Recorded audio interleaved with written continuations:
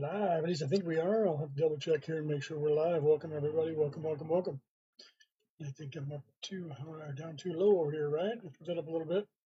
Let me see if I can find us live. And of course, it doesn't show it live. Where are we here? I'm going to have to look it up again. For some reason, it's doing that one more time. Weirdly, I don't know why. Brooke was right. Got to go find it, click on it, go over here, and it doesn't show that we're live. No, that's someone else's. That's weird. Right? Okay, I don't know why it's doing that. Now it's showing that we're live, weirdly. So I don't know what's going on with that. Showing a weird video in there too to figure that out. Okay. All right, we're live. That's good. Welcome, welcome, welcome, welcome. Smash those hearts, champions. Got to figure out why the video was showing me what it was showing me on the screen, like someone else's. It was like someone else's profile or something.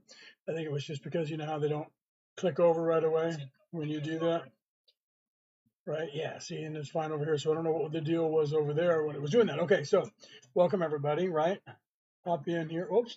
Now I'm over here clicking buttons on my phone. Shouldn't be doing that. All right, welcome. We're back. I'm back live. Well, we were off for lunch because Brooke was here. Hopefully you guys can hear me okay. I didn't check the video, make sure there was not a echo, because sometimes it does it. Let me turn back on the sound here. Okay, good. We're good. At least it seems like it. All right. So welcome, welcome everybody, right? Ask me your spiritual questions. You see it up here on the screen. Ask me your spiritual questions. We'll get right back into what we were talking about before. Smash those hearts for me so we can get some more people in here, and we'll go right back to what we were talking about.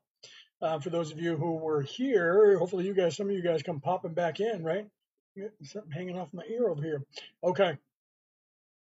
So when you guys pop back in, we'll get going right where we left off. Welcome, welcome, welcome. Right. Okay. So when we left, I had to get off here because my wife came home for lunch. It's lunchtime because I'm over here in New South Wales, Australia, and it is now 3:38 p.m. in the afternoon of the 4th of March. Okay. So one of the things that I haven't figured out, I was talking to you guys about that, and I forgot to ask my wife about it when she was here for lunch. One of the things we're trying to figure out was some of the things that people were talking about for, it's supposed to be happening in 2026, quite possibly now in 2026, which would be today. Let me look on the calendar, which would be today, because today for you guys over there is the full moon. So it will be still probably full, but last night was the lunar eclipse, right? So a lot of people were talking about, there was a video that was on, I think it was Sean Ryan's show, but I don't know when it was. I just saw the clip and they were talking about something that was supposed to happen in 2026 where the Sphinx, which used to be a lion's head before they recarved it to a pharaoh's head, which is facing east, was supposed to line up with Leo, which right now the Sphinx is facing east and Leo is southeast right now. Okay. So I don't know if it's supposed to be due east or what, but the Sphinx is facing east, of course, and Leo is now rising at night. And so I'm going to look into today after I get off the live. I was going to do it at lunch and forgot, right? That they're saying that in prophecy that the Sphinx is supposed to be looking east and Leo is supposed to come up in the night sky. I think, I don't know if it's the morning or night, but they're saying in 2026. So in 2026, the only place where Leo is going to be coming up in the sky will not be at night. It'll be, or it will not be in the day. It'll be at night, which is happening now because I was watching it last night. I'm in New South Wales, Australia, and we were looking at it last night, and the moon coming up with Leo coming up right behind the moon, and that's actually facing east where the sun was, or the moon was coming up. So I saw that video and didn't think about it last night while it was happening until we were watching the blood moon with the lunar eclipse last night, which we got some pictures of, but I didn't post online. My wife has them on her phone, and I remember that video that we were watching where it was some guy on Sean Ryan's show, and he was talking about somebody, like he was talking to aliens or somebody, and they were telling him a female. I didn't get to catch the whole thing, so I'm gonna have to find the guy and look on Sean Ryan's show and find the guy who it was and watch that part, which I'll be researching in the next couple of days. However, I did remember that when I was looking at the map of the sky, look at, because we were looking at the constellations, because when we were out there we were looking at the moon and we saw that Orion was over here, and we were looking for Scorpio and trying to figure out where Scorpio was. Well, I'm not familiar with Australia because I've only been here for 5 months, so I'm still trying to figure that out. And so I asked my wife, and she said, I'm pretty sure it's either over here or it's down below the horizon. And I said, well, we could look it up. And she said, I think because of everything's turned the way it is, and Orion is over here now and it's upside down. She said, I think it's down below the horizon. I said, okay, well, I didn't know what was there, and I was trying to figure out what was there. It was Leo that we were looking at. So I went online, I looked at a globe and was moving it around, and Leo is rising, but I'm not sure if it was rising at night or if it was during the day. I think it was at night. So I'm going to have to go back and do some research, because I saw this video where this guy said that he was told that the Sphinx looking, which used to be a lion until they recarved it to the face it is now, looking east, was set there so that later on in the future, which the Sphinx we now know was more than likely built at least 40,000 years ago, and quite possibly even further back than that, as far back as 70,000 years ago, according to Robert Schoch and according to Matthew LaCroix. So Matt LaCroix and Robert Schoch have both been looking at it, and they're on their way back to Cairo, by the way. So they're going to be looking at some things there with the Sphinx and all of that. So they may know what I know, and if that's the case, then it's not today, or maybe it is today and they're over there. Okay. So I'm going to look into that to find out if they are, because if they are, it's because there's prophecy that Leo is going to rise in the horizon. And when it does, the Sphinx is going to be looking right at Leo, and Leo, the part of Leo that they're talking about, and I don't remember the exact part, but that part that they're talking about is usually blue, and it's supposed to turn red. So now we have the opposite of the Kachina. Okay, so Three Eye Atlas did what the blue Kachina was talking about, where it went around the sun and it had a red contrail that turned blue, and everybody saw that. So that is the prophecy of the blue Kachina. And she said that later on in the future, way a long time from now, she was going to return and her light would be bright in the sky as a star, and it would go from red to blue, and that everybody would know about it and everybody would be seeing it, right? So Three Eye Atlas seems to have checked off all the boxes to be that, because when we looked it up online to find out how often that happens, especially if the contrail goes in the wrong direction, and how often that has happened on the Earth at any one given time, less than 5, like 3 times ever.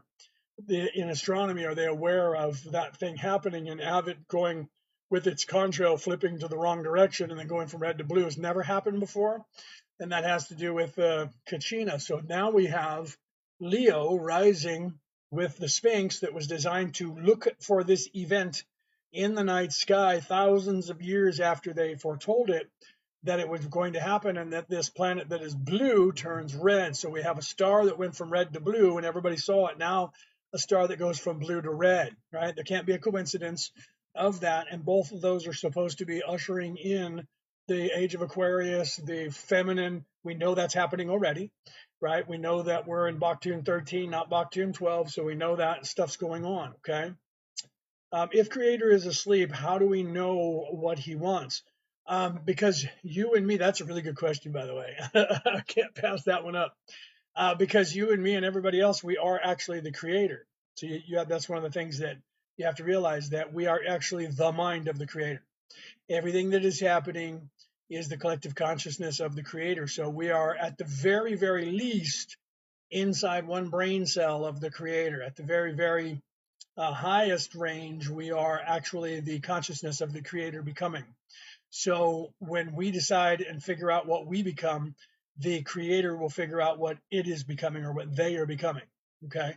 And that was foretold by many different prophets who came here, many different people, the last of which was Jesus, when he was talking about that. And he said, and you can look that up in Matthew, and he said that, I tell you truly that the Lord said, what you sow on earth, I shall too sow in heaven. What you reap on earth, I shall too reap in heaven. Meaning, what we do, as below, so above, not as above, so below. So we are the thought process in the brain cell, in the brain of the sleeping creator. Okay. So that would be what is looking like is playing out.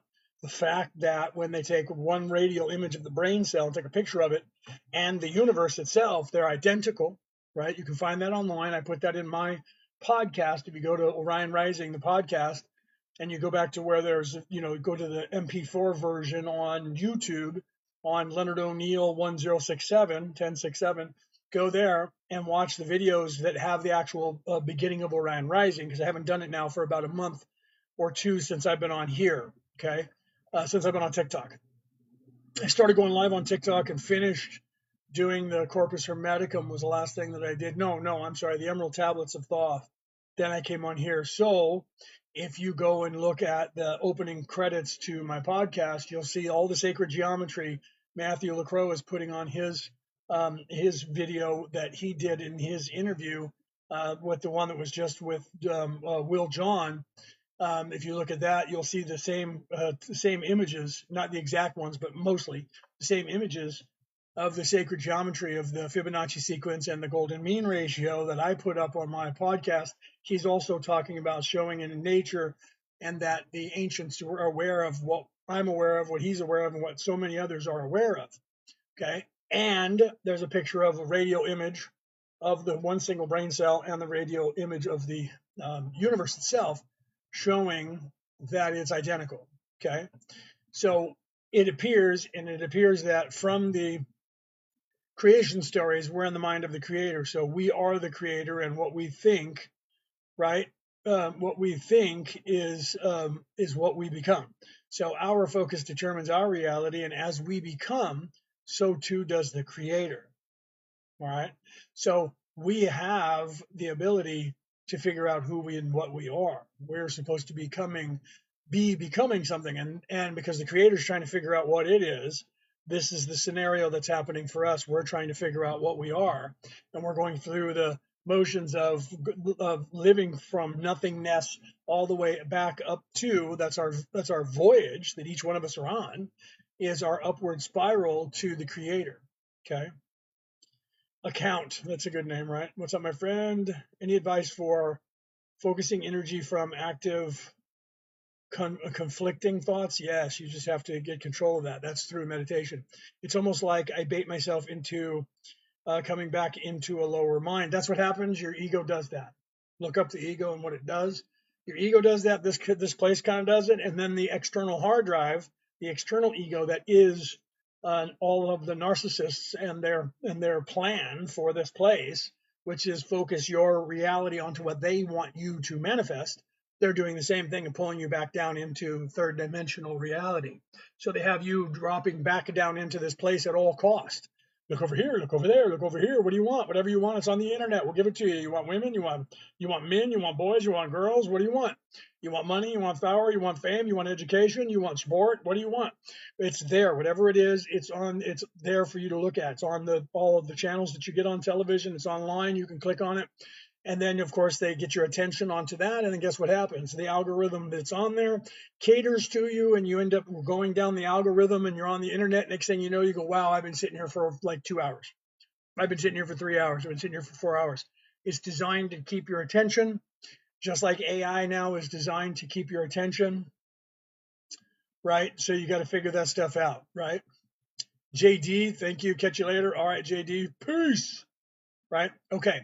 So smash those hearts. And so when I was online, and we had this as a learning platform, but the algorithm that is this platform that is TikTok said, we noticed that your topic wasn't exactly what you said your topic was. And I was like, well, no, it was learning, right? So I changed it to news and events. So that's going to get a bunch of trolls in here, unfortunately. So the next time I'll see because they won't let me just put in what I want, spirituality, because that's illegal in communist countries. So they don't have a spiritual or religious thing for me to click on to talk about spirituality, right? So they're forcing me to talk about food or something else. And maybe they're doing that so that whenever I speak, if I don't talk about current events, then they can go, well, that's still not that. And eventually they'll go, you don't fit here, because I won't use the right words on the right thing that they like. So today in the news around the world, some shit happened. Okay, Donald Trump, Iran, Albanese, and the Jews. Okay, there we go. So we got that out of the way. Now we qualify for the news. So they can't say that I didn't talk about the news, right? I, I see I've been in that loop recently. Thanks. Well, that happens. I always say this account, I always say that the first step in avoiding a trap is knowing of its existence. Your ego is designed to try and keep you here. Okay. You have to realize that. You should look up the ego and the properties of that archetype that you get from that negative side of do what thou wilt. And stealing and lying and cheating and all of that, and do anything that you want to do, and you're the greatest in the world, or it says you're useless and nothing, and whatever it needs that is negative to keep your attention, and it'll keep you in this place. Okay. Well, it's mentioned here. We know why. Laugh out loud, right? I don't watch the news. I don't either. I tune in, like I'll see stuff online, or I'll go if there's something going on and I find out from stuff on whatever TikTok or whatever platform, then I'll go and actually search that and go to the news agencies, and then I'll turn that on. All right, what's going on in the world? Okay, good. I watched the soap opera for an hour and a half. I don't even watch that long. For a little bit, Brooke and I'll do that in the morning. Sometimes we'll talk to the nest over here and have it tell us what's going on, and it gives us periodicals from, because we're over here in New South Wales, Australia. So we get the Australian news and we'll listen to that.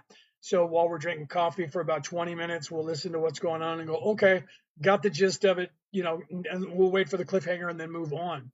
Right. So, who is they? Oh, well, I say they because the creator of the universe is not a male monotheistic white dude or Egyptian dude wearing a toga with a beard sitting on a throne. So I can't say he. I shouldn't say she, because the creator is not a masculine or feminine, male or female. The creator is androgynous, both, because the creator is perfect balance. So the only vernacular today that's accepted is if I say they, or if I said they, them, like over in the United States, they would be like, oh, they, them, good, woohoo, that's progressive communism all the way. So, you know what I mean? So I say they because we don't know what the creator is.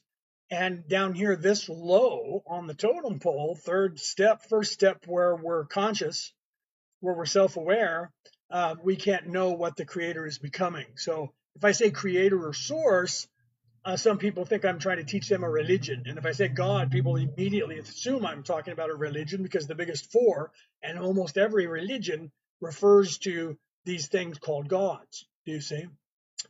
It's a face for the collective's shadow/mirror, right? So what were you saying, Jack? What did you say before that?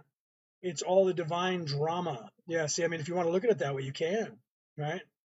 I'm in New South Wales, so am I. I'm in Woy Woy. Where are you at in New South Wales? So literally, yeah, you have to look at that, right? Kitty Jack. I love that name. That's funny. I am source. Laugh out loud. We're moving into a higher frequency. You are source. Laugh out loud. So am I. This is all happening in your mind and mine. I am not in the universe. The universe is in me. Where is that? Penrith? I've heard the name. I don't know where that is. I'll have to look that up. See where that is. Yeah, I'd have to look on the map to find out where that is. Jared said Grafton, right? Grafton. I don't know where that is either. I'll have to look it up. I'm new here. I'm from the United States, but I'm married, so I'm over here, married to my wife, who is Australian, who grew up here. So I don't know all of the I don't know all the landscape yet and all the different names. So I'd have to look that up on the map and see where that is. Near Coffs Harbor. That's about as, yeah, right. Yeah. No, I don't know where that stuff is. And I'm sure by my accent, you can tell that I'm not from Australia, right? Was not born in Australia. But I'm glad to be here. I like this country. The people here are a lot better. They're not so aggressive and annoying as over. I'm going to look up Grafton here, see what that is. See how far away you are. You're not too far away, right? Let me see here. Yeah, you're like a couple hundred clicks, right? Let me see how far that is if I hit the directions. Whoops, I hit the wrong button here. Let's see how far that is. That's 551 kilometers. You're further away than I thought. Okay. But I mean, we're still in the same province anyway, right? So, is Sydney? Is that what you're saying? Oh, it is Sydney. I didn't know that. Is that like one of the little small cities inside of Sydney. Is that what that is, or is that just another name for it? I'll look that up, right?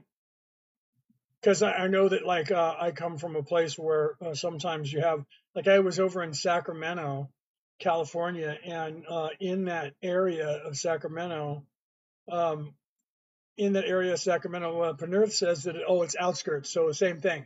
Like I was in the city of Sacramento is the capital of California, and I was in Carmichael, which is a suburb of so that's a suburb of Sydney, right? And Sydney is big enough to where it comes all the way out there, right? Yeah, it's a suburb. Okay, so you know what's funny about that is you know where that word comes from? Burb, right? The burbs. Burb comes from that's the Latin word for city or town. Actually, it's a Latin word for town. So we say suburb. Burb means city. Suburb means small city, town. Though it's actually Latin, right? And so we say out in the burbs. We say right. I'm an hour and a half from Sacramento. Yeah, no, Sacramento, California, United States. Yes, there is a Sacramento over here. I was saying that I was in Sacramento, California, which is the capital of California. There's Sacramento everywhere. I've noticed that as you travel the world, you find out that all of these people who were, in fact, from Europe renamed everything all around the world with the same European names, right?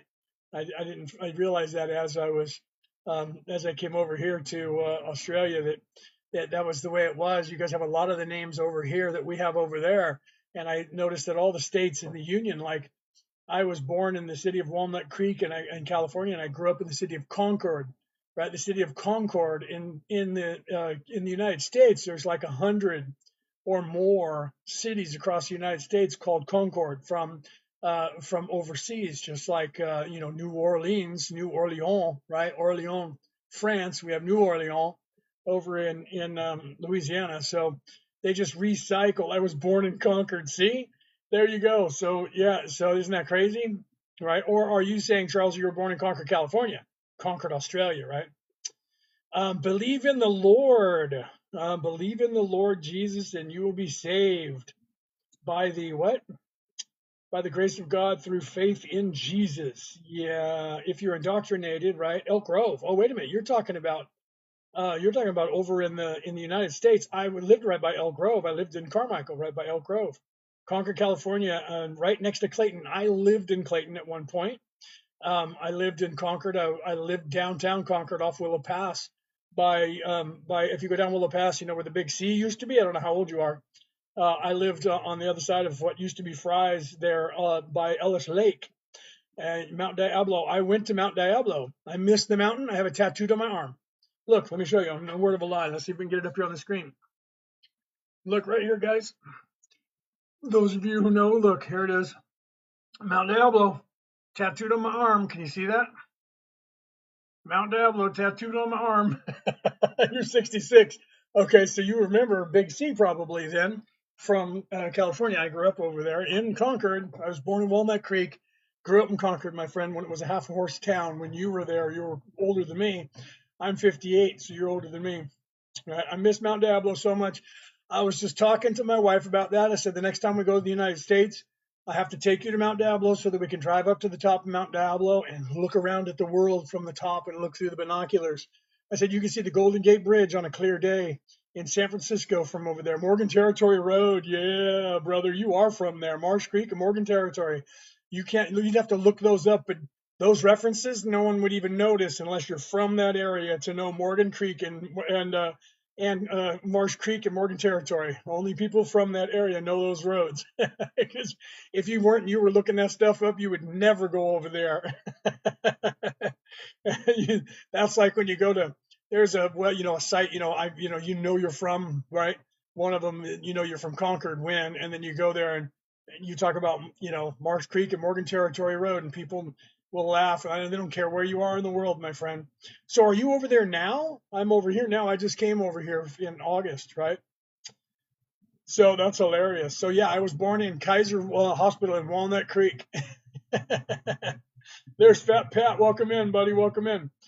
Okay, so yeah, I had to change the freaking name of this whatchamacallit to news and events because when I had it listed as education or learning, I guess me talking about and teaching spirituality wasn't learning, right? So I guess that I could do that, right? 2 hours away in Merced. Oh, you're down in Merced. I drove through Merced bunch of times, right? You drive up and down, the state, I-5 and 99. You're going through everybody, right? Up and down. I know that entire. I lived there most of my life. I moved to Arizona, lived in Queen Creek, Arizona for about 3 years, and then came back to California in 2016 and stayed there until 2025, and then moved over here with my wife.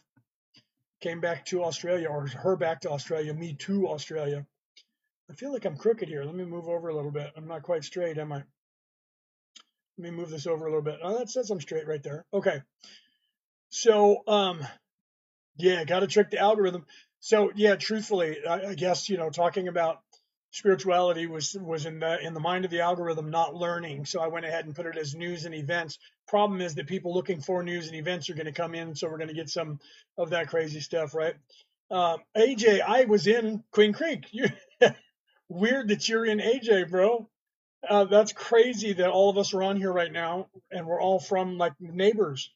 So yeah, I was in Queen Creek from 2013 to 2016. 2012 to 2016, I was in Queen Creek. So I was like less than 30 minutes south of you if you're up in AJ. Love that place. That's crazy, right?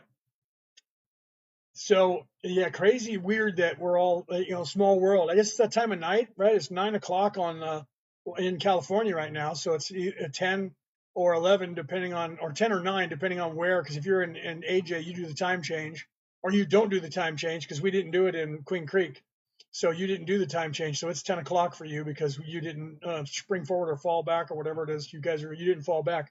I remember that all the television programs that were 8 o'clock came on at 7 because we didn't do that silly time change. Hate it. We do it over here too. That's a European thing. And people said, "Oh no, that's done for yeah, that's done for people so they could work in the fields longer. That was the slave thing that they did so that people could work longer, so that you would have more daylight to work in. That's why they did that, right? Because otherwise it gets dark at like 4 o'clock on the West Coast, right? So they don't want so they did that to change things so people would be outside more, not because you can play, right? Not because it was because you would do more slave labor outside because you would look at the time and you would say, "I'm supposed to be off work, sir. I'm supposed to be off work, massa." No, you're not, son. The sun's still up. So yeah. Yeah, my accent, Bella, my accent's a very bizarre accent because my family, because I'm Irish, right? I'm Irish, Irish, what they call Scandinavian, but my family's from the East Coast. My mom's family was from Pennsylvania. There's your PA accent that you're hearing. My dad's family was from Boston, right? Boston, PA, Mass and PA, New York and PA are touching. They're right there, upstate, right? And so it was very close, in a couple hundred miles. So from there, they came out to the West Coast, and then I picked up a little bit of that. So my accent's very much. You're the first person who has heard my accent and thought East Coast. Most people think I'm Canadian because of the sound of the North from Pennsylvania, New York, Boston, being so close to the East Coast of the Canada there. So because you're from there, right? That's why you're like, you sound like you're from Pennsylvania. Thank you. I'll respect that one. I'll take that one. I'll take that one. I don't like it when people think I'm from California. I mean, I grew up there, but I don't. None of my. We said things like spigot and Chesterfield and icebox, and my grandfather said crick when people would say creek. He says a creek is the sound a board makes. This is Walnut Crick. He said words that came from the east, and the families were still living back there, right? So we kind of had a little bit of that accent from over there, and most people don't pick up on my accent over here. And even my wife says you don't sound Californian for sure. That's funny, right? But then I've heard that too. Yeah, that I was dating this girl. Her mom was from New England, from the New England states. She was from over there, and I noticed her accent. I said, "Your mom has an Eastern accent from New England." She said, "My mom doesn't have an accent." I said, "Yes, she does. You just don't notice it because you're used to hearing your mom talk." And so she says she started laughing. We were at her house, and so we went into the other room where her mom and dad was. And she goes, he says you have an accent. And her dad goes, she does have an accent. She's from the East Coast. She goes, I do have an accent. I come from the East Coast. And you picked up on that. I said, yeah. And she says, I don't know what you're talking about. And she says, you're my daughter. You've heard me speak this way your whole life. So you don't think I have an accent at all. I laughed. Right. So it depends. People don't realize, they'll look at me. The good thing is, for me over here, with this accent, people over here will look at me and go, okay, you sound American, but where? Some people say you're American. Others ask me if I'm Canadian, or some people's every now and then I'll say Pennsylvania. Most of the time I get Colorado and I get Minnesota, and I'm like, Minnesota? You don't hear no Viking I'm not over here going, whoa, I'm from Minnesota, don't you know? I said that they talk with a very distinct accent, right? Indiana too, I guess, right? Indiana kind of does too. Everybody has their own accent, but I have that I come from nowhere kind of accent, unless you are from Pennsylvania somewhere. If you're from PA or you're from Boston, but I don't have that thick Southie accent in Boston. I don't talk like it's my cousin from Boston. These guys over here in Australia do. They park the car. And I laugh and I'm like, you go to the car park and park the car. I'm like, you realize that if you just slightly open your mouth a little bit more, you're Irish from Boston. And they're like, we are not. I think it's hilarious. Well, I do accents. I'm a mimic. I actually speak 28 languages, so I'm a mimic. 29 if you count, 30 if you count English, the American version of it, and Klingon, right? So, from Star Trek. But no, I actually I'm not fluent in all 28 languages, but I'm getting really close. I've been doing languages most of my life. Living in California, you pick up Spanish because of so many Mexicans, and they taught that in school when I was there as a boy. So I grew up with that, and then I just found that, and they had French, and I found that I like language, and I'm really easy. I pick up language really easy. I understand it. People say you should only learn one language at a time because it'll confuse you. I'm learning every language from Europe all at once, and the only thing that confuses me is the spelling, the words, the way they pronounce them. I can see how they've evolved and where they have the different evolutions of Norwegian, especially English and all of that, Norwegian moving into the Russian and the Baltics with the Greek influence, and then the Latin influence as you go Spain, France over towards Italy, you get the Latin with the Brazilian and everybody in that area with Latin that goes back to the Italian today and beyond that. I see how that stuff influences the languages. It's because I'm learning Greek and Latin, and it makes it easier for the Russian languages and all of the Hispanic languages, Castilian Spanish, and then Norwegian. I mean, come on, our alphabet is Viking, and our words are Middle Norwegian and Middle Viking, or Middle German. That's what makes up this right here. We've now become our own language, but it evolved from Middle Norwegian and Middle German, and German had Latin involved in it, right? So, yeah, sorry, that's me being a linguist. I'm on the spectrum. I'm going to take a drink of my coffee. TikTok. This is coffee, not alcohol. I don't drink alcohol. I have 4-year anniversary with no alcohol, and that was yesterday. Okay, no alcohol in my diet. Coffee. Because if I don't say that, then all of a sudden I get a warning on the top of the screen that says drinking some products from they're drinking on this show will be detrimental, and I end up getting a thing in here to lower the amount of people. All right, smash those hearts, champions. Let's get some more people in here, right? Yeah, I know. Thank you. I know, right? Especially being Irish Catholic, especially being Irish living in America, and your families are from Pennsylvania and Boston, and you're Irish. That means everybody drinks all the time. 2 years, 9 months, Fat Pat. Way to go, brother. Way to go. Hold on to that. I literally yesterday, well, today is the 4th for me. So 2 days ago, the 2nd. But for you guys, it's still the 3rd. So the 2nd of March literally is my 4-year anniversary. So I'm happy with that, right? No alcohol whatsoever. None at all. So I'm happy with that. And if you're 2 years, 9 months, hold on to it. Okay. Okay, let's get back on topic here. Hold on. The topic says news and events. So let's get on to that for a second, right? Donald Trump, Donald Trump, Donald Trump. Albanese, Albanese. Woo. Ayatollah, Ayatollah. Okay, there we go. Israel, Israel. Yitzhak Rabin. Wait, that's too old. Only old people know what that is, right? Okay, so we did our news and events of the day. Here's the news and the events of the day. The news and the events of the day. The people who think they own this earth, who are ruling from every country around the world, who make sure that only their cousins get into power in all of the countries around the earth. They are trying to wreak havoc, and they're wanting to turn everything into the Third World War. So they're as hard as they can going after that because they are desperate.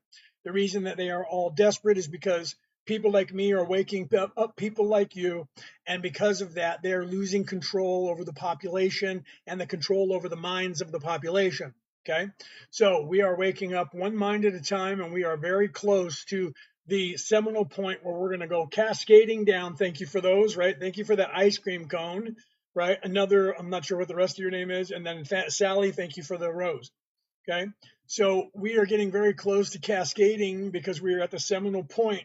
So very soon, everybody in the world is going to be, if they can, they're going to wake up because we're waking up enough people. We're waking up the lions and those people who I will not mention, the powers that should not be, that I call the controllers in this book. The Reality About Reality, Returning to the Old Ways by me, Leonard O'Neill. There's a link in the bio for the book.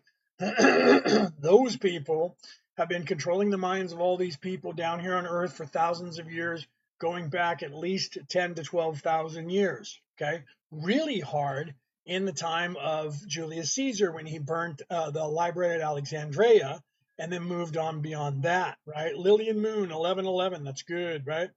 And it was 1111 for you, right? Look that up. That angel number means good, prosper, and stuff like that, right? So change and prosper. So literally, those people are in their death throes because they know what I know. Your focus determines your reality. Okay. My focus determines my reality. All of our collective focus determines our reality. They're aware of that and they're using that to their advantage. That's why the commercials, that's why the programming, that's why they call them programs. That's why the way the news is being broadcast on all sides, it's propaganda. They're using that and the Jedi mind trick on everybody to keep our focus on what they want. What do they want? They want power, they want money, and they want control. Power, money, and control is this caste system that you're living in, this maritime law system that puts 13 families above everybody else, and all money goes up to them. Okay.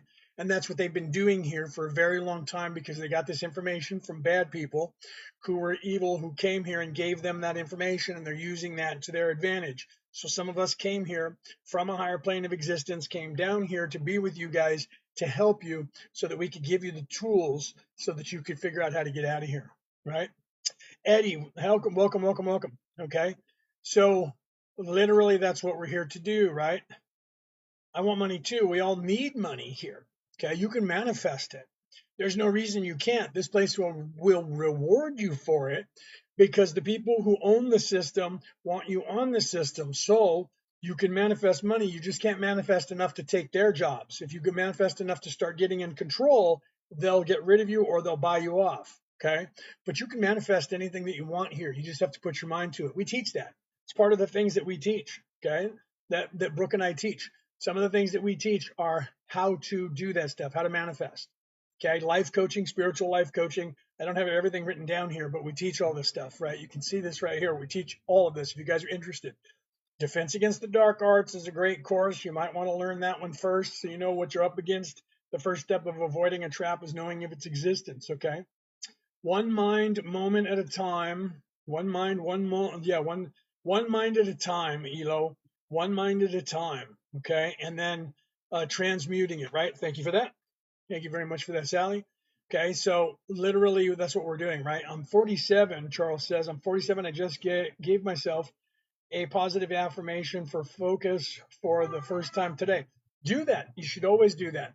You should wake up in the morning, and the first thing you should do is lower that ego because it's going to start screaming at you because it's going to be you're awake and you're still groggy and all the thoughts are going to come in. So then you have to go shush and then start doing positive stuff. What role do you think Uncle D is playing in all this deception? I'm not sure who Uncle D is that you're talking about. So you would have to tell me. I'm not sure what that what the Uncle D would be, right? So it depends. Like those people are all related. I'm actually related to them as well. My family, okay, I'm an O'Neill and my middle name is Edward. Okay, that puts me, and my first name is Leonard. Those are all family names. Those are actually titles too, by the way. Leonard means Lionheart, Edward means guardian, and O'Neill means son of champion. Okay, so my name is literally a title: Lionheart, guardian, champion of the people.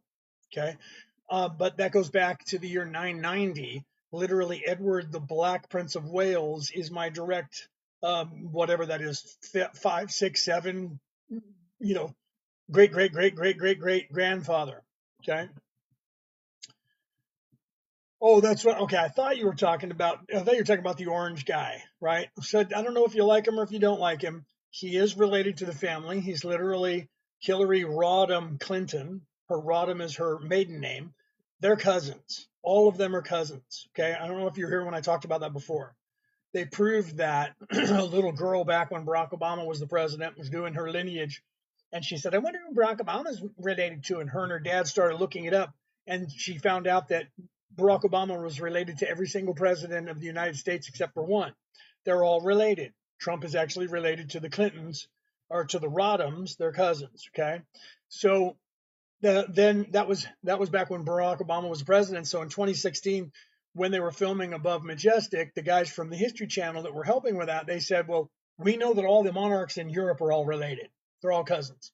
Now we're seeing that all the presidents of the United States were related. Are they related?" So they looked into that and found out they were. They're all cousins. Then they said, "What about all the rest of the people around the world?" And they said, "Wow, they're all related." Okay. But that doesn't mean that they're evil just because they're related. Each individual person, when they come here, determines whether they're in service to self or in service to others. Okay. So old DT there, though he, makes all kinds of money and he has bought and sold half of the planet, you know what I mean? Doesn't necessarily mean that he isn't self serving, but it doesn't necessarily mean he's not either. It would appear at this point that he is actually trying to dismantle the deep state right now, currently. Is he doing that because they're his cousins and he wants control? I don't know, because that's what happened during World War I and World War II. One cousin wanted to rule, the other cousin had power, so they started fighting because one cousin tried to assassinate the other cousin. You could look this up. Then the First World War started. The Second World War was an extension of that, and by the time that was over, the power struggle had changed. Is that what's happening now? It's very possible. I don't know. Okay. But I do know that as long as he's doing what he's doing, he's got a big group of people that have power or think they do on their heels right now. So because of that, there's a really good disruption because while they're all figuring their shit out, we're down here thinking, and we're down here going, okay, well, they're all fighting with each other and trying to decide if they can get the Third World War started so they can lower the population. We're going to wake people up down here. So time will tell and history will tell on the orange guy whether he's going to be going down in history as somebody who helped us or going to go down as history as that guy that tried it and didn't work, did it, pal? So I can't know the answer to that right now. What I can do, and in truth, that's not my religion. So I just watch them, right? And I just see what they're doing and I try to figure out what are they trying to do, because it would almost appear that this whole thing with them going into Iran, right? And you have the opposing point of view, and this is how you know the opposing point of view is claiming that he is Hitler or worse, and that the Jews are the biggest evil on the face of the earth. Why? Because the two of them, by doing what they're doing, are dismantling the terrorist organizations around the world over there, because the people who were funding them, they just toppled the regime from. We know that to be true because when Obama was in office and then Biden, they were sending hundreds of millions of dollars to that regime, and we know that that regime was paying for all the terrorists everywhere. Okay, so if that's the case right now, they're taking away that power, or are they? We don't know. Okay, so I say what we need to do is keep an eye on them and let them do what they're going to do, but don't let them spin this up into a world war so that all of us end up having to fight and we end up with 25 to 50% of the population gone. Okay. But it would appear that he's helping at least the United States and the people there to keep the communists out of the United States and trying to get control of the amount of people that came running into that country in the last 4 years, right?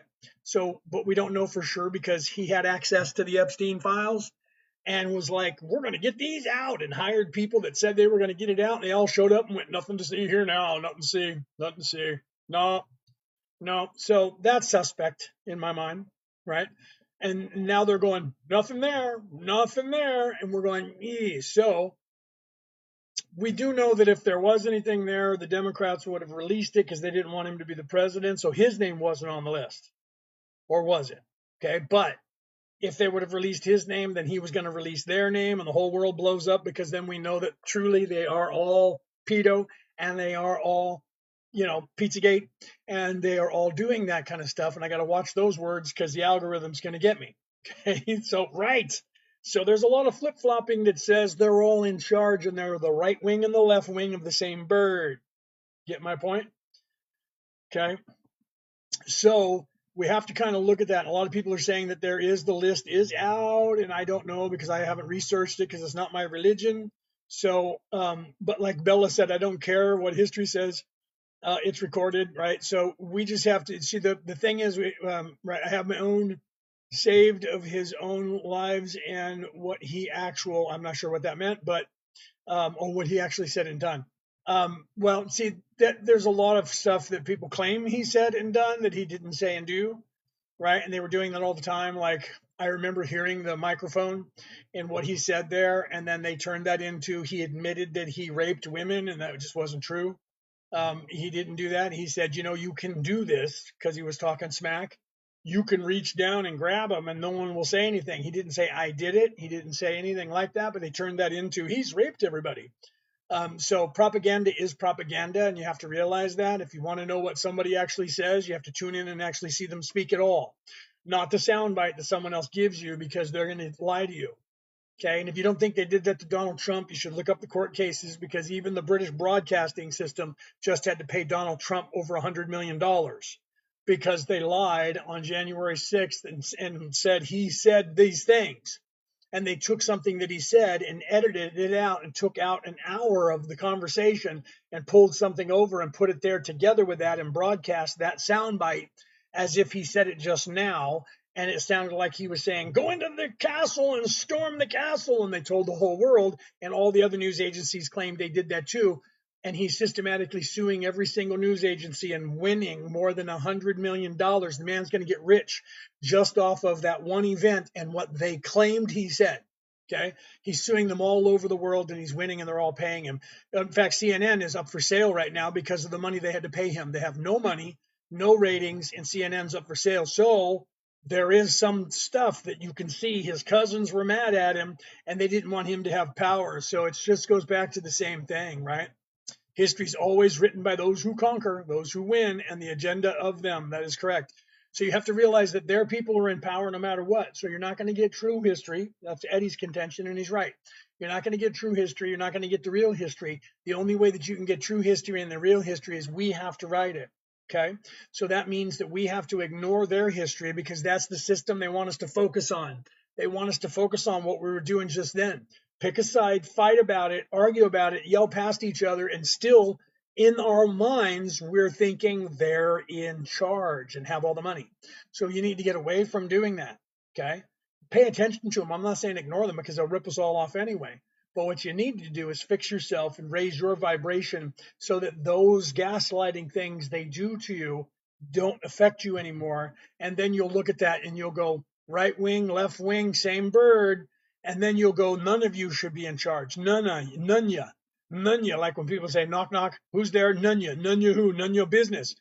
When you get to the point where you say none ya is supposed to be in charge, and then you say, we need to fix that. How do you fix it? Fix yourself, be the change you want to see. So raise your vibration so that you realize, and there, yeah, facts, right? It's all an illusion, Eddie, right? So you have to actually look at that and do, and there again, here's what Check is saying, right? Prescription Check, I love that. Do your own research, right? You will see just how many working people has had. Everyone does that. Every single one during that thing that I can't mention between 2020 and 2024, when you had the progressives in charge in the United States, they closed over 70,000 factories and destroyed the middle class of the United States and ended more than 2 million more than 2 million privately owned companies and restaurants around the United States just so that everybody would have to get the thing and lock down. Okay. So if you want to look at that, there's the tit for the tat. You want to look at that. They're both doing the same thing. They're just doing it in a different way. The longer you pick a side and think your side is the winning side, is going to be the longer it's going to be that you're going to be stuck here because you're focusing on their power, their control, and manifesting that. That's what they're doing to you and everybody here. They're making you manifest what they want. If you guys know anything about religion, look up the dwarfs under the mountain. Okay, look up the saga of the Norse and them making the dwarfs under the mountain manufacture all of their weapons, because you were the dwarf under the mountain and you are manufacturing all of the weapons of the giants, of the people who think they're in charge. And that's what they're doing. Their war machine is your mind, and you're giving it to them every day. Okay. And yet you can't live in a gray area. You have to live. Well, I mean, you kind of have to, but you can't. You can't, and you can't. You can't pick a side, right? You have to look at that and not pick a side. You have to know that it's all an agenda. Every bit of it is an agenda. Okay. Because what they do is they take the whole world and they take the ideas of the whole world. And if somebody takes all the bad ideas only and someone takes all the good ideas, the people that have only the bad ideas are going to get the raw end of the stick. So what they do is they carve everything up evenly. So when you look at it, the progressives in your country, whatever they call themselves, the progressives in your country are going to have some things you like and some things you don't. Then the conservatives in your country are going to have some things you like and some things you don't. You know why? Because that way you go back and forth and vote for them, because you're in the middle somewhere and they're vying for your votes. And what you do is you vote one in and then you hate the bad things they do and you vote the other one in because of the good things they got. And then you hate the bad things they do and you vote the other one back in. And you just keep going back and forth, don't you? Look at the United States and look at all of the elections. You had presidents that would go 8 years, 2 terms, right? And then out. And then it would be Republican, Democrat, Republican, Democrat, Republican, Democrat, still doing it. Okay. Still doing it. The only time that it changed was because Trump got in, then Biden, then Trump again. Okay. So now is it going to be a progressive again, or are you guys going to stay with go back on the path with having 8 years of the conservative and then go back? We'll see. Right. But my point is, normally it's gone 8 years, 8 years, 8 years, 8 years back and forth. Okay. And then they just carve the place up. Those of you who win the election, you're happy. You win it next time, you're happy. By the time that one's over, you can't wait to get them out. Get the other guy in, you're happy. And then by the time they get to the second term, you don't like him anymore and you try to get him back out. And that way they just keep going back and forth and you just keep doing it. Okay. And for 2 years, you're happy and the other people aren't. For 2 years, they're happy and you're not. And then you just go back and forth. You're happy, then you're not. They're happy, then they're not. And you just trade back and forth, dude. It's the freaking 2 wings of the same bird. You have to realize that. Okay. They're just carving it up and they have to have some good stuff so they can tell you some truths with their lies on both sides. Okay. That's why we need a president and vice president of opposing parties. Would never work. I agree with you. The last person who did that was Abraham Lincoln, and he had his running mate was the opposite. He was a Democrat, and he was the newly formed Republican Party as the president. He had cabinet members that were the same. That's what Donald Trump has done this time. He doesn't have a vice president that's not a Republican, but most of his cabinet are ex-Democrats. They were all Democrats, and then they left the Democratic Party, and he hired them as Democrats or independents to be in his cabinet. There's a reason for that, so you have to look at that, right? You have to realize that. McCain tried to do it, and think that because he was more of a middle of the ground, and that's why Trump didn't like him, because McCain was more moderate. He was more where the people were, right? So McCain tried that. A couple other people tried that too. It just didn't work. Okay. So you have to realize that all of that is their plan still to keep everybody focused on their thing, because you get happy and you get complacent for a year or two. Then you realize that one's ripping you off just like the other one was. Do you know how you fix this? You fix this by fixing yourself, looking within yourself, learning that Christ oil, learning that your body is a temple, learning that your focus determines the reality of this place, because our collective consciousness makes this place what it is. They all talked about it. They all said it in all the Bibles, including in the New Testament. What you sow on earth, I shall too sow in heaven. That means what you plant, what you make. on earth because you sow the seeds into the ground. Then what you reap from that, I shall too reap in heaven. So the Creator was telling you through Jesus that you create the reality down there. I will make it so. Okay, that means whatever our focus is on, whatever we believe is real, is what's going to be real. So if we believe they're in charge, then they're going to stay in charge. If we believe that we have to have their money, we have to have their money. Do you understand that? Do you understand that? So we have to realize that if you want them to not be in power, you have to realize that we don't need them. Okay. Not that we need somebody that's just like them, but different, because that's what you keep getting, because that's what you're focusing on. See, that's what I'm talking about. So if you look at that, you're going to look at it and you're going to say, we need one of them that's better. That's how you got Barack Obama. Okay. Then when you got into office, his second term, he wasn't one of them better. He was one of them that was trying to sell the government. He closed more than 70,000 factories, sold that overseas so that slaves were making the products that you were buying. If you make products made in China today, you're buying products that are made by slaves. Okay. So anybody who says they were a slave and they're all mad and they're buying Chinese products, you're keeping somebody else as a slave. And you're okay with it, aren't you? Because if you weren't, you wouldn't be doing it. As a comedian who was African American, who was telling that joke, and he said that I don't care about slavery as long as it's not me that's enslaved. He said, and you guys can't get mad at me for that because you do it every day, don't you?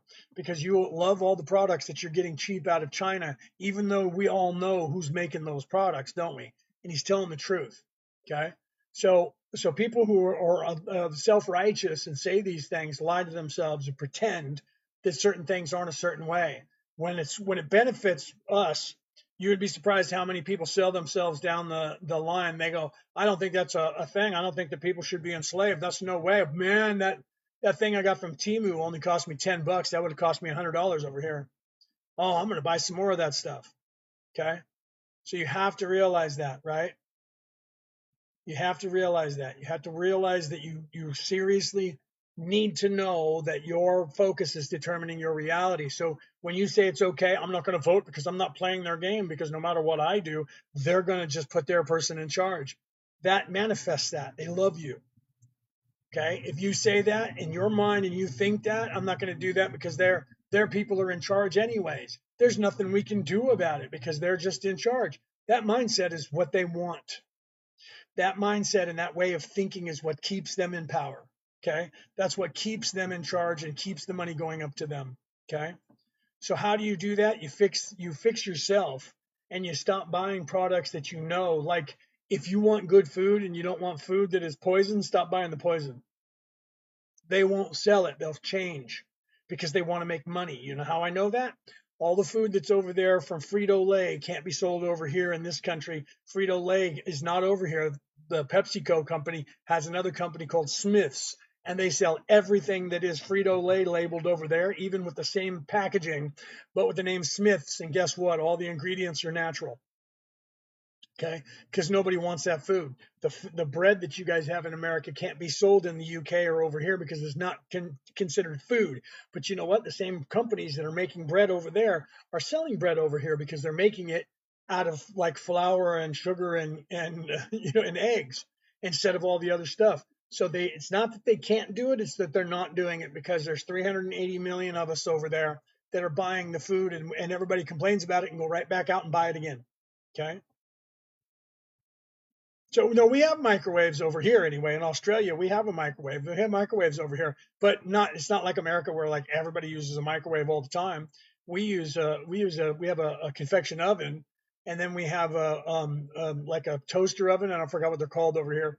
And we have one of those. We use that far more than we ever use the microwave. Rarely do we heat anything in the microwave. Sometimes, but not very often. Most of the time we heat it up. We have induction oven, so it's fan induced, so it heats up almost as fast as a microwave, and it doesn't do damage to the molecules. So why would we use it? You know what I mean? Cooperatives are the future. Well, if you're talking about living somewhere, or if you're talking about like governments, the way you fix it is you have to change the way that we all think. So if everybody wakes up, people stop thinking about them being in charge, and then because they can't tell you that, and we'll all wake up and go, no, right? Literally, that's what Jesus was telling. Let's go back to that one, to the last time the guy came here to tell you these things. He said, if you have but a mustard seed amount of faith, a mustard seed, have you ever seen it in like Grey Poupon or one of those other things that have mustard that has a seed in it? They are so freaking tiny, tiny little things. Most of the time, you don't even notice them. That's the amount of faith that you need. He said you can do anything. You can literally say to that mountain, move from there over to here. He was trying to tell us that our focus determines our reality and what we believe will be. Okay. So if you literally say we don't need money, if the whole world all today said we don't need money for anything, we should just get it. It would be that way. How do we do that? How do we run a world with no money? We just do things because they need to be done. Some people like planting crops and growing food. Some people like being a butcher and cutting up meat. Some people like these other jobs. Hey, I'll do that job because I don't want to do one of those other jobs. Some people will do that. They'll pick up a job. And the ones that they don't, then we have to tell people, all right, we're all going to have to do that job. Okay. It needs to be done, so somebody needs to do it. You'll be surprised how often people will pick a job because they'll be like, yeah, I don't want to do that. I don't want to go and clean out the stalls. I'm having a drink of my coffee. TikTok, coffee. No alcohol, coffee. Thank you very much, coffee. So you'd be surprised that some people want to be farmers. And some people would be like, hey, you know what? I would love to raise chickens and just sit out on a farm and make eggs. You'd be surprised. People already do it now. They would love to be able to do that and know that they can have everything for their family. We don't need money. We just put a value on everything because rich people want to have it all. So their bank account just keeps going up and up and up and up and up and up and up, right? I mean, literally, the guys in charge of the oil industry like 1903 had $2 trillion in the bank in a time when they didn't even have that much in gold on the planet to back it up. Okay, barter system. That's right, Fat Pat. That worked on this planet for everywhere for all of time until they started telling us we needed money. People would trade things. People still do that. They'll trade things. I'm hungry. I need some food. I have some food. Can you help me do some chores? Yes. People will work for their food and get paid that way. And then if you give them somewhere to sleep, they might stay and become a hand to help you. A lot of people do that and they stay and they help out so that they have a place to sleep and some food to eat and it's consistent and you're not mean and you don't beat them. And then they become your friend and eventually become your family and they stay with you because they want to. Do you see my point? So you have to realize that, right?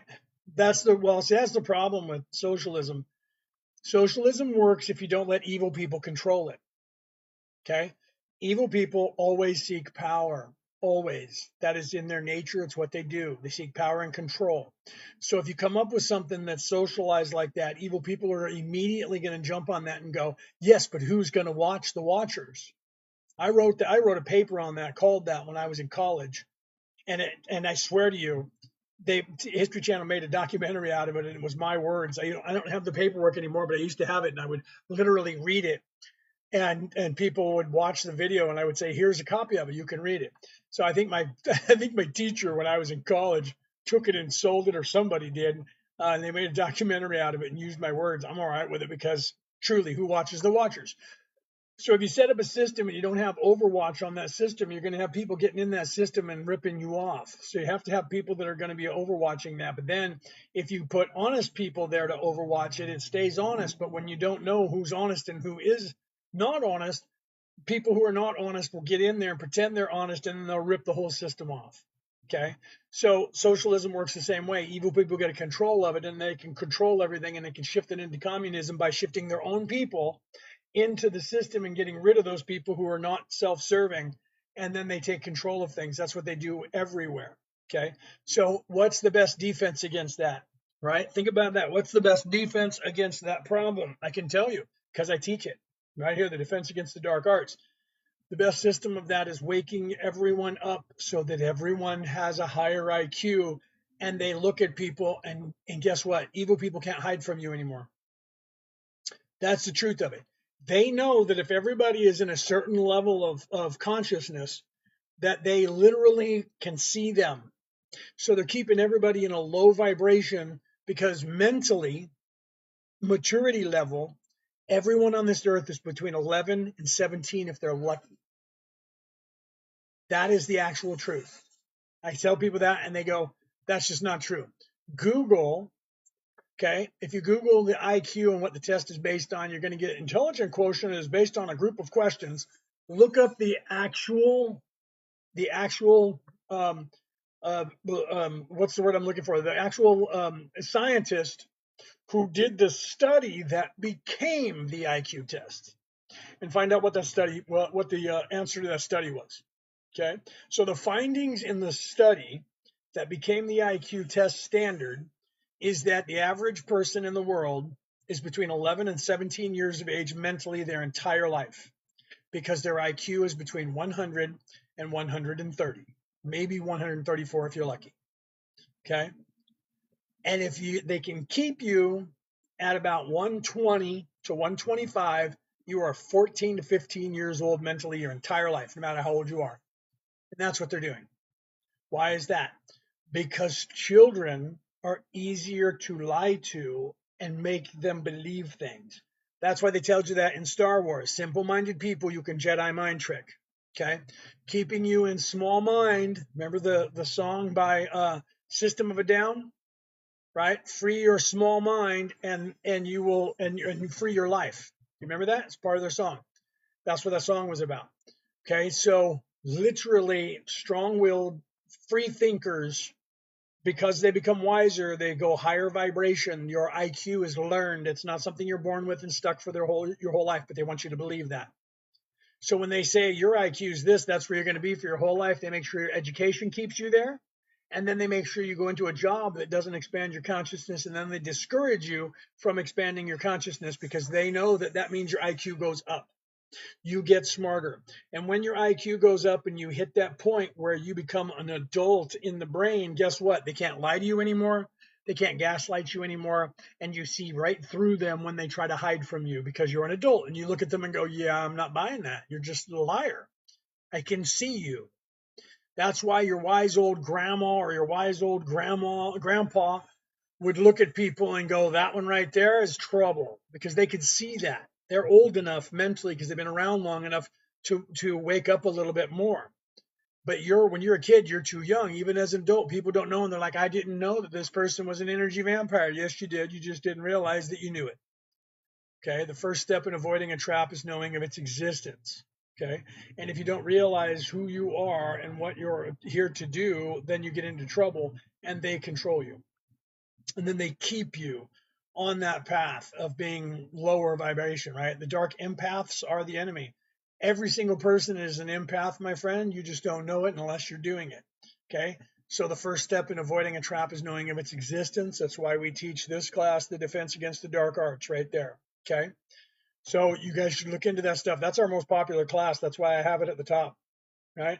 If you want to wake up, the most popular thing to do, the fastest thing to do to wake yourself up is Reiki 1, Reiki 2, and then Reiki 3, the master course.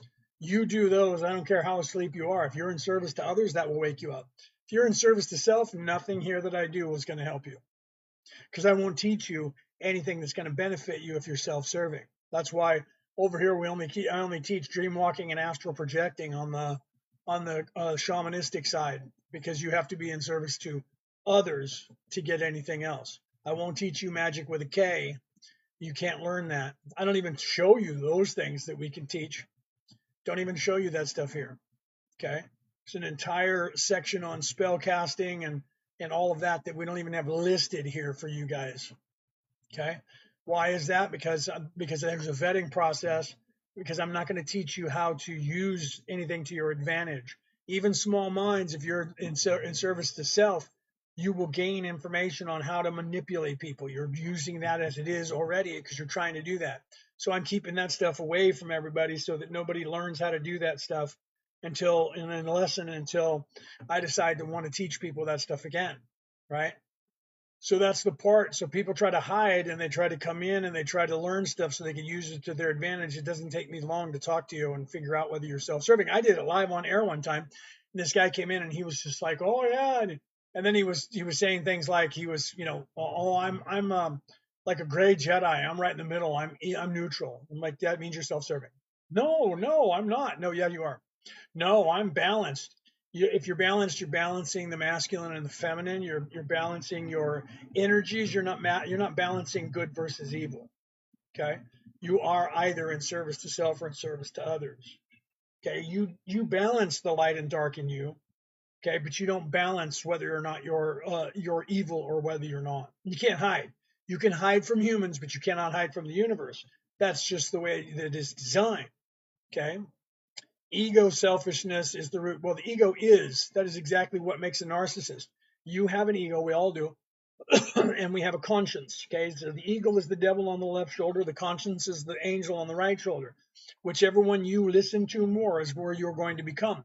If you haven't already made that decision when you got here, which 99% of people have, Sally, thanks for that. I didn't notice that you guys were giving me stuff, or maybe I did and I just didn't notice that you gave me that. Thank you for that.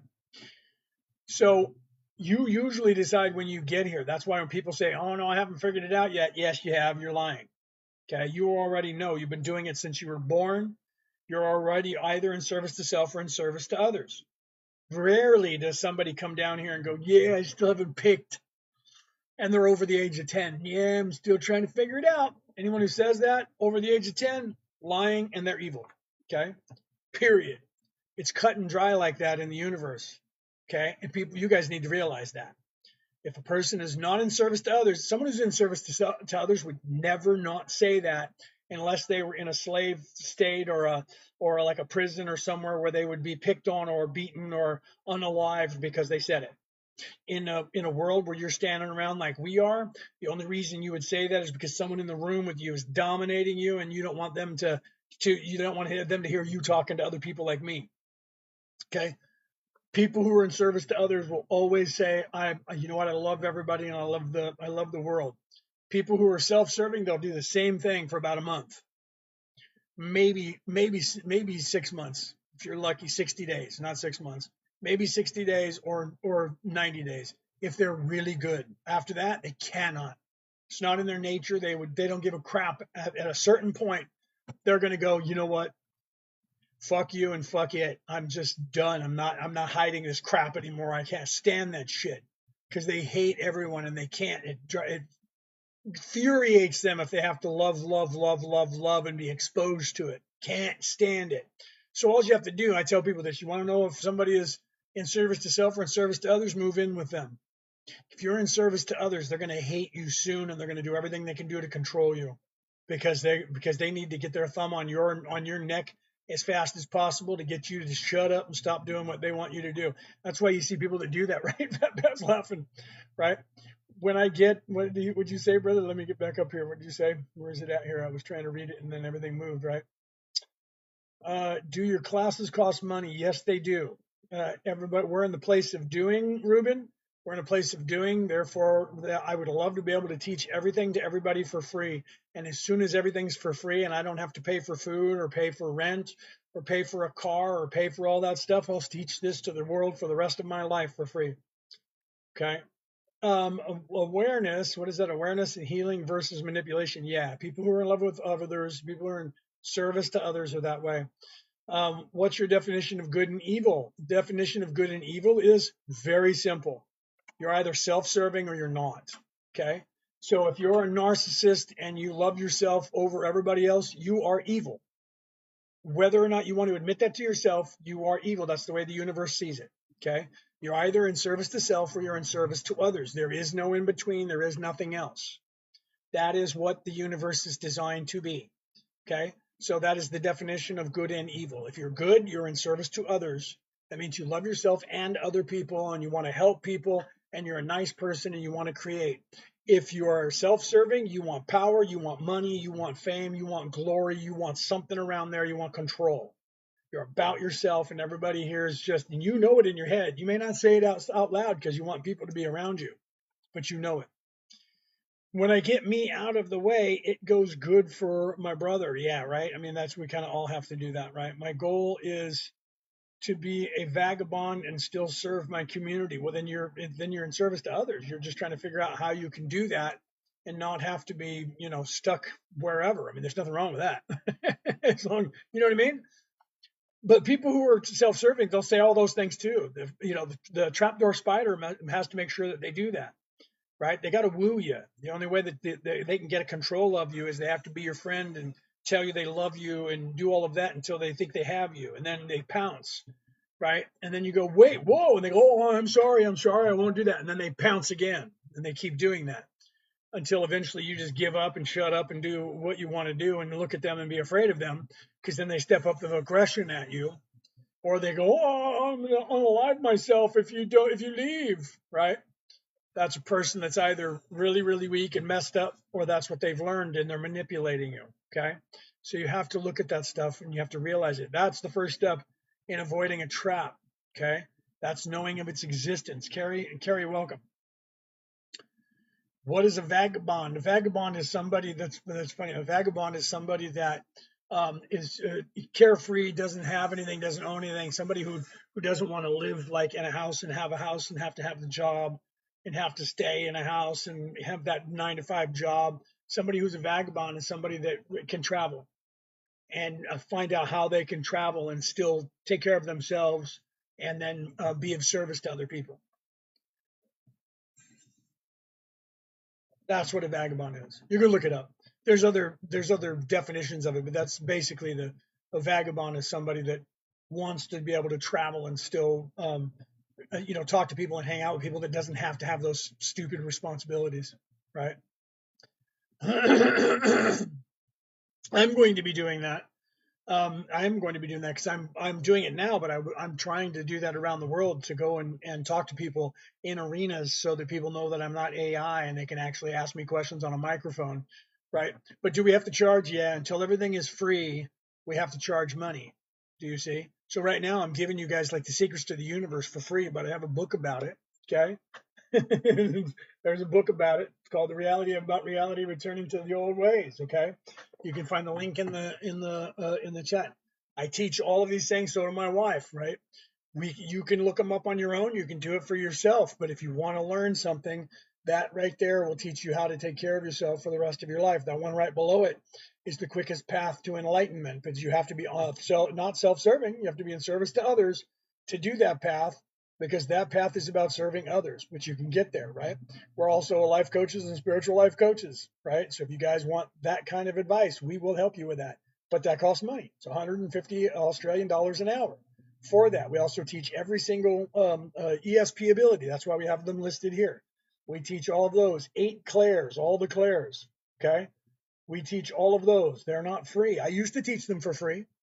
You can get all the information that I'm telling you right now on my podcast for free, but you have to choose the time. You're going to have to sit there and listen to me talk for 3 hours at a time. There's 571 episodes of my podcast for free. It's called Orion Rising. I'll put the image up on the screen if I have the right ones up. That's our logo. That's my book. Hold on. Where is it here? It's this image right here. I got to get that off the screen. There you go. There's my podcast right there. Okay, let me put it up on the screen for you. That's free. Anywhere you listen to an MP3 broadcast, it's free. There's 700 or 571, 72, something like that. Free episodes, like 3 hours long each, where I'm teaching you the secrets to the universe and how to get off this planet for free. Okay. I also wrote a book that's called that. And that's the cover of the book, and that's a "What If Ancient Aliens" thing. That's out there everywhere you listen to an MP broadcast. If you want to watch the MP4 file where you see my face like this, go to YouTube, to my channel on YouTube under my name, which is Leonard O'Neill, and you look up the YouTube. The YouTube channel is Leonard O'Neill 1067, right? I'll put that on the screen, right? Those are also free there, okay? And there's 500 episodes of my podcast on at MP or at YouTube. Go to YouTube, look up Leonard O'Neill. I don't think the apostrophe's in there. Leonard O'Neill 1067. There's a channel there. I got all of my podcasts up there for free. You'll hear this one because this will be up there too. Okay. Enlightenment is a constant battle. Only if you say that. Only if you say that. Your focus determines your reality, and you're the one who manifests what's happening to you. So if you believe that enlightenment is a constant battle, it will be a constant battle for you. Okay. The key to this place and success of this place is your attitude. Okay. Your intention. We teach this even in Wicca: intention, intention, intention. Okay. So if you want to wake up, and this is what we tell people, if my wife were here, she'd be yelling it at you. If you want to wake up, you need to stop saying, I am going to wake up. I am waking up.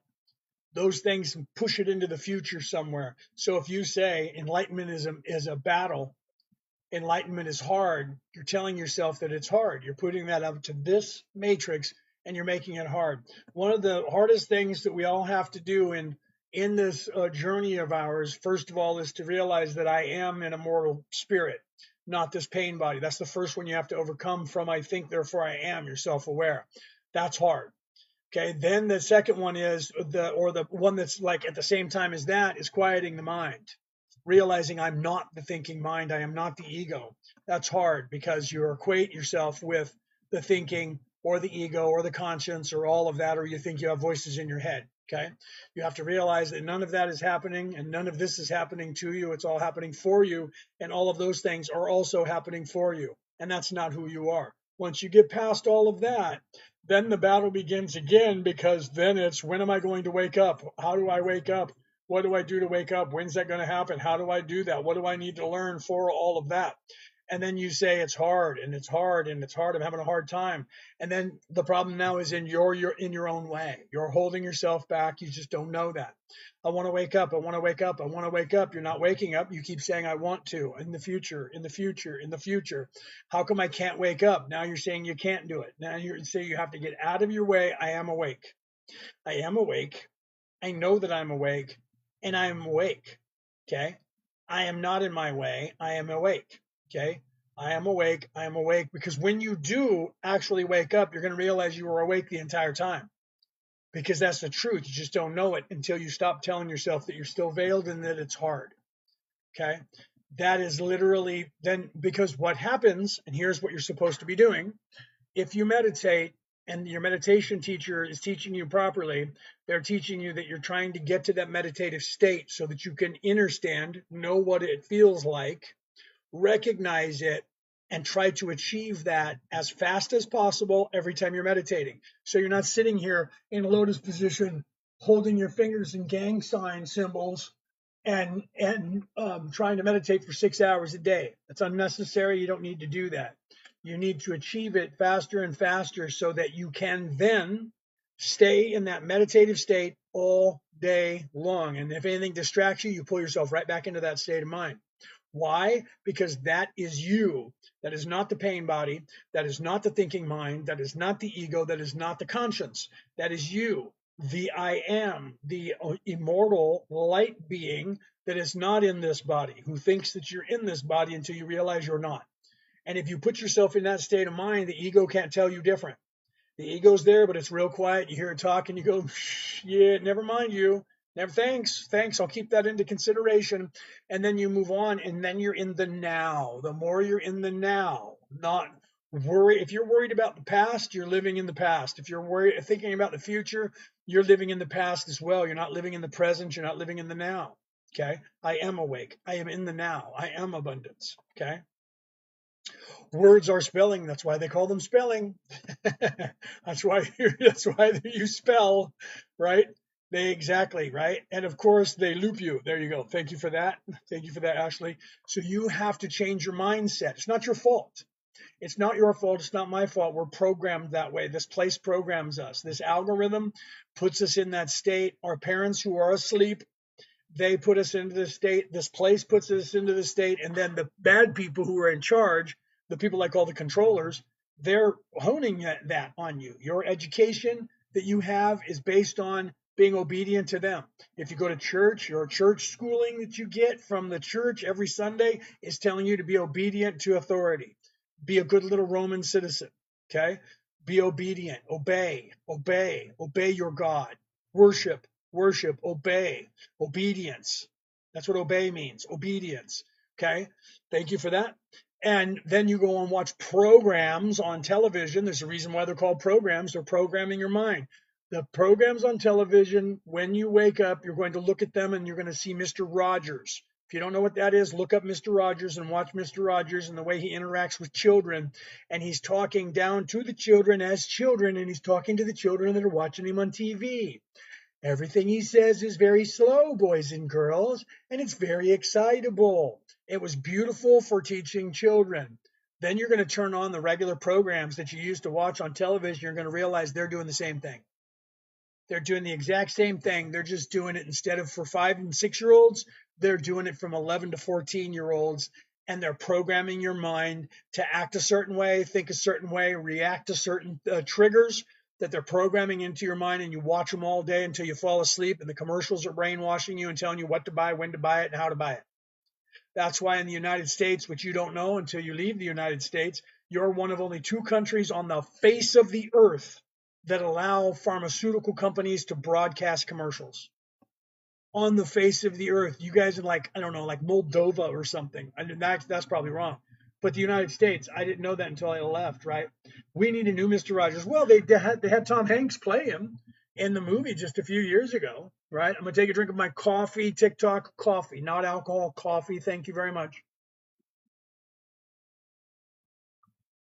So they redid it and they had Tom Hanks to play the part. I never saw that version of it, but I saw clips and he did a pretty good job. Right? Maybe I'm the new Mr. Rogers. Right?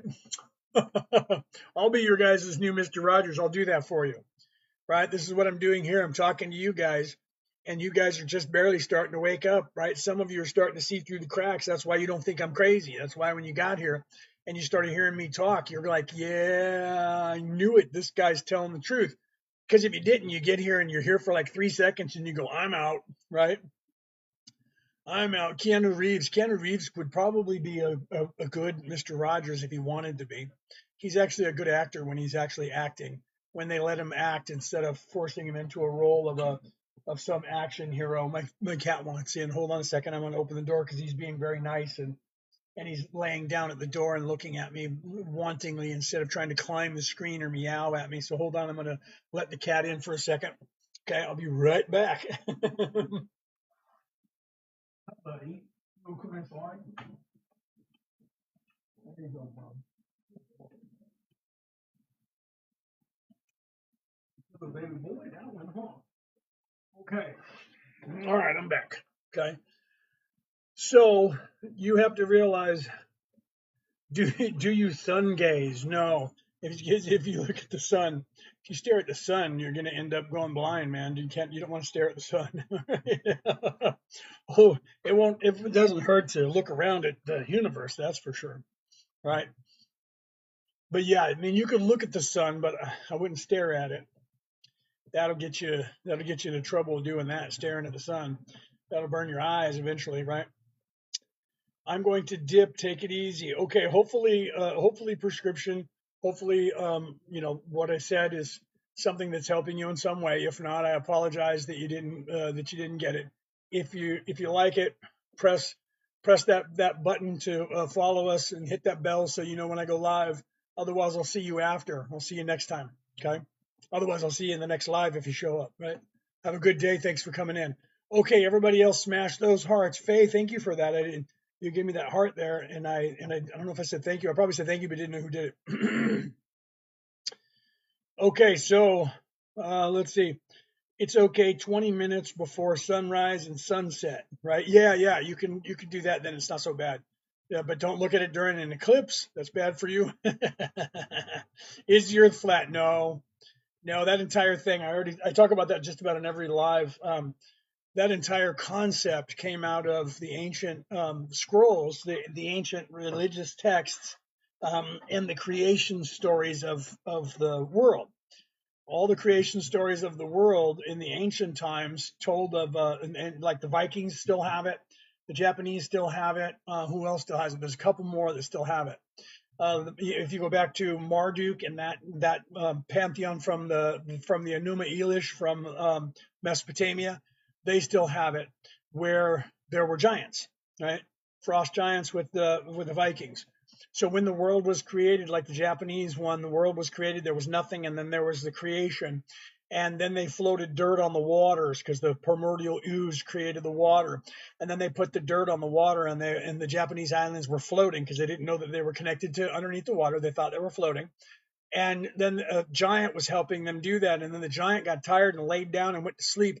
and then it was sleeping on the land, so they had to do something about it. So they unalived the giant, because you can't say that word, it starts with a K or a D. And the giant was then unalive, but not unalive, but sleeping. That's the same thing they said about Tiamat. It's the same thing they said about the frost giants. Not the giant. I forgot what his name was. He has a weird name in the Viking pantheon. And then they took the skull of the head of the giant, and the head of the giant is the dome of the sky. Okay, so the head of the giant is the dome of the sky, and the teeth of the giant are the mountains. Okay, and the bones of the jaw is the land, and the blood is the waters. Okay, and that's the way all of those stories go, all the way back to Mesopotamia. So in that story, that's an allegory for you're in the mind of the creator, you're in the head of the creator.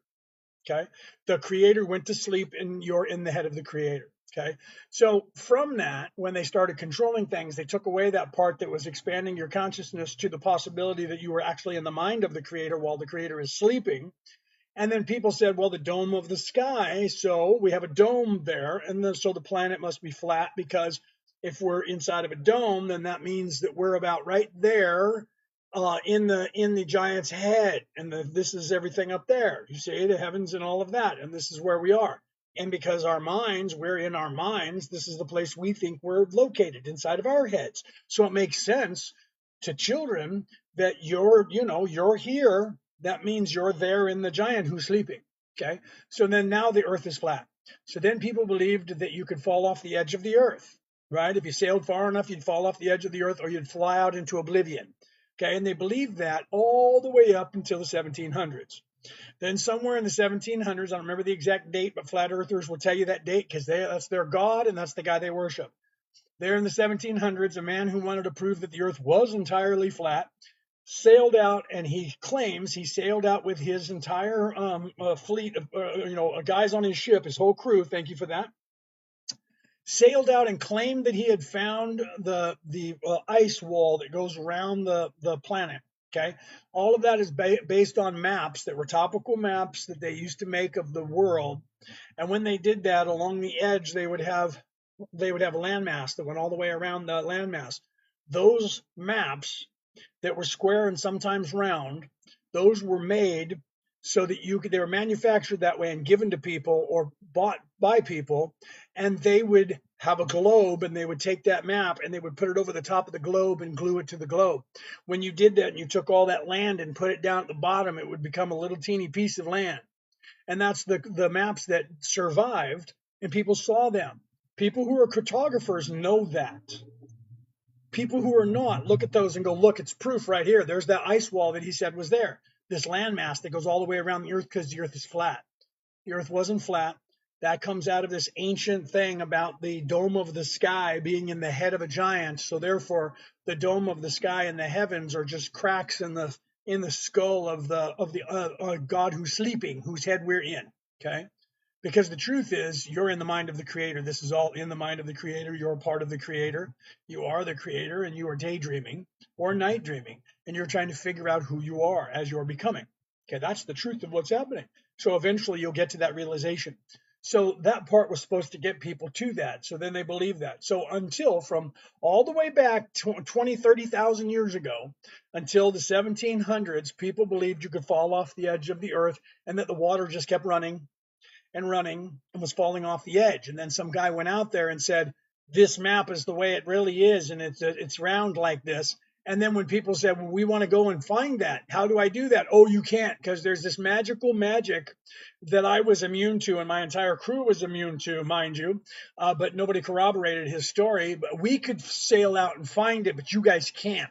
It'll make you turn to the right, and you can never see it. So there's no way you can prove me wrong, because you can just sail forever, and it'll just be forever. And it's because there's something there that you can't see.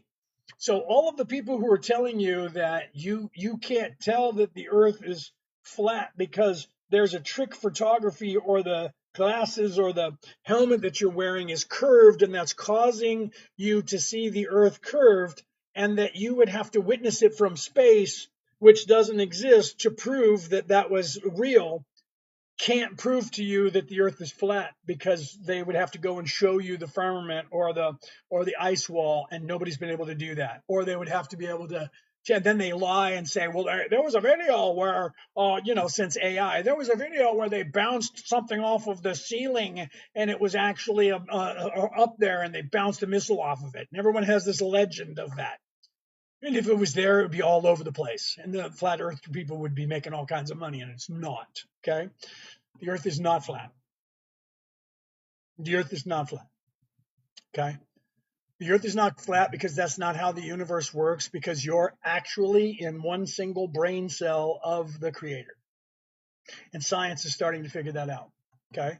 And if you don't believe me, you can Google that, or you can go to my podcast, watch the beginning opening credits of my podcast for the song that plays, and watch the video on the MP4. And you'll see that I show you all of this sacred geometry in the universe. And then I show you a picture of one brain cell next to a picture of the universe, and they're identical. The difference is the universe has more neural pathways than my little teeny brain cell does. Okay. So as below, so above. So here's some more proof that'll freak you out that science hasn't gotten onto yet. So those ancient stories where there was a giant and we're inside the head of the giant who's sleeping in the head of the creator who's asleep trying to figure out what's going on. But then the other stories came to the one that said, so let there be light, right?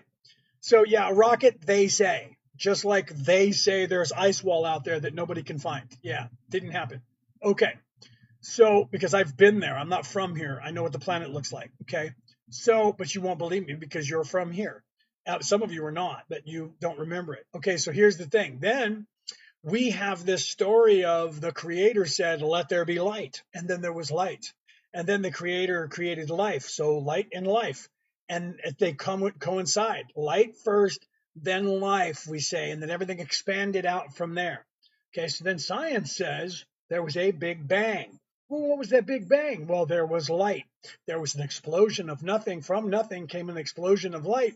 And then everything came out of that and is expanding out of that. And I scratch my head and I say, as a theologian, I say, religion says the same thing. There is no God, the science say. There is no God, and that's just folly. Well, weird, because they say the same thing, that there was nothing and then there was an explosion of light and then everything came out of that. And you're saying there was nothing and there was an explosion of light and everything came out of that. But you're saying that there wasn't a creator who created it.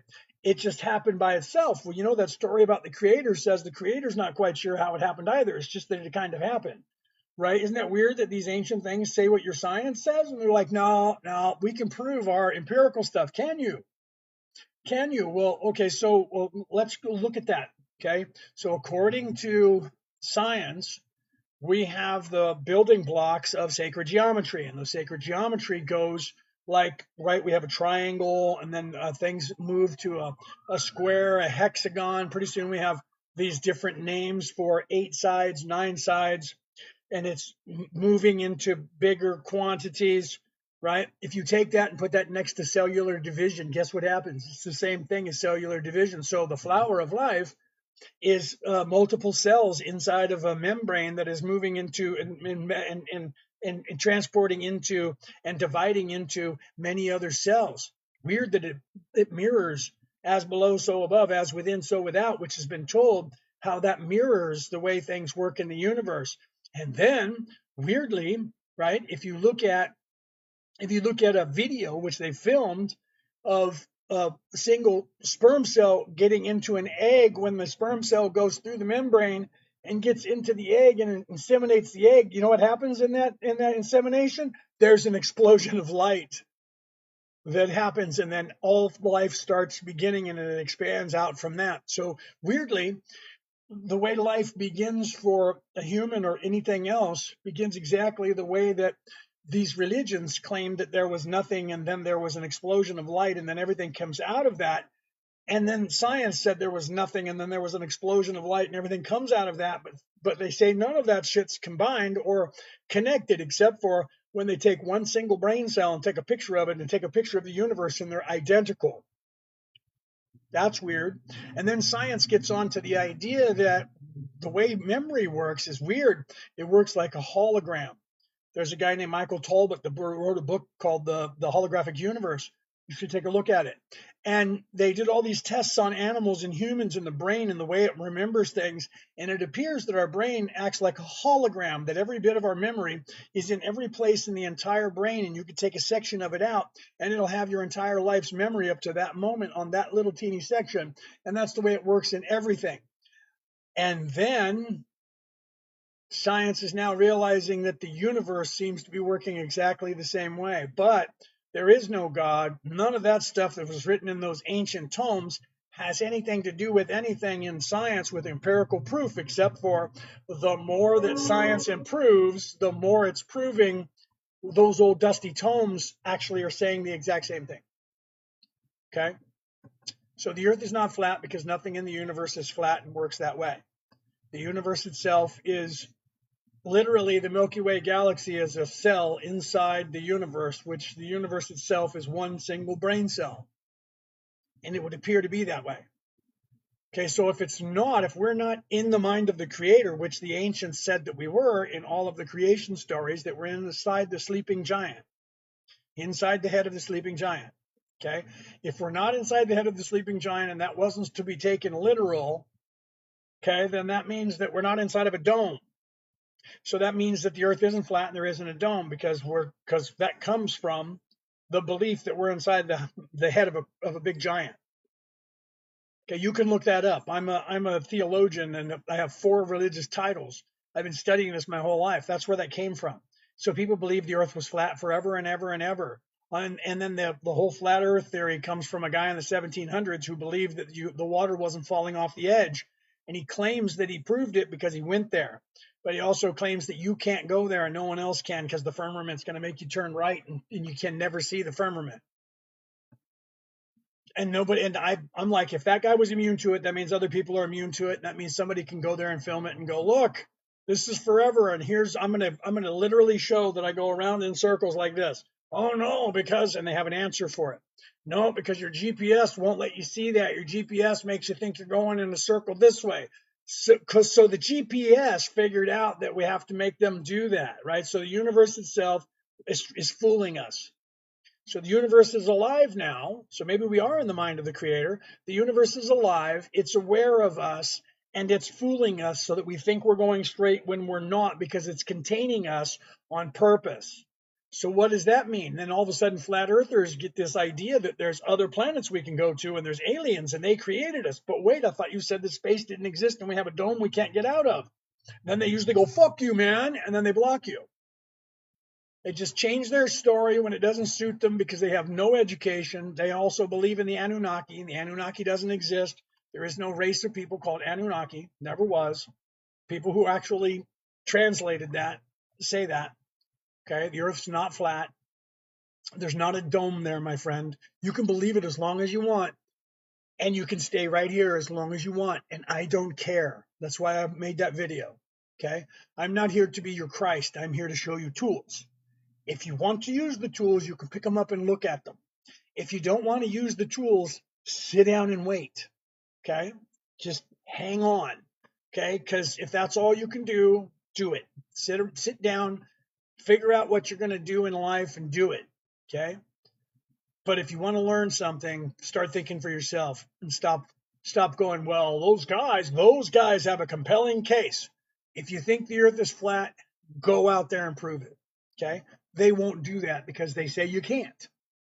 You can't because the governments are hiding that. Do you know how many people that literally means that half the population of the earth is hiding the fact that we're in a flat dome from the other half of the population? You know that, right?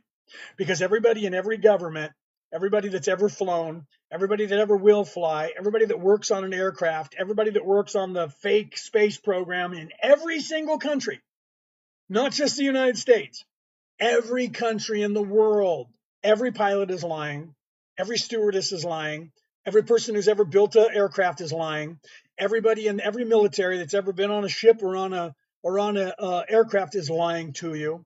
Every single person that's ever been in any government, how many presidents have the United States had alone for the past 250 years?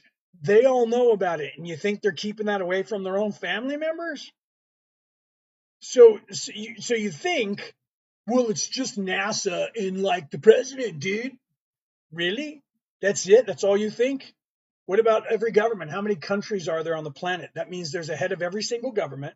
They have an air force. They have planes that fly domestically and overseas. They have ships that fly around the world. They have everything that every country has. That means literally half the country is lying to the other half of the country just so they wouldn't have to change the books. Only children with a simple mind of a 5-year-old would believe that. True story.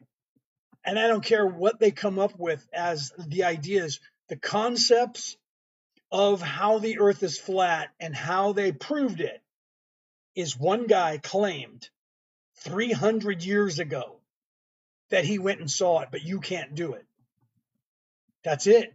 That's the whole basis of the whole entire story. Look it up. Talk to whoever it is that's your best friend who says the earth is flat. Who said the earth was flat? Who was the first person that ever said that? Right? Well, it goes back to the dawn of time. It goes back to the creation story of we're inside the dome of someone's head.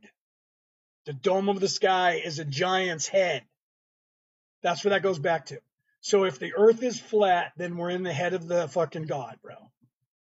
Because we're inside the sleeping God, giant God. We're in its head. Okay, and if that's the case, it looks like this. That means there's an outside to it. Uh-oh, that theory's shot. Children believe anything if they're simple-minded enough, and you keep the education away from them and discourage them from thinking like an adult. That is what's happening to you here. Wake up. Okay? The earth is flat, but there's a God. Where's God? So if you're a flat earther, you can't believe in God because God doesn't exist in this place. God exists somewhere else. That means there is something else that's not this place. Okay? Oh, but we can't get there. Why? Because the firmament? Do you know what that word means? Somebody was in my last live, and I said that, and they're like, do you know the firmament means air, means water, means doesn't mean wall, right? You should look up that word. I don't know the etymology to it, so I haven't proven it, but I just laughed and went, I never looked up the etymology of that. Where did that word come from? We should look that up. How do we do that? Let's look up the word firmament and see what it means in the where it came from. What language did the word firmament come from? Let's ask one of the AI bots that you guys love to quote, right? Oh, I have to turn on. What is the?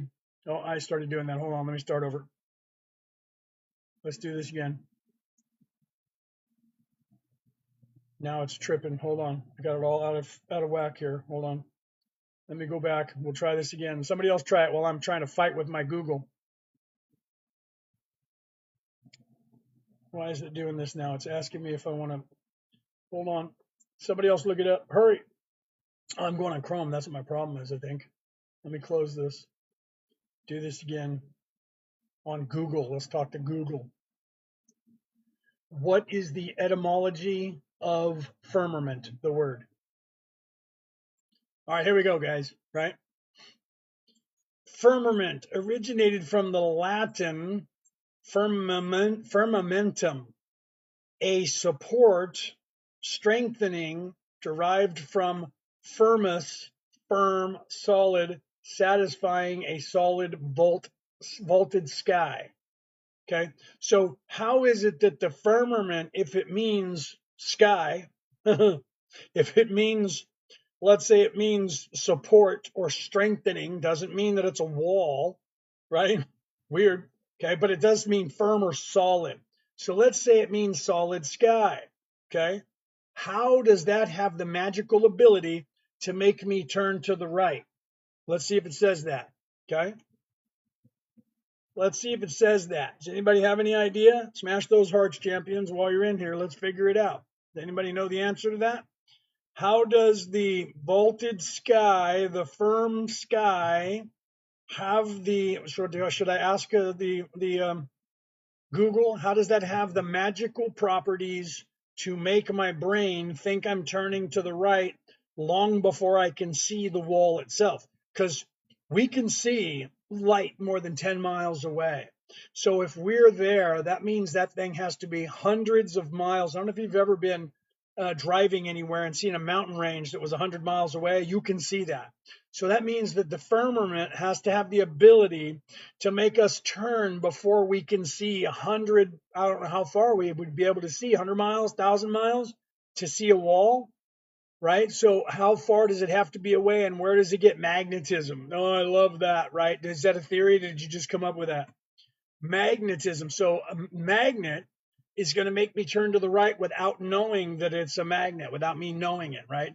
So it's going to work on everything, including your GPS, which GPS is up to a satellite. So it's going to bend the signal, but you're going to still have the satellite connection, weirdly. And it's because that's what your phone syncs up to. That's why it's called a cell phone, because it syncs up to a satellite. And then people have these things called a sat phone, which also goes to a satellite closer in the orbit. So what you're saying is that your sat phone that is going to be able to geosynchronize your position on a global scale is also affected by a magnetic waveform that none of us can feel, right? And the theory behind that is when you go up to the North Pole, it starts going weird, so therefore it's the firmament.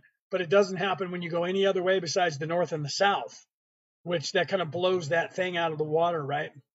I've been here for 10 minutes and I have no clue what we're talking about. That's hilarious. We're talking about, someone asked me the question if the earth is flat, and I'm telling them how the earth is not flat, that it's actually round. And people who have flat earth disease, their vibration is between 11 and 14 years. That's where they are mentally, because most people are between 11 and 17 years of age, maturity level. That's actually what the IQ test is based on. It's based on the fact that people's IQ is between 100 and 130, maybe 134, and you're a genius at 135.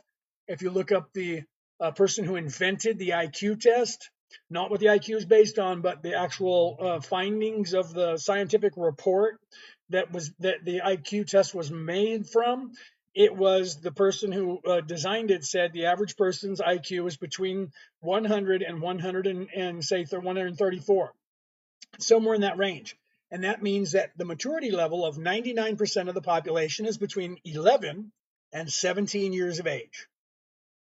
That's what the IQ test is about. And they're keeping your IQ below 135 so that you don't think like an adult. And your IQ can be learned. Your IQ goes up as you learn, unless they keep you from learning, which is what they're doing here. They're focusing your attention on the reality that they're creating for themselves. My IQ is currently above 165. I've had that IQ since I was born. The US government tried to recruit me at 11 years of age to go to work for the US government at 11. And I said no. They did not like that. Okay. True story. I wouldn't lie about that. You can't lie about that. Okay. So thank you. I don't know how to say your name because it looks like it's in Japanese or one of those languages, and I'm not too fluent in that. I'm not sure what that is. I think it's Japanese. Could be Korean. I'm learning that language, but I'm figuring it out. So the IQ test is, if you look it up, you Google it, it'll say it's intelligent quotient questions that are. But if you look up the pros and cons of that, you're going to find that if you take that IQ test that they have for you, it's designed so that the Ivy League rich kids test higher on the IQ, and anybody else that doesn't have any of the points of reference to the questions is actually going to test lower than them. So they're going to pretend they're more intelligent than you. And some people looked at that and said, what if we change the questions for the poor kids in, say, Compton in the United States, where the poor kids are, and make the reference questions stuff that they would understand, but the rich kids wouldn't. And guess what happened? It flipped the script. All of a sudden, those poor kids had a higher IQ, and the rich kids were testing low because they had no point of reference to answer the questions. Like if a woodchuck could chuck wood, right? How much wood could a woodchuck chuck if a woodchuck could chuck wood? If you don't know what a woodchuck is, you can't answer that question. How can you answer that question, right? If you know what a woodchuck is, it's a beaver. They can't chuck wood. Okay, you even have to also know what chucking wood means. You can't answer that question if you don't have the reference. Okay, so they do that to trick you so that you stay in a lower mentality. You think that you're not smart. You think that you can't get smart because they tell you that's your IQ and that's what you're stuck with for the rest of your life. You're born with it. They tell you that so they can keep control of you. They don't want you to know that as you learn, your IQ goes up. As you become actually wise and learn real things, your IQ goes up and you develop, your brain develops like a muscle. And then at one point, when you become a person with an IQ of 136, you're considered a genius. Now you're 18 years of age mentally. You can look that up. I'm not making that up. True story. Okay. You can look all these facts up what I'm telling you. So they're keeping you by your education that they're giving you. They're lowering your education. Okay, I'm 58. When I was 21 years of age, I was taking care of my grandmother, who was 82. She was becoming unalived by cancer. Okay, and I was taking care of her. I was talking about taking the ASFABs when I was 18 and what I needed to do because I found a copy of one of the tests. She said, let me take a look at that. And I handed it to her. She goes, this is what you needed to do. And I said, well, basically, that's what you need to get out of high school and then get into college. And this is where they kind of place you. And she says, really? And she starts reading it all. And she says, here, hold on a second. Hands me that. She gets up. She walks out of the room. She comes back in. And I said, what? And she says, this piece of paper right here, I've kept stuff from my life as well. This piece of paper right here is the test that I needed to take and pass to go from the third grade to the fourth grade. And she handed it to me. And I opened it up and I couldn't answer some of the questions in that thing. So what my grandmother was learning to go into the fourth grade was more than I was learning to go into college. That's how much they had lowered the educational program for the people. Okay, you can look that up.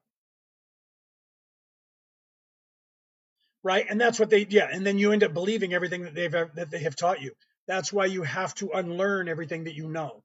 They tell you that no religion is real and they're all fake and there is no creator of the universe. You know why?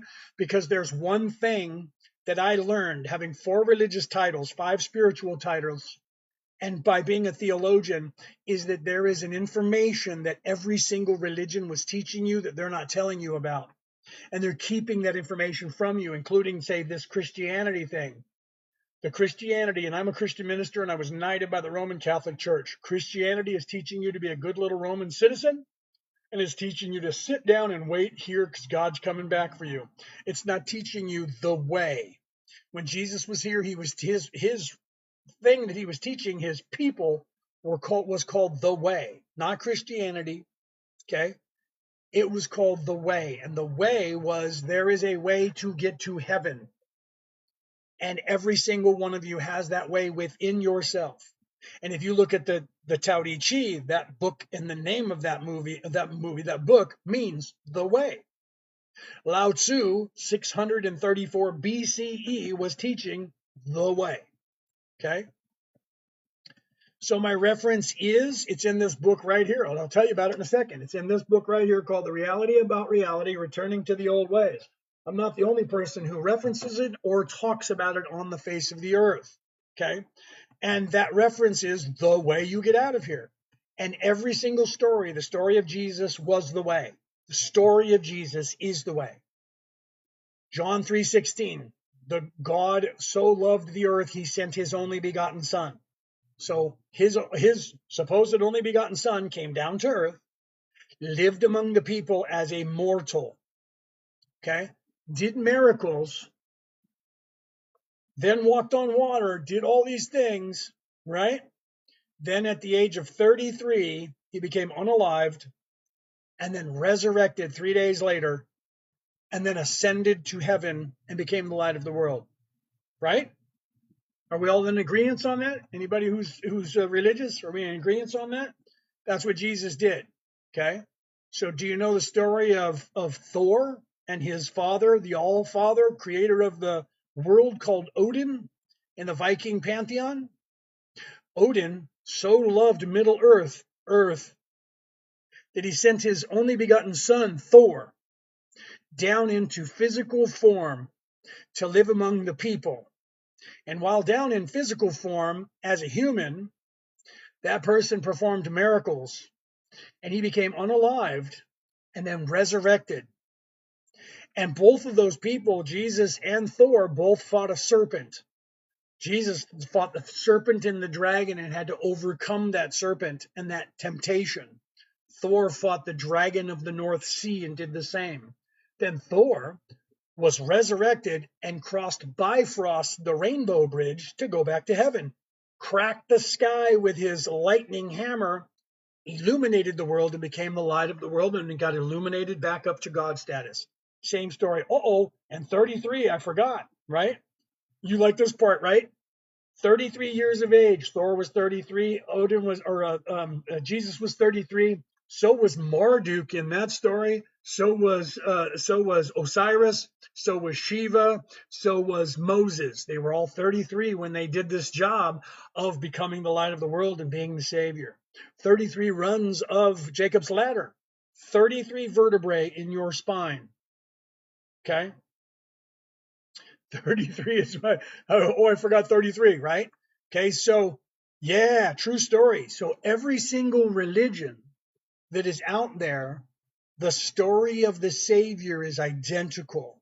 They all walked on water, they performed miracles, they were sent by their Father, they came down and descended into Middle Earth, Midgard, whatever you want to call this place. They were human, then they became unalived, was resurrected. And Bifrost, what is Bifrost? The Rainbow Bridge. Going across the spinal column with what? The chakras, rainbow. Okay. The story of Santa Claus, whether you want to know it or not, the story of Santa Claus is the same. Santa Claus comes from the North Pole, goes down your chimney. Okay. The North Pole is in your head. The chimney is your claustrum, where you get the word claws from. There's a hole in your brain stem that goes from your hippocampus down to your intricate system. Okay, and in the ancient times, that was called the claws. The claws in all the Viking languages was a grommet hole that held the sails in, and was the hole in the roof, the chimney. Santa is not the Latin word for saint. Santa was the middle Viking word in the middle Norwegian for grandpa or uncle, and I'm pretty sure it's still that, because tanta still means grandma or auntie. Wise one who went through the chimney. And what does he do? He goes down the chimney and back up the chimney. Down the chimney and back up the chimney. That is the Christ oil within your body that goes down your spinal column and back up your spinal column. Okay, and that happens every single month, and it happens to every single person depending on your zodiac sign when the moon moves into your zodiac sign, and they all knew about it in every religion. Then it was taken out of the religion. They're still there, but the teaching was stopped by evil people who wanted to keep you stuck here and didn't want you to know it anymore, and all of it was removed. So Jesus, who was teaching the way, his religion, when they created a religion out of it, and then 520 or 325 AD, when Constantine, the emperor in Rome, was making that the religion of the Roman Empire, which was a conquering warlike nation, had to change a few things, and that whole ascension thing and thinking for yourself, that needed to go. Okay, and they removed it and twisted it, Tara. Absolutely, you're aware of that, right? Question. Wait, what's the question here that somebody has? Bratz, I love that name, right? Question. So how is the SR-71 able to maintain flight when it's faster than a 30-06 bullet? You should look up avionics. Not going to go on to talking about that, from talking about religion and spirituality and talking about that kind of stuff, right? There's my wife. She just popped in. Hi, baby. I love you. Right. There's Brooke. Follow her. That's my wife. Follow my wife. Right. Yes, in the recent years and alone outside my family and my friends, a bit lonely. That does happen when you start waking up and you start knowing what's going on and you see this stuff going on. Your circle gets smaller. Don't despair with that. Those people who are thinking you're cuckoo cuckoo now, it's because they're still sleeping and you can't do anything about that. They have to wake up when they want to. You have to focus on yourself and then try to help them in any way you can. But you can't yell at them and tell them they're asleep, because they'll just get mad at you and call you crazy, right? That's the first thing we do. We get mad and we kind of look into that, right? Did they twist the way? Yeah, yes, Bob, they have. They've literally, look at what Jesus was teaching. Okay, Jesus was teaching a way to get to heaven, which was teaching you to look within yourself and take care of this Christ oil. Then when he left, they turned it around to wait here Jesus is now a God, not married to Mary Magdalene, doesn't have any children. Nobody can be married if you belong to the church, right? So all of a sudden, his entire way by 325 and then 50 years later, there was a couple more councils. All of a sudden, it was a warlike thing that said the way to get to heaven is to come to church, pay your tithing, sit down here, learn a relationship with God. They still teach you that, and they teach you to the book of Romans now. Constantine said, we got to teach the book of Romans. What does that teach you? It teaches you obey authority, listen to what you're supposed to do, don't get mad at anybody, and be friends with everybody, and come to church every Sunday so we can tell you how to go to heaven. And we have to throw water on your head, and you have to keep coming to church and paying us a tithing. That's not what Jesus was teaching at all.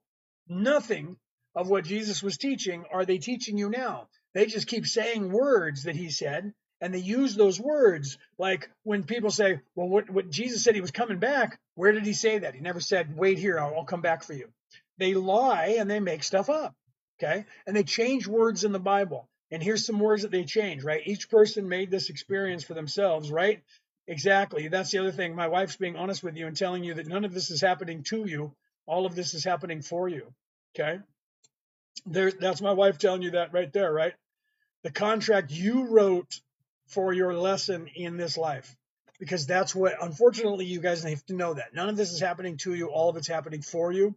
You're the one who designed your life. Everything that's happening to you is because you wanted it to. You don't know that right now. And some of you get mad when I tell you that because you don't want to be responsible for yourself. Because if you're playing the victim, you want to point the finger at other people and say, they did it. They do it. I'm a product of my society. I can't do anything about who I am because they made me who I am. That's a cop-out, so you don't have to actually do anything, right? There is no light without darkness. That's right. There's no up without down. There's no out without in. There's no left without right. There's no back without front. You have to have everything. There has to be a balance. That is the yin and the yang. Right? That's the Vesica Pisces, the yin and the yang, right? You got to have that middle ground where everybody, you have to have that. That's the heart chakra where everything comes over that, right? You have to realize that. No day without night. That's right. Okay. So, yeah, Joseph of Arimathea, that's actually not a bad idea to take a look at some of that stuff, right? Lifespan for 30 years of age. If you look at the stuff from back then, you'll see that Jesus had to be married by the time he was 30 in the Hebrew religion. So he couldn't have been a rabbi. And they called him a rabbi and let him have students. And he also taught in the synagogue more than once. So to be recognized as a rabbi, he would had to have been married and had to have had children. He had to have been married in that religion by the age of 30. And he was 33 when he was unalived on the cross. That means for that minimum, he had to be married for those 3 years. Okay. You have to look at that. Right. Being a Pisces sucks sometimes. You can control that stuff, right? You choose to make it hard. You see what my wife was saying? You choose to make it hard. You need to learn from it and grow from it. Anything that comes up in front of you. You know how when you guys say, oh man, I'm, sitting around and like all these people are becoming unalived. I lost my cat. I lost my dog. I lost my mom. I lost my brother. All of those are coming up because somewhere in the things that you designed that you wanted to have that experience to learn something. And so it keeps being put in front of you. This matrix keeps putting those things in front of you that you want so that you just learn from it. If you ignore it, it'll put it in front of you again. Okay? Yeah, and learn the I am. I am awake. You see what my wife's putting in there? Not I'm waking up. Not I want to be awake. Not I'm going to wake up. I am. That's why they keep telling you they don't want you to say I am. I am's evil. You can't say I am because they realize that the I am is what you're supposed to be doing. Look at Moses when he went and talked to the burning bush. And he said to the burning bush, who will I say sent me, my Lord? I don't know your name. And he said, I am that I am. Tell them I am sent you. Because that's consciousness. That is the next realization. I think, therefore I am. That is becoming self-aware. So that goes all the way back to the Greeks 5,000 years ago. The concept of I think, therefore I am. I am.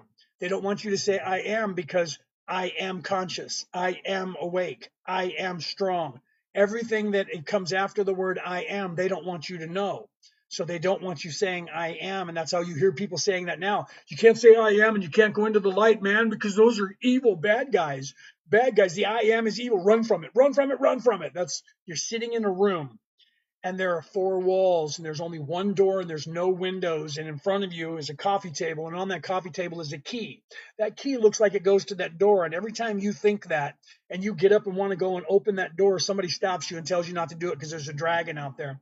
Do we think Mary Magdalene was Mary Magdalene was in fact his wife? Dan Brown, who read the same four books that I read while researching that, he came up with the same empirical evidence that Mary Magdalene had to have been married to Jesus, and I'll cover that, okay?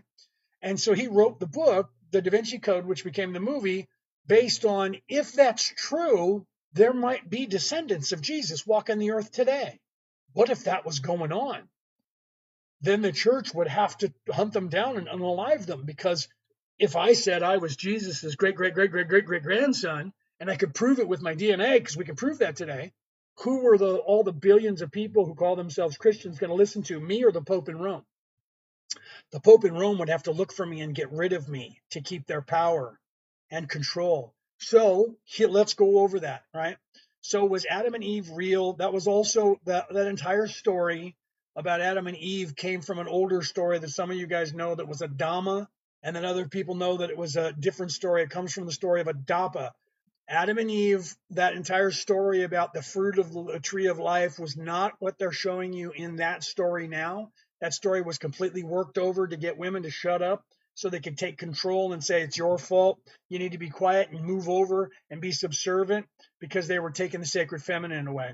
All right, so let me get back over onto the Jesus story. So you can look this up. In the time of Jesus, 2,000 years ago, he had to be married, everyone, male and female.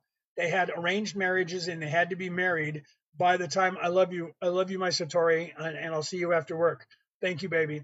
So they had to be married, and it was usually an arranged marriage. They had to be married by the time they were 30, and that's just the way it was. So now let's get back to that.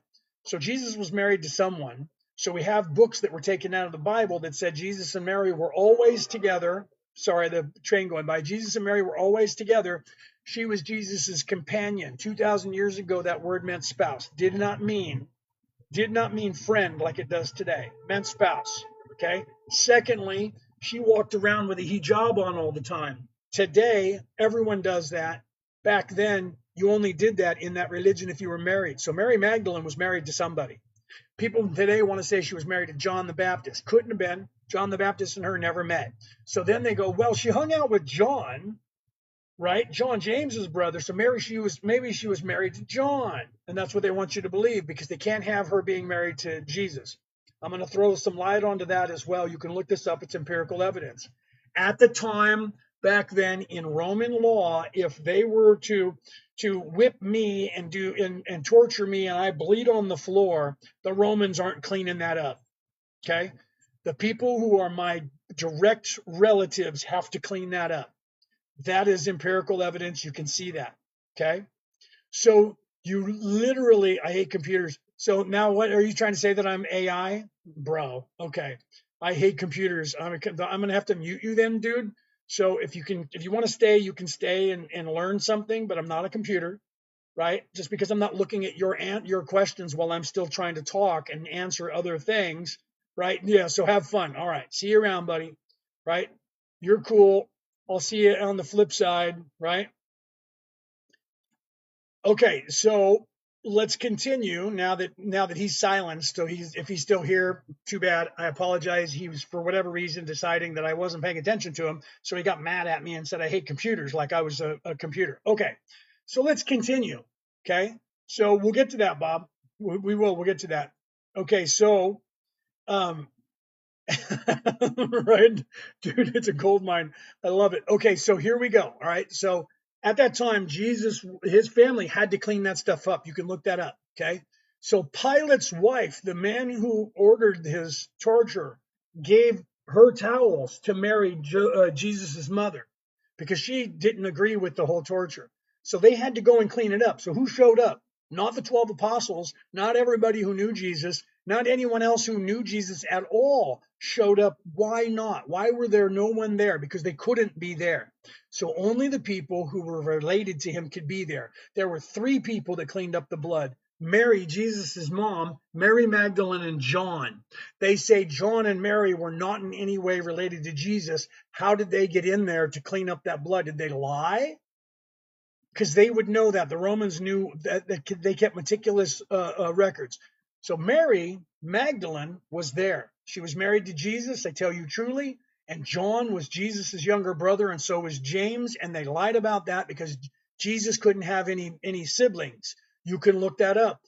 Joseph and Mary had other children after Jesus. Okay? John and James, who were supposed to be the sons of Zebedee, were in fact the sons of Mary. Okay, but James wasn't there, was he? Where was James when that happened? James was off doing something, wasn't he? Okay, that's why he wasn't there, but Mary was. Mary was married to him, and John was his brother. That's why they did that. Okay, so after Jesus became unalived and all of that happened, let's not worry about the Acts of the Apostles yet, because that's another book that they don't teach you that you should read, because that's what happened after Jesus left, by the way. And he was there for 40 days, 40 days, where he became alive. He didn't just come back, pop into supper, and go, "Doubting Thomas, look at my hands," and then ascend to heaven. There's an entire chapter called Acts of the Apostles that takes place 40 days after Jesus was resurrected, and he was teaching them for 40 days. Then he left. You should look into that. Okay, so they're not teaching you that in Christianity today. Why? They're not even having you talk about the Acts of the Apostles very much. Why? Because they don't want you to know that Jesus was around. Okay, so literally, he's on the cross. They put him in the cave, right? He wakes up. The first person who sees him is Mary.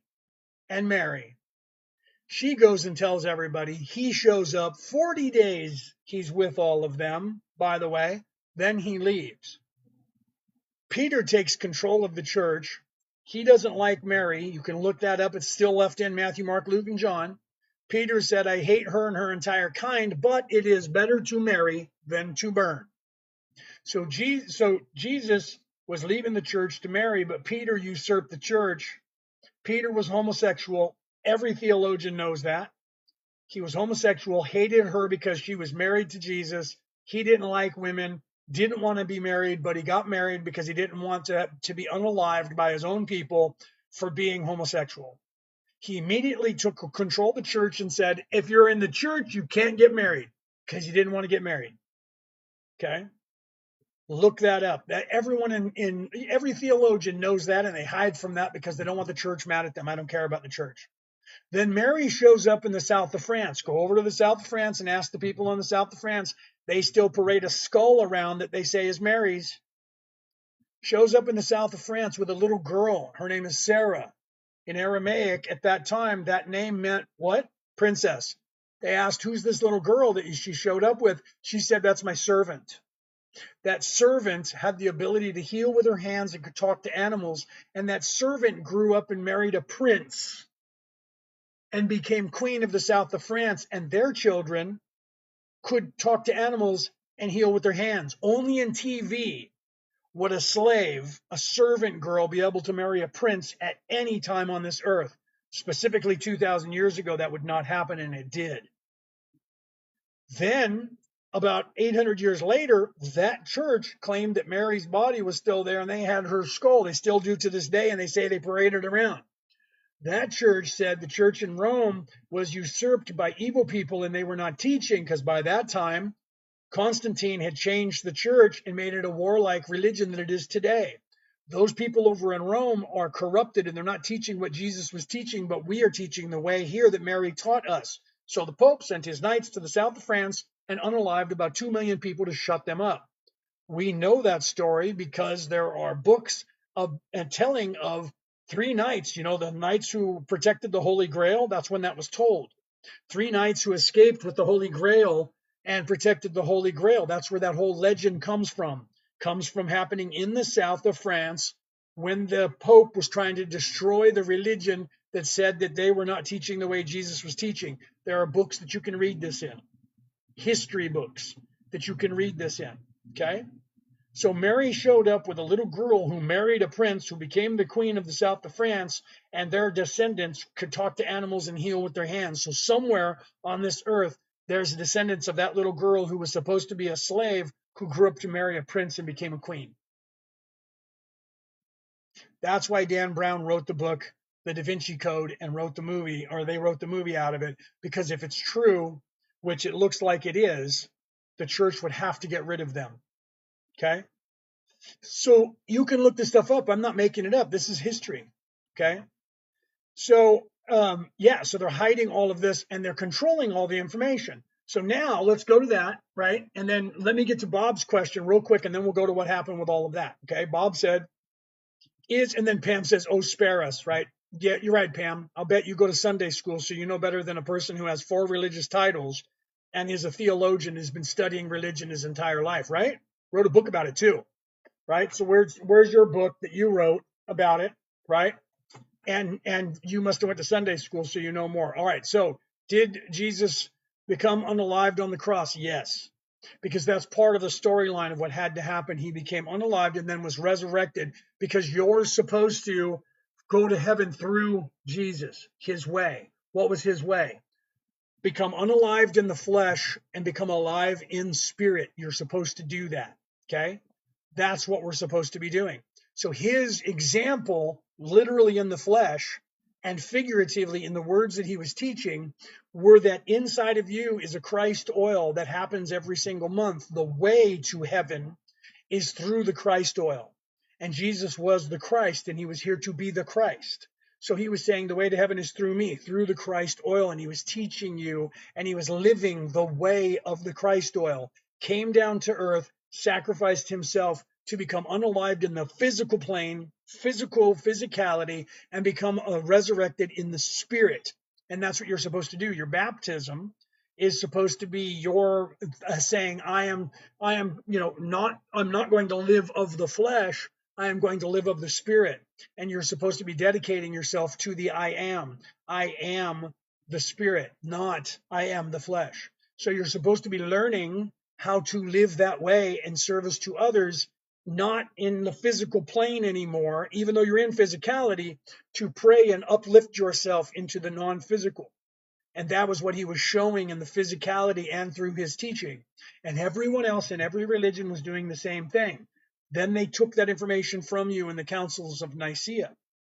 And then the 2 councils after that, and controlled the religion, and they teach you the book of Romans, sit down, wait here, and then they make up a story that Jesus is God because he was the word of God. And then back in the creation story, back in Genesis, God created the world with the voice of God, and the voice was with God, and the voice was God.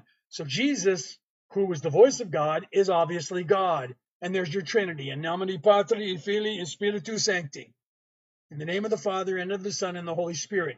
Move the feminine over, get her out of the way.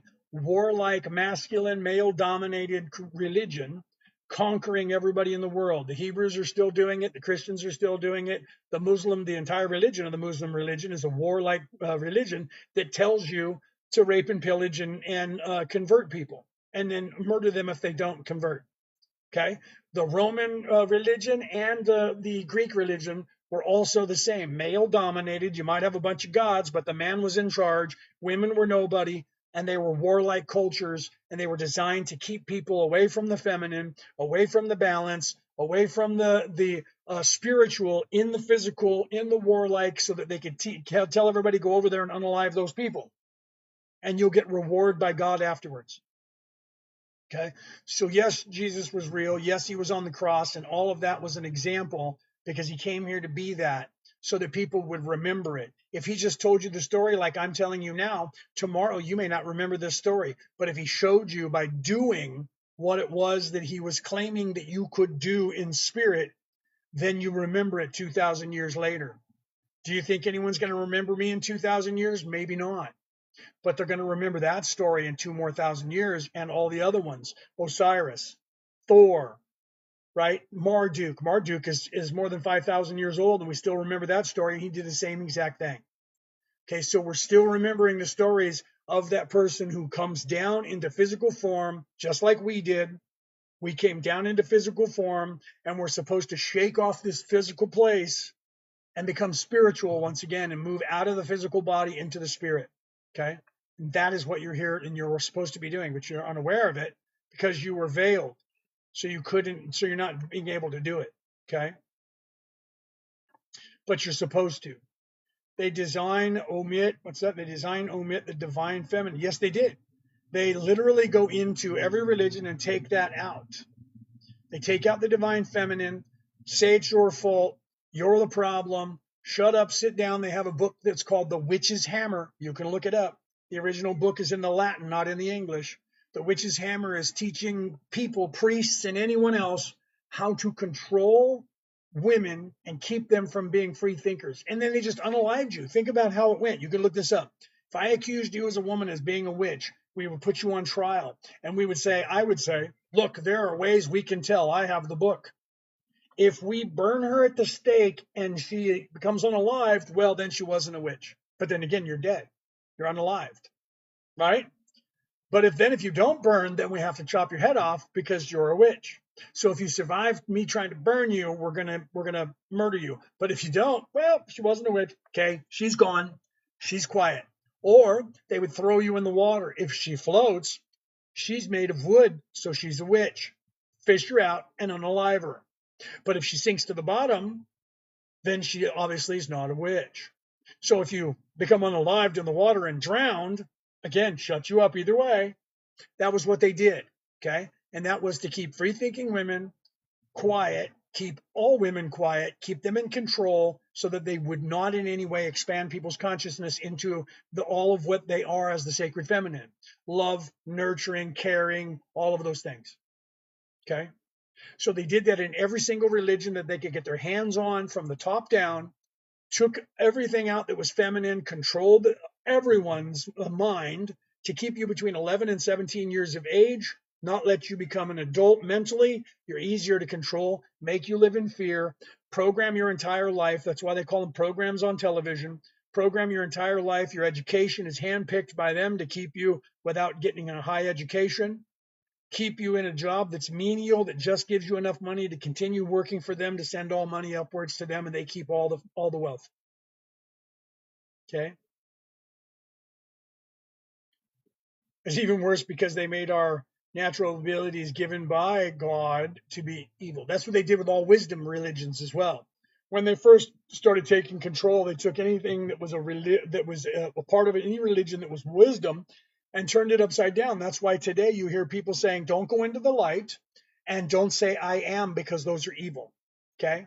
And if I do this to you, there's people that are going to say, I'm secretly giving you an Illuminati evil symbol, and this means I love you in sign language. Okay. So why is that? Because they're trying to make everybody not understand what's happening, and they're keeping you off balance, right? Are pentagrams evil? There's a difference between a pentagram and a pentacle. And most people don't know this.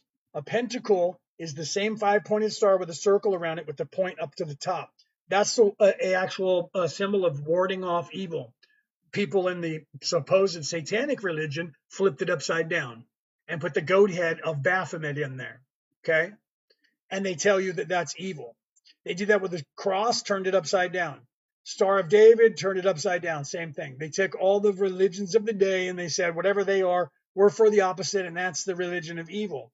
Right? So at the time, do what thou wilt, but harm none, is the saying of all the people that are Wiccan, pagan, druids, including the Israelis. Do what thou wilt, but harm none in the world. So the evil religion said, do what thou wilt. Took off that harm none part. Do what thou wilt. Do whatever you want. Do you see? So they just took the biggest 3 religions and then turned everything upside down and then claimed it. And then people don't know the difference. So when you see the pentacle, which is the 5-pointed star with the point up, you associate it with evil, just like you do the pentagram. Pentacle, pentagram. Okay. So most people don't know that. So here's another example. On the belly of Ganesh, from the elephant god from that religion, he has a swastika on him. That symbol of the swastika was used to ward off evil for over 2,000 years. Then the Nazis got a hold of it, and now everybody sees it as a symbol of evil. The same exact symbol was the symbol and still is in that religion, a symbol to ward off evil. And the Nazis adopted it for themselves, and they were using it for the reason that it was there, trying to conjure up defense against all other negative energies that were going to try and stop them from doing what they were doing, using it as black magic. And now today, if you have a swastika, people say that you're a Nazi. Same reason. Okay? Same reason. Take all of your symbols, make you doubt them, make you think they're evil, tell you that everything that is up is down and down is up, and everything that's backwards is forwards, and everything that is the truth is a lie. Okay? So don't go into the light, because they're going to zap your immortal soul and you're going to come right back down here, because it's a prism that third dimensional aliens put you in. And then if you try to get away, they're going to come get you, and they're going to tell you that you're on a secret mission. Don't listen to them. They're lying to you, because you're going to zap your immortal soul and make you forget, and you're going to wake up in a body again. Or they're going to tell you that you're and not just on a secret mission, but that you have to keep coming back because you're from another place and you came here. That's all a lie. Those are all truths. I tell you that because I know that, because I am not veiled, and I came here from a high place. You come down here, and I've been doing that over and over and over, and some of you have too, to help out, right? Gnostic, they call everything that they don't want you to believe, they either call it a Gnostic or they call it pagan, and they tell you that it's wrong, okay? That's wrong. That's Gnosticism, right? The Gnosis religion is lying to you even more, because they've taken all the gospels that were taken out of by the Council of Nicaea, the first and second one, and the two councils after that, taken out of the Christian Bible. We know that now because the Ethiopians who walked away from that and said, we're not letting you edit this, have a full Bible, and guess what books are in there? The ones we found in the Dead Sea area. So that stuff that you call Gnostic or Gnosticism is Christianity before the evil people took it out of the Bible, my friend. But the Gnosis clan, who are trying to sell you on that religion today as Gnosis, they're telling you that Jesus told John and James a secret. I was telling the world this, and it's bullshit and a lie, and here's the true story. And then they're telling you the stuff that's in the Gnostic Gospels, which is in the Ethiopian Bible. And half of it is in the Eastern Orthodox Church Bible. I know this because I'm a theologian. Okay? You should look this stuff up. All right? So the Gnostic Gospels, the Nag Hammadi, all of that stuff is no different than all other religions. And I tell you truly that I have been studying religion since I was 8. And the one thing that I have found that is the exact same information in all religions is the Christ oil within you, that every single religion on the face of this earth was teaching you until people stopped teaching it, but it's still there. And I wrote a book about it right here, and it's called The Reality About Reality, Returning to the Old Ways. And I am not the only one that knows that. There's a link in our bio. And I'm not the only one that knows that. There's another book that came out in the 1940s, almost 100 years ago, called God Man, the Bible Made Flesh. And guess what? They tell you almost word for word everything that I say about the Christ oil that's happening within you. Okay? It's out there. You can Google it on YouTube and watch videos that tell you the exact same thing. If Jesus touched so many lives, why did writings of him come 2nd century, not his era? They were actually around before that, but they're lying to you and telling you that there were no teachings of his until the 2nd century, because that way they can say that any book that they want isn't true and that Jesus isn't real. Okay, that's what they're doing. So they're telling you that none of those books are anybody's that were in any way connected to Jesus, because he didn't exist, because he's not real. The truth is that story, and that's how they get you. They have theologians chasing their tails looking for scripts, looking for a scroll, the oldest scroll. We got to find the scroll that the guy says, I, Nebedi, I am the guy who is creating this religion for the very first time. And this is the year 4482 BCE, and I'm inventing this religion. That's what they can't wait to find. Okay? Because the one thing they all tell you is the exact same thing, and that's everything that they all tell you. Every religion that's not been created to be a warlike religion is teaching you an ascended master came here, and by what they did while they were here, they were living the example of descension into physical form, which is what you're doing, living a life in physical form until you realize that that's not you, and you graduate to, I am not this body. I am something else that is a light being. I'm not sure what I am, but I am becoming that, and I am not this. And that's how you get to 4D, and then you move up from there. So you can sit here as long as you want in 3D, my friends, and you can think I'm crazy, because I'm not here to be your savior. I'm here to give you tools that will help you if you choose to pick them up. Okay? Can you quickly repeat the cleaning up Jesus blood part? Yes, I can. Okay?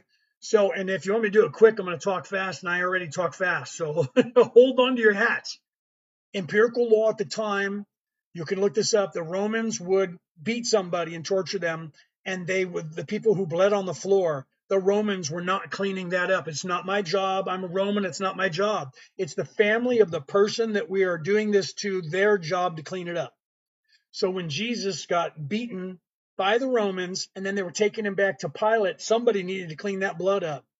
By order and decree by the Roman law at the time, the family members needed to get their ass over here and clean that blood up, or they were next. 3 people showed up to clean Jesus's blood, and only family members could do it. That's why there wasn't 12 of them there. Okay? 3 people. Mary, Jesus's mother, Mary Magdalene, Jesus's wife, and John, James's brother, because John and James were actually Jesus's younger brothers. Okay? And that is empirical proof, because if you look at that, Mary wore a hijab. Back then, you only wore a hijab if you were married. You didn't just walk around with one on your head. That's why even in the show of the Chosen, that's why the girl that was about to get married, who ended up getting the sword pushed through her, didn't have a hijab on all the time. Okay, that's why she didn't, and that's why a lot of people in that story did not. Well, the women. The ones who did were married. So why was Mary Magdalene marrying that all the time? Because she was married to someone. Well, she must have been married to John. Well, they claim she was married to John the Baptist, who she never met, never had anything to do with. Oh, and here's a little tip, right? And here's a little tip that I forgot to tell you. You can look this up in the Bible too. When Jesus went to find Mary, and Mary got up and she was drinking a lot and supposedly possessed, she left the bar, and Mary and she left the bar, and she was going by Lilith at the time. Jesus went outside and said, Mary of Magdalene, and she stopped.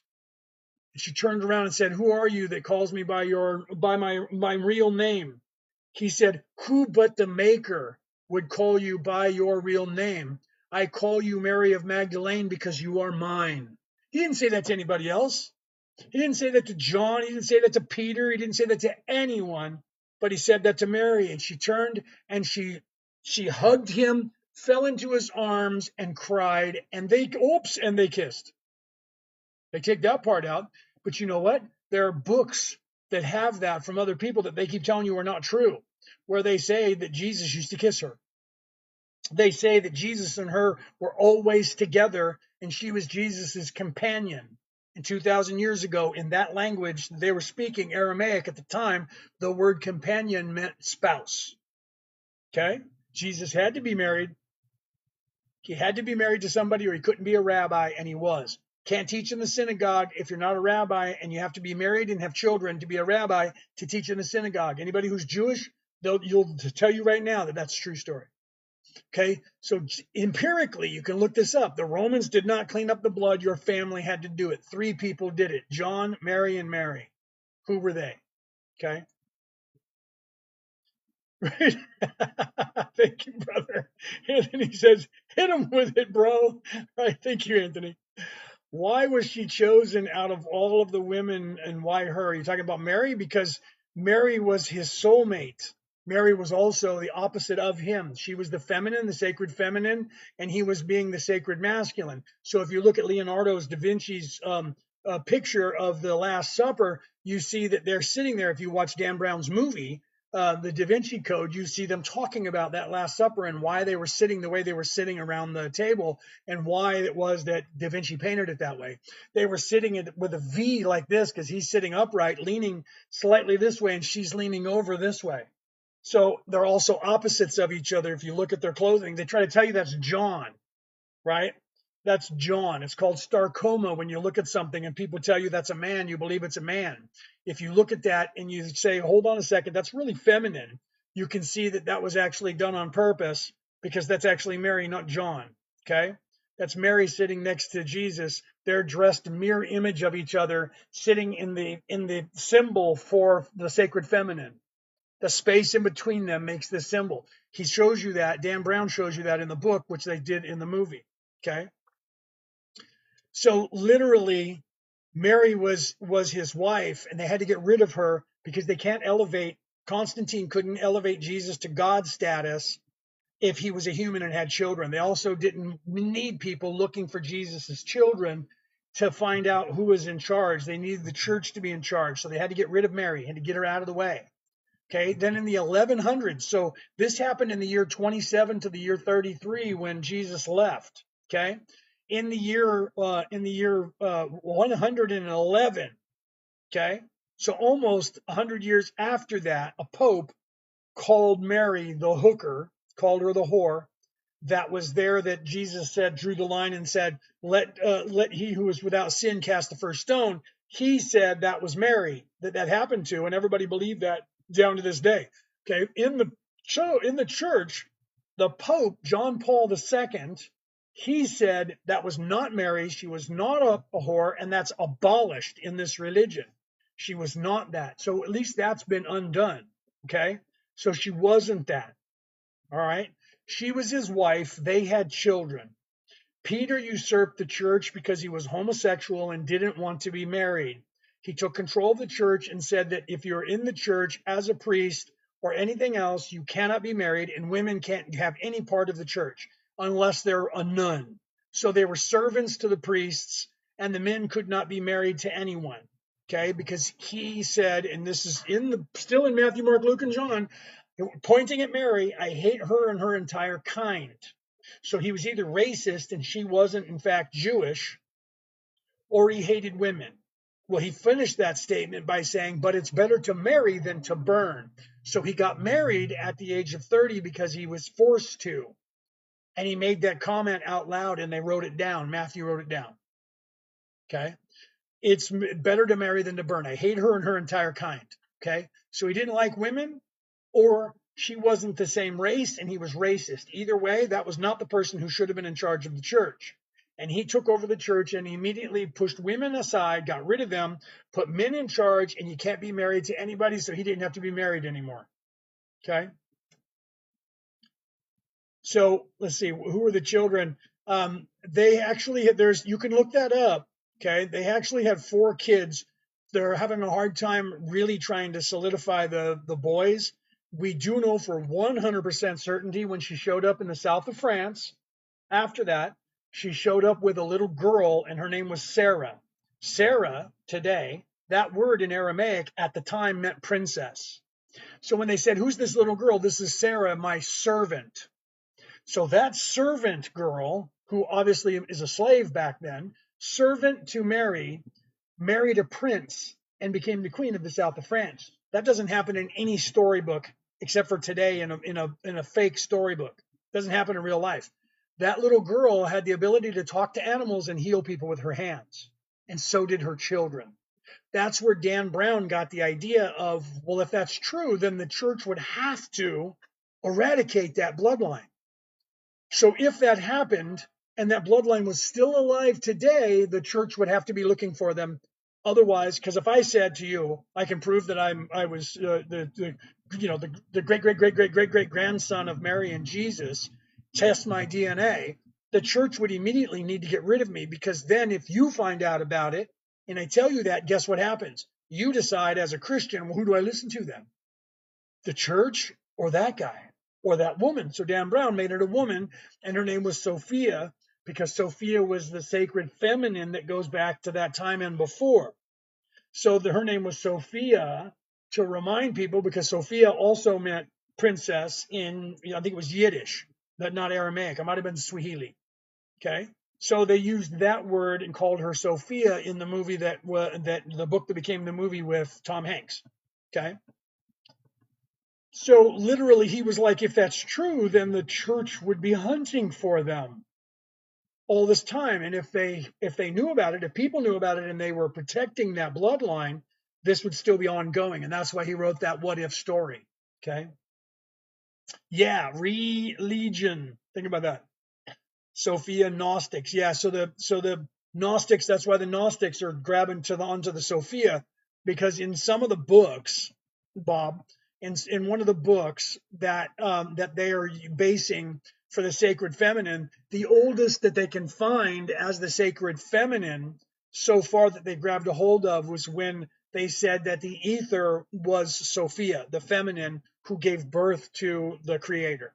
Okay, so that's why that's why the Gnostics go with the Sophia, because if you look at the Book of the Truth, they call that same character Error. Okay, and they show that Error was the beginning of the it was the same story of the beginning of the ego. Thank you very much. Thank you for that, Dex. So Error is the Sophia character in the Book of Truth, which was one of the books from the Nag Hammadi, whatever you want to call it, the Dead Sea Scrolls. Okay, you can look that up. You can look up the Scroll of Truth or the Book of Truth and read that. They called that character Error, and Error comes out of the Archon pantheon. Error was one of the Archons, and she wanted to create like God, and she created the humans. So that comes from the same storyline from Adapa, where the Archons and the Ajiji, and the Archons created the Ajiji, and the Ajiji got lazy and didn't want to do the work down on Earth anymore. So they wanted somebody new, and that's where you get the word Anuna, where everyone thinks it's the Anunnaki and thinks they're aliens. Those from the heavens came, right? Those are actually angels, and those people are the ones who are on Earth. That's us. Hello. If anybody's the Anunnaki, it's not a race who got here in a puddle jumper and that can only just barely get here every 3,000 years, because that's who's on Earth now taking care of Earth is the Anuna. Okay, so if you actually look the real translation to that Zechariah Sitchin screwed up and said Anu, the god, came. The actual translation is the seed of the prince came. So it's not even a god. It's not even something else. But in the other stories, that's what they called the fall, because the Ajiji, which would be angels in today's language, the archons would be archangels, and the Ajiji would be angels.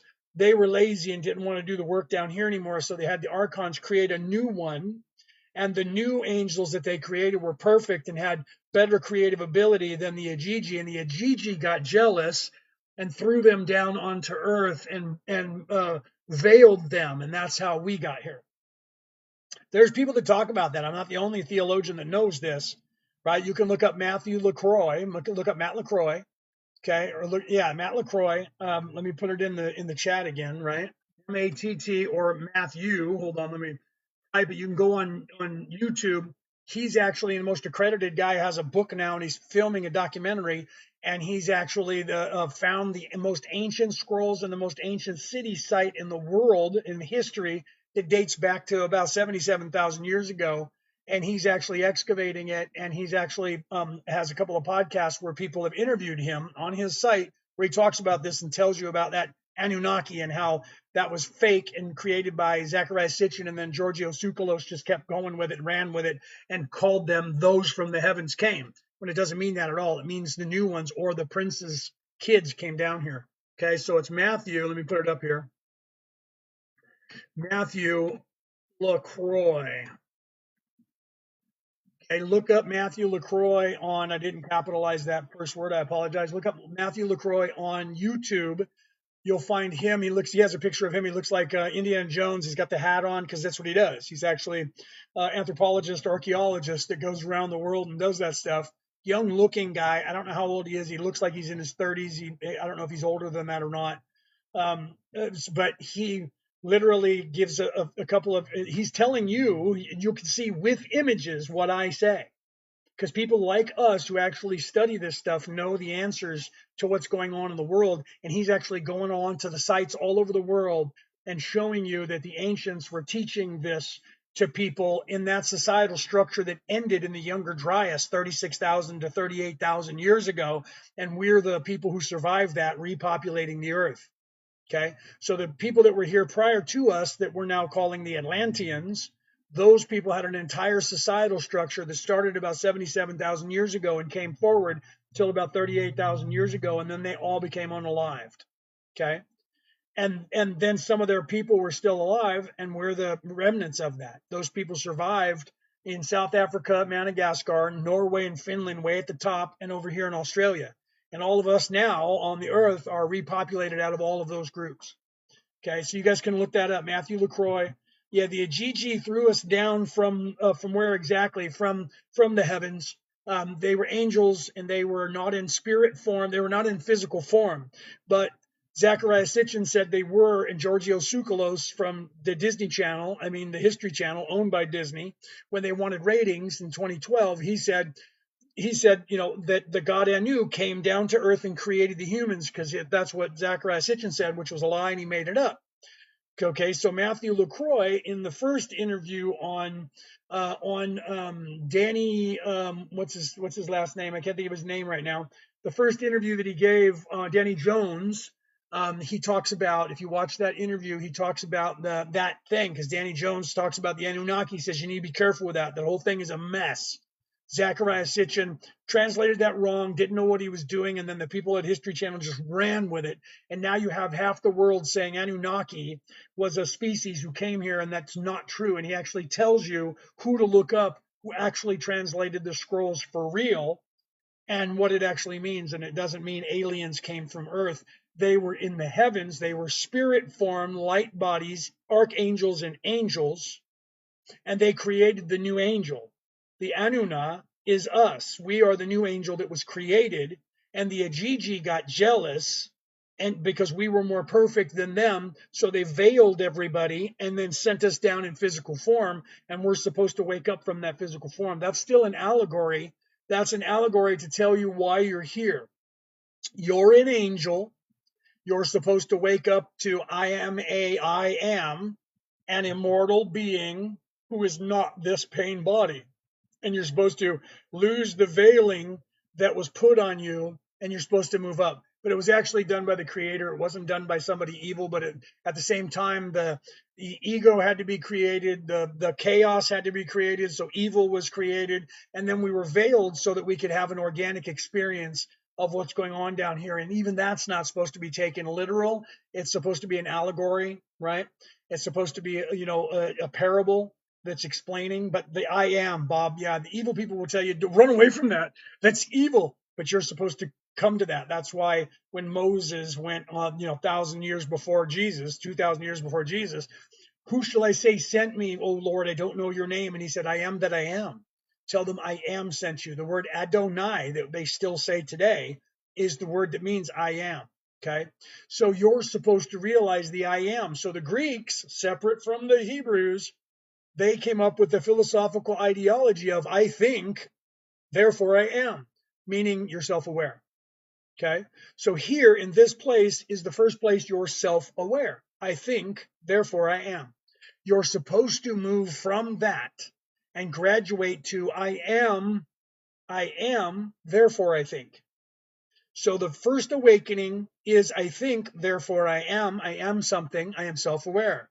Then by the ponderance over time, 7 to 10 lifetimes usually, we're all supposed to wake up and realize, wait, I am not this pain body. I am an immortal spirit. I am light beingness, not this physical plane. And that is the way that Jesus was trying to teach, and everybody else in history, Marduk, Thor, Osiris, all of those characters, including Moses, their entire story was the descent from heaven into the physical plane to then wake up to the realization that I am something far more than this physical plane, and then rise up. You're supposed to become unalived physically, but not literal, not living of the flesh, but living of the spirit, and dedicate yourself to living in the higher plane of the spirit, realizing I am something else, and I want to get out of here by expanding my consciousness. And eventually, when you do that long enough, you get to a place in your life where you don't have to stay in this body anymore. And when your body decides to go, you let it, and you don't have to be reincarnated into the body anymore. You get to move up to the next one. But yes, you are an immortal spirit. Okay. New beginnings, you are an immortal spirit. Okay. That is who you are. That's what you're supposed to realize. You can say that all you want and stay here. I don't care. I'm not Jesus. I didn't come here to die for you. I came here to give you tools. If you don't want them, you can throw them in the garbage and sit down here and wait. Eventually, though, in the after, later on, I'll see you and you'll go, yeah, I wasn't ready to come up yet.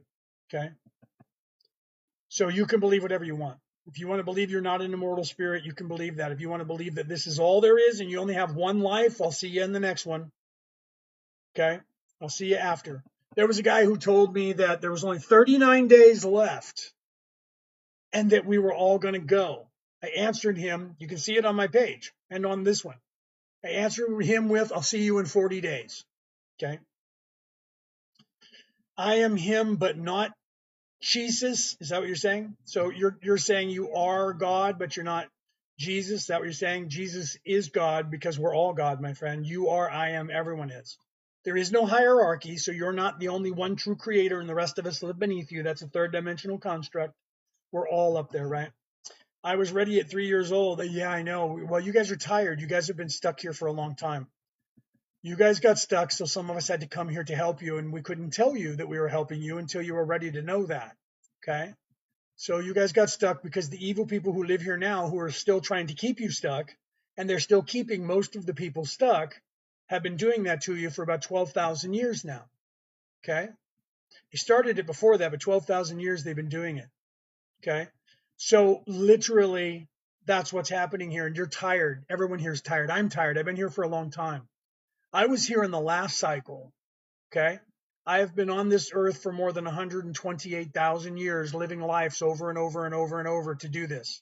I did this with the people before this, and I stayed here to do it with these people here because there's a new way that we're doing it this time because you guys got stuck, and we're going to move everybody into 4D so we don't have to unalive everybody. But the bad guys want that to happen, and they want you to stay in that cycle because they're still controlling that cycle and they'll keep you here. So we're not allowing that to happen, and we're fixing that. Okay. So do you believe that the Gnostics are the true source of information? No, my friend, every single religion is the true source of information, but only the parts of it where they're telling you to look within yourself.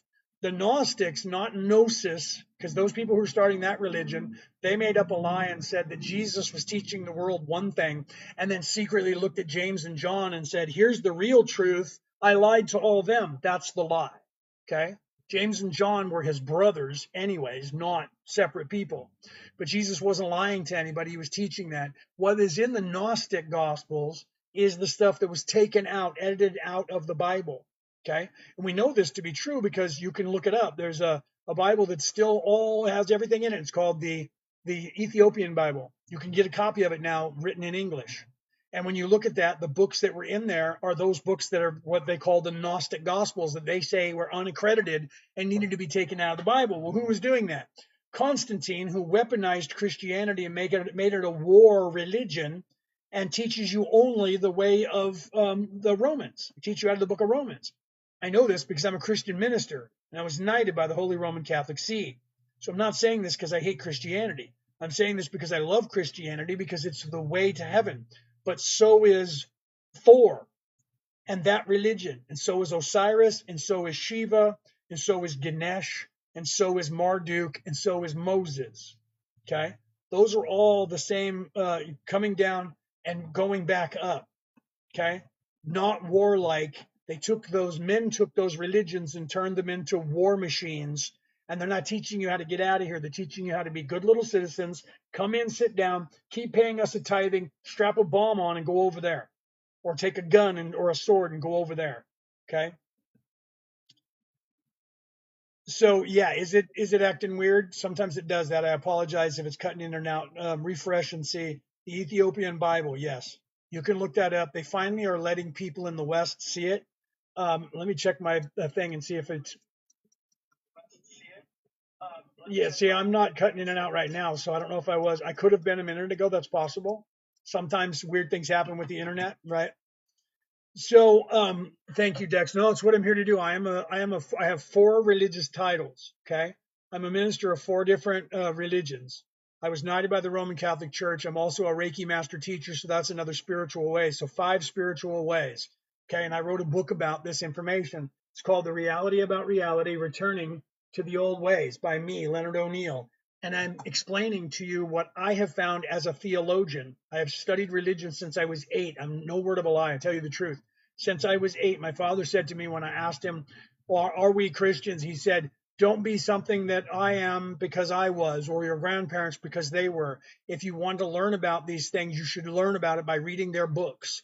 Go to there, talk to their clergy, go in and talk to the people who worship there, see their mass, but don't just join one. Read all of them and do that with all of them. And then eventually, if you choose to pick one, pick one. I took him literal, and I've been studying religion since that day. I swear to you. I study everything that I can find. And when somebody says, hey, did you ever read this? I go, wait, what's that? I take a picture of the screen or I write it down and then I go and read it. Okay. And I tell you truly that the one thing that they're not allowing theologians to tell you is, instead of chasing the scroll and saying, we got to find the oldest scroll because this story from this religion looks like it was borrowed from that religion, and that looks like it was borrowed from that religion, and this story over here was borrowed from there, and that story over here was borrowed from there, and they all seem to be borrowing a story. I said, well, what is it that they're all borrowing? What are the stories that they're all borrowing, and why are they borrowing them? Okay. So you find out that most of them aren't borrowing the stories. They actually had the same story, but everyone wants to think that they were borrowed because they're told similarly. Some of them were, and some of the people tell you that. Okay. So when they said the Mesopotamian scrolls, if you actually look at where those people who said that that was from Mesopotamia, the Mesopotamians said this information, the story of the Enuma Elish, came from the Akkadians, who were in fact Greek. So when you go to the Akkadians, who were Greek, where did they get that story from? That's like the Hermes and all of that. They claim that came out of Egypt. So you go to the Egyptians and you go, here's the story of Hermes. And they're like, yeah, that was given to them from the Thoth the Atlantean. Well, what's that? Well, that's not ours. That came from Atlantis. That was from a people that no longer exist on the earth. So they took some of that information as well. And what was it that they all got from all these people from the ancient times? They got the way to ascend to heaven. And weirdly, all of the people who came after them who had no idea of those books, Jesus, Marduk was before that, Thor. Okay, and they said that the Thor religion, well, that's just the Jesus religion because that wasn't written down till the 1100s. Ask the people who were over there who were the Vikings. They'll tell you that religion predates Christianity by a long time. They just didn't write it down for people to read. They gave it verbatim to people. So if anything, the people over there heard about that one and borrowed it from them because it actually exists longer. Well, because it's not written, so let it be written, so let it be done. It can't be real unless someone wrote it down. Okay. But what's the story? The story is the same in every single culture. There is an information of what we're supposed to do. Okay. And I'm not the only one saying this. There's some of us that are saying it out loud. That's why I told you guys about Matt LaCroix. Matt LaCroix just published a book, and he has got videos that he's showing in interviews and showing you pictures that he's going around to sites all around the world to all of these religions that I'm telling you about. And he's taking pictures of things and showing you and explaining to you what that means in a spiritual way. And it looks to him the same way it looks to me, that every religion on this earth dating back 130,000 years was telling the same way to get out of here. And then people took that away from you by not letting you see it. Okay. Right? Norse gods are history. According to them, they are. Norse gods is our history, or is our, yes. So if you look at that, it's the same story. Odin, the god of all who created the universe, the All-Father, sent his only begotten son down to earth. He came down to earth and was not a god and was mortal. And while he was here, he just did all kinds of things and performed miracles the same way Jesus did. Then he had to fight the serpent, just like Jesus had to fight the snake, the serpent in the garden. Thor had to fight the serpent of the dragon of the North Sea. Then he became unalived and then was resurrected 3 days later and then ascended. He crossed Bifrost, the rainbow bridge. That's going up the spinal column through the chakras. Bifrost, the rainbow bridge, to go back to heaven. And he took Mjolnir, which means lightning. His name is Thor, which means thunder, the god of thunder and lightning, enlightenment. and he cracked the sky with his lightning and thunder, and it opened up the sky and illuminated the sky and scared off Fenrir the wolf, who was clouding the sky and not allowing anyone to see. And he illuminated the sky and everyone could see, and he ended Ragnarok. And he became lifted up to Valhalla, heaven, and became God's status again. That's the same story of Jesus. Okay? Same story of Jesus. Thor. That story, just because it was not written down to the 1100s, doesn't mean that the Vikings don't tell you. That story was around before Jesus was around. Now let's look at Taoism, the Tao Te Ching. That means the book of the way. Lao Tzu, 634 years BCE. That means 650 some odd years before Jesus was even born. Okay? 600 and at least 40 years before Jesus was born, a man wrote a story and talked about the way, Tao Te Ching, the book of the way to get to heaven. So that man knew the same story that Jesus was teaching. Did he borrow that? People say he did. At the same time that man was talking, there was another man in China, and his name was the Buddha. And the Buddha was also teaching a way to get to heaven. Okay? So think about that. It's in every religion. The story of Shiva, the story of Ganesh, coming down into human form on earth, sacrificing themselves, living, walking on water, feeding everybody with nothing, bringing back the unalived, making people see who were blind, miracles, became unalived and then ascended, went up to the heavens and became a god again. Shiva did the same thing. Osiris did the same thing. Those were parables to talk about the Christ oil, pardon me, the Christ oil within you. Okay. Bob said, so to get out of here, you're saying that we have to believe in resurrection. Well, yes. Yes, because you are resurrecting and have been resurrecting over and over and over, and you will continue to do that whether you believe it or not. You'll continue to resurrect over and over, because normally when you first become self-aware and you are born as a human, it takes between 7 and 10 lifetimes to learn, I am not this physical body, I am not this pain body, I am not the thinking mind, I am not the ego, I am not the conscience, I am an immortal spirit. It takes between 7 and 10 lifetimes. That doesn't mean that this is the lifetime that you're not going to do it. Okay. The fact that you hang out and you're still wanting to learn and don't think I'm crazy means you're real close, Bob. Okay. Otherwise, you think I'm cuckoo and you'd have left a long time ago. So you have been, resurrecting over and over and over. You just get veiled every time you come into a new body, so you don't remember that you've been in many bodies until you wake up, and then you will actually remember that. Okay. So you have to realize those things. When you reach enlightenment, you have to follow the way. It has nothing to do with belief. Correct. It's knowing. Right. Thank you, B, for that. B, I love you. We haven't talked. You must be more awake. Right. Because thinking is what gets us into trouble. Okay. So you don't have to believe. You have to know, and you will know that. As you pierce the veil, my friend, as you start piercing the veil, at first you start realizing the physical things that are wrong. You start seeing the people around you, like the legacy news media, politicians, and you're like, those people are just freaking lying. They used to hide that stuff. They're not hiding it anymore. They're just blatantly lying.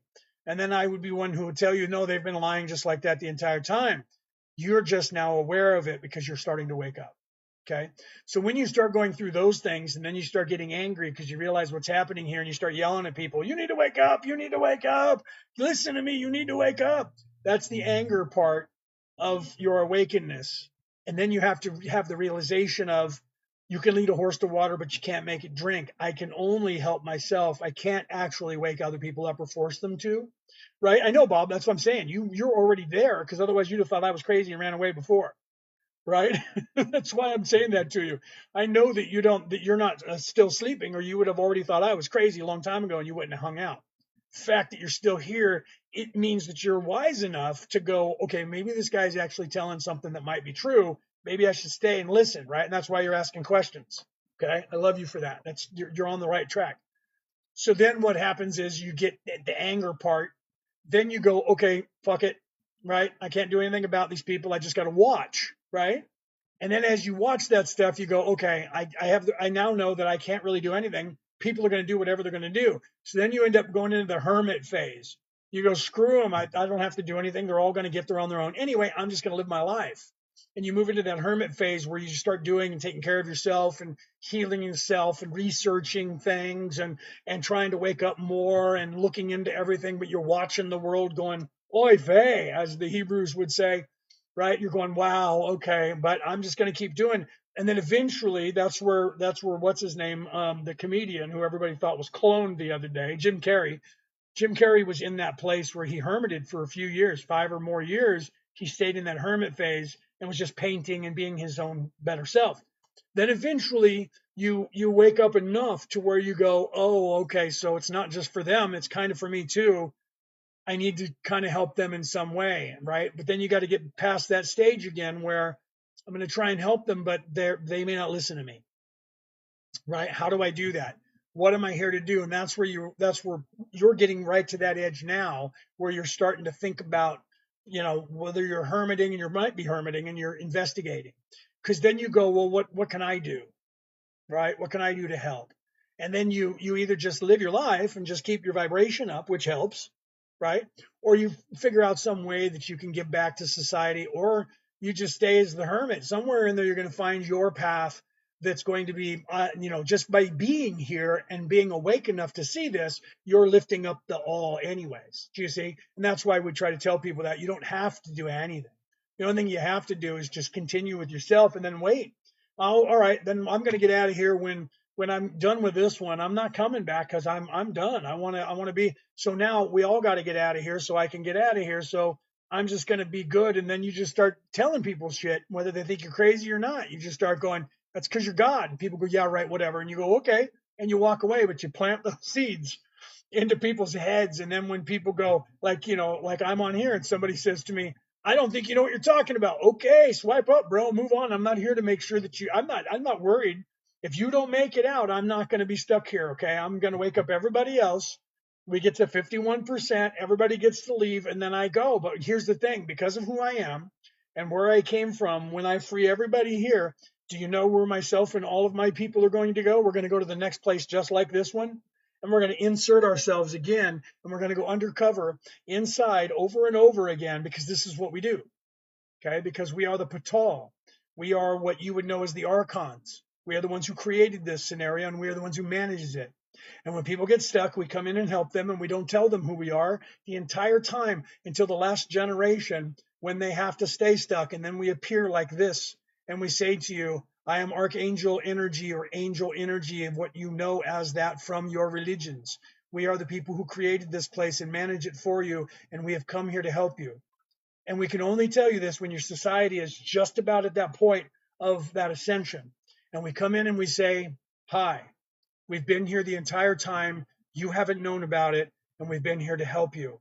Okay. I've come here to help you. You may not remember me in the next life, and it's okay. One day you'll know who I am because we'll meet in a different place. I don't care if you believe me. I don't need your belief because this is who I am and who we are, and we came here to help you. And then we're going to continue doing what we're doing and help as many people as we can. And if everybody on this planet doesn't believe me, in the next lifetime, I'll wake up and do the same thing and I'll be in a different body. Might be a woman on the next one. Usually I'm the man, though. My wife likes being the woman. So we usually pick these. I usually am the man 90% of the time, and she's, or 98% of the time, and she's the woman. We'll come back in another life and start this all over and do it again. Okay. Once everybody has their freedom, once you guys have the ability to actually graduate when you're supposed to, thank you for that. Once you guys have that ability back, then we'll leave and they'll tell you that we were a Mandela effect and we never were here and it wasn't true. And it's okay, because we're not doing this for the glory. We're not doing this for you guys to worship us. We're not doing this because we want you guys to remember us. We're doing this so that you can continue your journey back to the Creator. Okay. So that's why I'm here, and that's why we are here to help you do this stuff. So that's why I tell people, let me be honest. When people say, I don't believe you, I don't care. It's okay. You can be where you are, and I will be what you need me to be, whatever that is.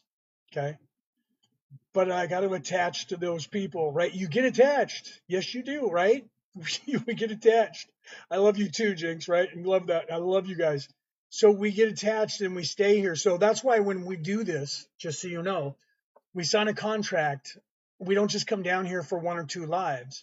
We actually come down here for the long haul. That's why I was here in the last cycle. We were here in the last cycle, and that cycle was 77,000 years ago until 38,000 years ago, and then this cycle started. And we stayed here to help this cycle start, and then it got stuck, and we went, wow, okay, well, while we're here, we can do these things. We stay from beginning to end. So when we come back, we either sign on for 77,000 years or 140,000 years, or graduation, whichever comes first, and then we move on. This is what we do. We do this because the Creator asked us to, and so we do these things for you and everyone else. I was talking to my wife about that, and I said, after this, we could always go back and rejoin the Creator. And she said, I don't want to do that. I like doing this. And I said, good, because I was just checking because you're kind of tired. And she said, we've been here a long time. We need to take a vacation. So we're planning on this life to take a vacation. Once you guys get back on track by 2050, we're going to stay and hang out with you guys. And I've determined that I'm going to be 147 years old before we decide to leave. Okay. Right now I am 58. So when I'm 147, that's when we're going to make a choice of whether we're going to stay here with you guys longer or we're going to leave. Okay. So that's how you guys are going to know as time goes on that we've decided to stay, because we're going to still be here with you. And you guys are going to go, wow, that guy looks exactly the way he does today. And I saw him online 45 years ago, and he looks exactly the same. Okay. Because that's what we're going to do, because this is the last life you're going to have to do this. You guys can then graduate if it's your time to graduate. Okay. So while we're here, we're going to teach you as much as we can so that you guys can get yourselves back on track. Do we find each other in different lives? Yes, Natalie. We find each other in every single life, no matter how long it takes. We find each other exactly when we're supposed to in every single life, and then we stay together, and we bring a whole group of people with us. We bring in right now, there's 28 minimum that are here. We believe there's more than that. Some of you are still asleep. We have about 48 people that travel with us as the patrol, but there are more. There are some of you who come here and do the same thing. Those of you who believe that you're from the belt of Orion, you have also come here with us. We are a coalition down here on Earth attached to the Orion Council of Light, which is attached to the Galactic Council that you know of. She is my soulmate, yes. And her and I have been together forever since the creation. When God created the archangels, we were part of that wave. There is not, people say, I was the third one created. That didn't happen. There isn't a pecking order up there. Nobody's in charge, right? How can we figure out where we are from? If you're awake enough to realize that you're not from here, and you know that your home is somewhere in the stars, there's somewhere that you look at in the stars that you think is your home. You sense it. Ask yourself where that is. Okay? Ask yourself where that is. See, here's one of the knuckle draggers here. Somebody's laughing at me from the way I'm talking, right? Turquoise. Turquoise thinks I'm crazy. So we'll see how long Turquoise stays in, or if Turquoise gets mad. Do you know Ingrid Cold? Ingrid Cold, are you saying that right? Are you trying to say, what is that? Indrid Cold? I'm not sure what you're trying to say. You are, yeah. Turquoise, you can believe that. I don't care, brother. I'm not here to save you. I'm not your savior. I'm here to give tools to the people who are trying to wake up and wake them up so that you have the ability to wake up when it's your time. So you can believe whatever you want, right? Do you believe Jesus is God? Well, we're all God. You're God, I'm God. This is all happening in the mind of the Creator. Yeah, the Galactic Council, Riff. Yeah. So they can be 60 for eternity like you? Yes. They can also be 35. You were supposed to only age between the age of 25 and 35 wherever you feel fit. And that's where you're supposed to stay until you decide to leave the body. You're not supposed to get old. Okay. But you believe that because they tell you you get old, and you believe that. And so this place makes you get old. Okay. But I'm not 60. I'm only 58, my friend. But I've been around for a lot longer than that. Now I'm always looking to the sky. Yeah, when you look up at the sky, you'll see, right? Do you think your contracts are in years? No, but down here you perceive everything in years, right? First a year different on every planet. Yeah. No, time is relevant. Time is not relevant. No, time is relevant. Time only exists in your mind and the place that you're at. Okay, right in this place, from your perception of time, we sign on for 77,000 or 144,000 years or 145,000 years. Okay, from your perception of time. Time only exists in this reality because you're sped up close to the speed of light. So because of that, you have a distortion that you think is time, past over here, future over here, and present in the now. That's because it's the physical plane where it takes time to manifest. You have to move things and do things. When you get outside of this pain body into your spirit body and realize that, that's the one that can go places without having to move.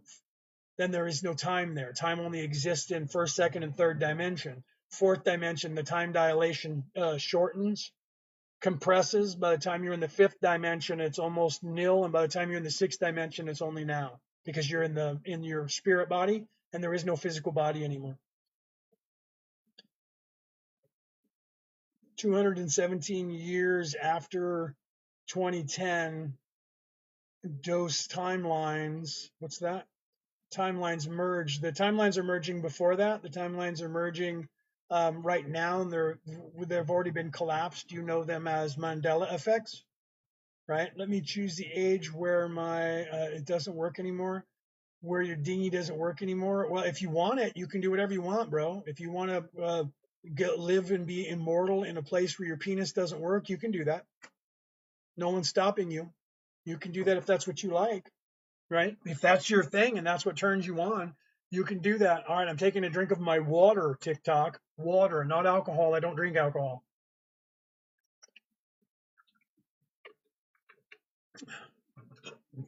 TikTok goes crazy like that, right? Well, that's what you've done. Oh, I see. I see, little boy. So, little boy, you think my penis doesn't work. How would you know that? How would you know if my penis works or not? Right? Do you come into my house at night and play with my pee pee? Is that what is that what we're doing here? You're trying to pick up on me, are you? I'm gonna have to mute this little teeny troll in a second. Okay, so right, yeah, he's being rude. Yes, he is. He's being rude because he thinks that in some way he's important because he can say words to people. So the next time he says something, I'll just mute him or I'll block him. Doesn't matter. Or you can like listen, bro, and maybe learn something and expand your consciousness instead of being a 11-year-old little boy, because that's what you're doing right now. Okay, so wait, what was this here that somebody said? Are there people who are contracted to sabotage those who come here to help? Yes. It's the people who are bad. Oh, you are learning, are you? What are you learning? You're not learning anything, bro. I'm gonna mute you because I'm tired of watching you type stuff. So you can stay if you like and learn something, but you're gonna be muted now. So he's muted, so chances are he's gonna probably try to report me. So I'll have to go and block him and report him in a moment because he's a little teeny guy living in his mom's basement. Okay. So James, how you doing, brother? All right. So yes, there are people. Yes, he is a miserable little guy, unfortunately, and that's how he gets off, right? Who do you think is the second witness? The second witness, I don't think you. I would like to understand what it is that you're trying to say. Second witness, are you trying to say like the person who's going to witness the Christ coming back? Because that's never going to happen. He never said he was coming back. So I'm not sure if I know what you're talking about. So, but to get back to what we were saying, guys, please tell me, further. To get back to what we were saying, guys, yes, the people who think they own you, I call them the controllers in my book. Okay, the reality about reality, returning to the old ways. I call them the controllers. They look for people like me. They hunt us down, and in different lifetimes, they would hunt us down and unalive us as soon as they identified us. Okay, they tried to do that in this lifetime too, but we didn't let them do that. It's in the Bible. Second witness have to come. Yeah, that's part of the Bible that they put in for you, my friend, to keep you here, waiting for Jesus to come back. waiting for the second witness, waiting for stay here and wait. Jesus said he's coming back. That's not true. You're supposed to learn who you are and move on from here. That was what Jesus was teaching you, the way to get to heaven. Okay. So two, not second. Yeah, that's not going to happen either. That's what they used for the movie Stigmata of the two witnesses. That's not going to happen either. That already happened. Okay, you already had the two witnesses. You had John the Baptist who pointed him out, and then you had other people who witnessed him. It's not happening again, my friend. That's part of the control mechanism that they took control of that religion when they changed it in 325 at the first council of Nicaea, the one after that, the two councils after that that happened 50 and 65 years later from 325 when they took all the books out and rearranged the Bible, made it a warlike religion, and told you that Jesus was God, got rid of the feminine, told you that Jesus wasn't married and that Jesus was actually God on earth and he's coming back for you. Wait here. Okay, that's what they did. Oh, and by the way, go over there and unalive those people for me. And that's what they're still doing today in all the religions. And that's how they keep you here. Jesus is my baby. My baby's what? Was Jesus a Reiki master? Yeah, well, from the standpoint of what Reiki is, yes. Okay, because Reiki is the ability to heal people no matter what their illness. I know because I'm a Reiki master. Okay, so from the standpoint of what that is and what Usui got from source with those with those symbols that give him the ability to channel, gave him the ability to channel that energy and then eventually pass that on to other people. That's why we're not allowing it to become a religion. It is only a spiritual way because it's a way of life that you have to choose. Okay, because you have to be in service to others, and when you can't get it if you're in service to self, it's the same abilities that Jesus gave to his disciples when he said, go out two by two and heal people. You too will have these abilities to do in my name. Okay, it is that those abilities. He just didn't give him the symbols that made him do that. He entombed them with the symbols. He didn't tell them what they were 2,000 years ago. So the same thing happened to Usui, who didn't believe in Christianity, by the way, who didn't believe in he was like Taoism and Hinduism and the like, right? He didn't believe in that, but he got these symbols from the Creator that allowed him to heal with his hands, and then he passed those down to other people and made them masters. And I'm one of the people I think I'm on the ninth generation away from Usui, maybe a little bit further. I have to research it again because I'm teaching people, and I'm one of those people that are doing that. My wife is also a Reiki master, and I tell you truly, what you learn from becoming a Reiki master in the ability to heal people and what it does to you, and all the times that you are being in service to others by healing all these other people, you also get Reiki'd and you also keep balancing yourself by doing that. And I tell you truly, that is the fastest that I have ever been able to tell people. If you want to wake up and open up your third eye and know all of the things that are on this list and have all of those abilities, I can teach you how to do every one of those abilities one by one, or I can teach you Reiki 1, Reiki 2, and Reiki 3. If you're already a Reiki 2, I can make you a Reiki master, and that will empower you in months after you get the attunement. You are going to be unlocked, and you will have all of those abilities that come with it. My Reiki, I started Reiki back when I was 22 years old. I had a Reiki master who gave me Reiki 1 and 2. Then in 2016, I redid it. I redid it in the year between 2016 and 2017. I redid Reiki 1, Reiki 2, and Reiki 3 with a teacher here in Australia when I was in America to get that. To get my ministry, I was knighted by the Roman Catholic Church, which I had to go through training for that. It took me 2 years to become a knight, and I had to be chosen for that and knighted by the Roman Catholic Church, which gives me a minister title there. Then in 2016, I went to the University in Arizona, the Universal Life Church in Arizona, and I got a ministry through the Universal Life Church in Arizona. I also, prior to that, was taught by my father, who was a Druid priest, from the time that I was about 6 years old until I was 19 years of age. And then I received the Druid priest title of Merlin at that time of my life. So that one took me longer than anything else to learn. And that taught me like crazy stuff, right? In all of this stuff that's here, I was already learning from my father before I was even knighted, before I was, baptized, before I, became a minister. I learned all of that stuff, right? So I spent my entire life learning this stuff. Literally from the time I was like 7 or 8 years old, I started learning this stuff. So the symbols are involved in Reiki. Yeah, the symbols, there are symbols that are power symbols. One is a power symbol, one is a healing symbol, one is a calming symbol. And then there's other symbols. There's like 5 symbols. And there's people that are adding more these days, but there's like 4 basic, 1, 2, 3, 4 basic, and then a secondary power symbol that came from the Tibetan monks. Another power symbol that came from them, which adds to and locks everything in. And those symbols are a symbol that you draw, and then it's a concept.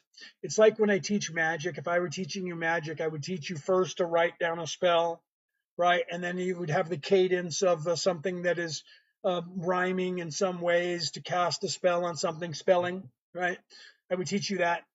They would teach you have to have an altar and you have to have tools and do all these things. And then as you graduate to high magic, I start telling you that you're the tool, that you don't need any of those things, that the concepts of what you're doing you can do instantly.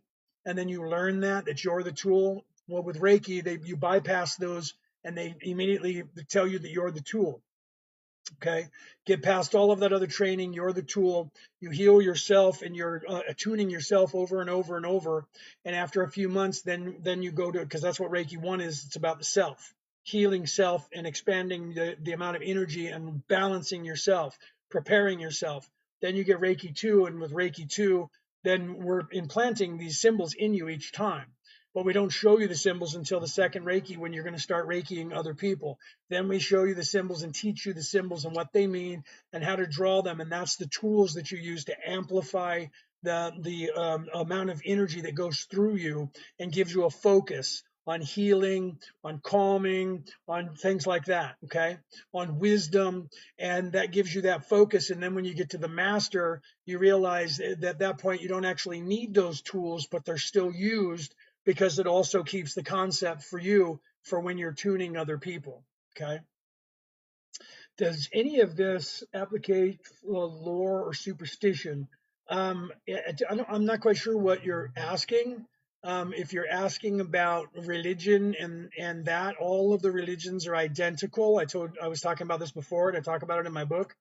The reality about reality, returning to the old ways. Every single religion on the face of this earth, currently and in the past, from everything that you know in history, when they were before they were a religion, because religion recruits you.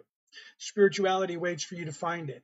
When they were a spiritual way, they were all the same spiritual way in every single religion on the face of this earth on how to get to heaven, Elysium, whatever you call that place. Okay. That's what they were. And then humans got a hold of them and turned them into an orthodox religion. And they have laws that semantical ways that they tell you have to worship that creator. And then they control you. And they usually have turned all of those religions into a war machine that you have to follow. God wills it. And then you go and unalive people. Okay. So I'm not sure if that was what your question was, what you're asking. I need to turn the light on because it's getting darker over here, because it is in fact 7 p.m. here in New South Wales. Hold on 1 second. I'm going to click that light over there and illuminate. So God said, let there be light. Watch here and we'll get it for you.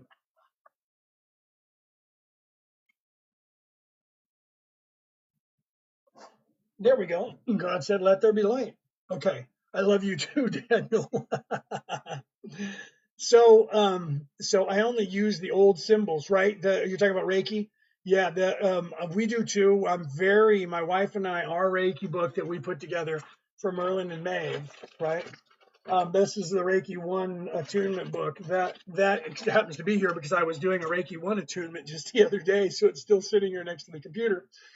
The book that we put together, we're staying very basic because we don't want it to become a religion, but we're teaching and showing how all of the chakras, because most people will tell you, well, the chakras were invented by the Indians in India. It's just not true. Okay. Every single religion, as a theologian, I know that every single religion, every spiritual way, they had a version of it. They knew what they were. They all knew the independent of each other.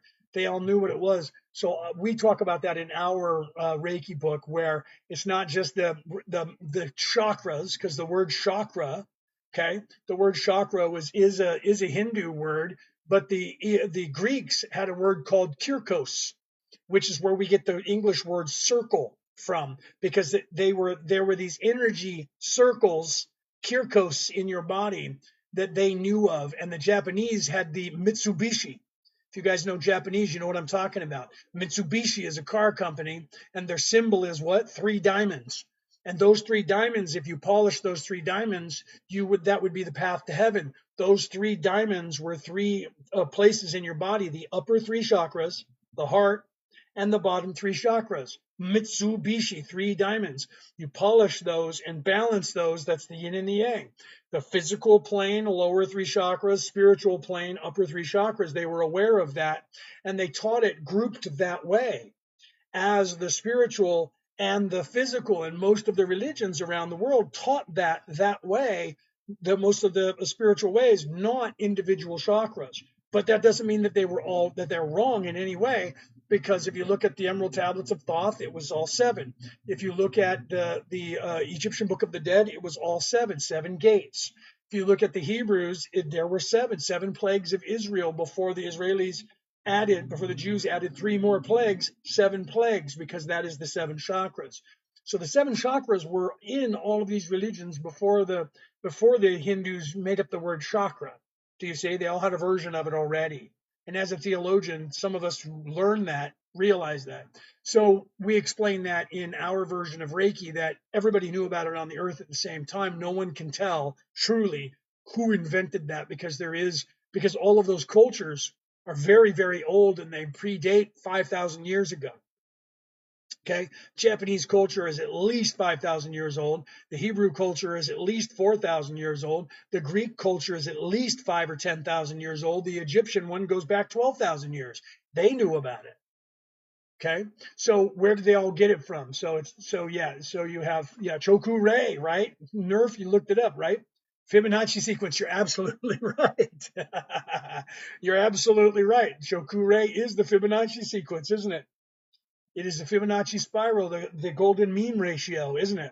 Yes, it is. One of the first things I noticed, I was a physicist at the time, 22 years of age in college, learning physics, and the first thing I saw when I saw Choku Rei was the golden mean ratio, man. That is the spiral that everybody's talking about, the goddess symbol. That is like all over the world. It goes back tens of thousands of years in caves, 50,000 years in caves, right? So I agree with you, my friend. So that is an amazing spiritual way that will not become a religion, because the masters are not allowing it to. It is a spiritual practice of healing that we're trying to make everybody in the world learn, because if everybody in the world learns it and everybody becomes a healer, guess what happens? You wake up and you get all of your abilities. So when we tell people, I could teach you everything, the first thing you should learn, though, is the defense against the dark arts, because everybody should be taught that by the time they're 10. Okay. And then the next thing is Reiki 1, Reiki 2, Reiki 3. That would take you a little over a year to learn that, and you would be a Reiki master. Okay. And that's the cheapest way to get there, because I could teach you everything else. Right. And we cost $150 an hour. Defense against the dark arts for 8 hours worth of training is $88. And these are all Australian dollars. So if you're in America, that's like 65. Okay. If you're on the pound sterling, that's like 63. Okay. So defense against the dark arts is a 2-day, 4 hours a day class to teach you things. And we normally charge $150 an hour. And that's 8 hours for $88 that you get. And it usually turns into more. So the defense against the dark arts is our most popular class, because it's the most economical, especially for those of you who are on the pound sterling, the euro, or the American dollar, because Australian dollars, the 88, and that's the cheap early bird price, is only about 65 American, right?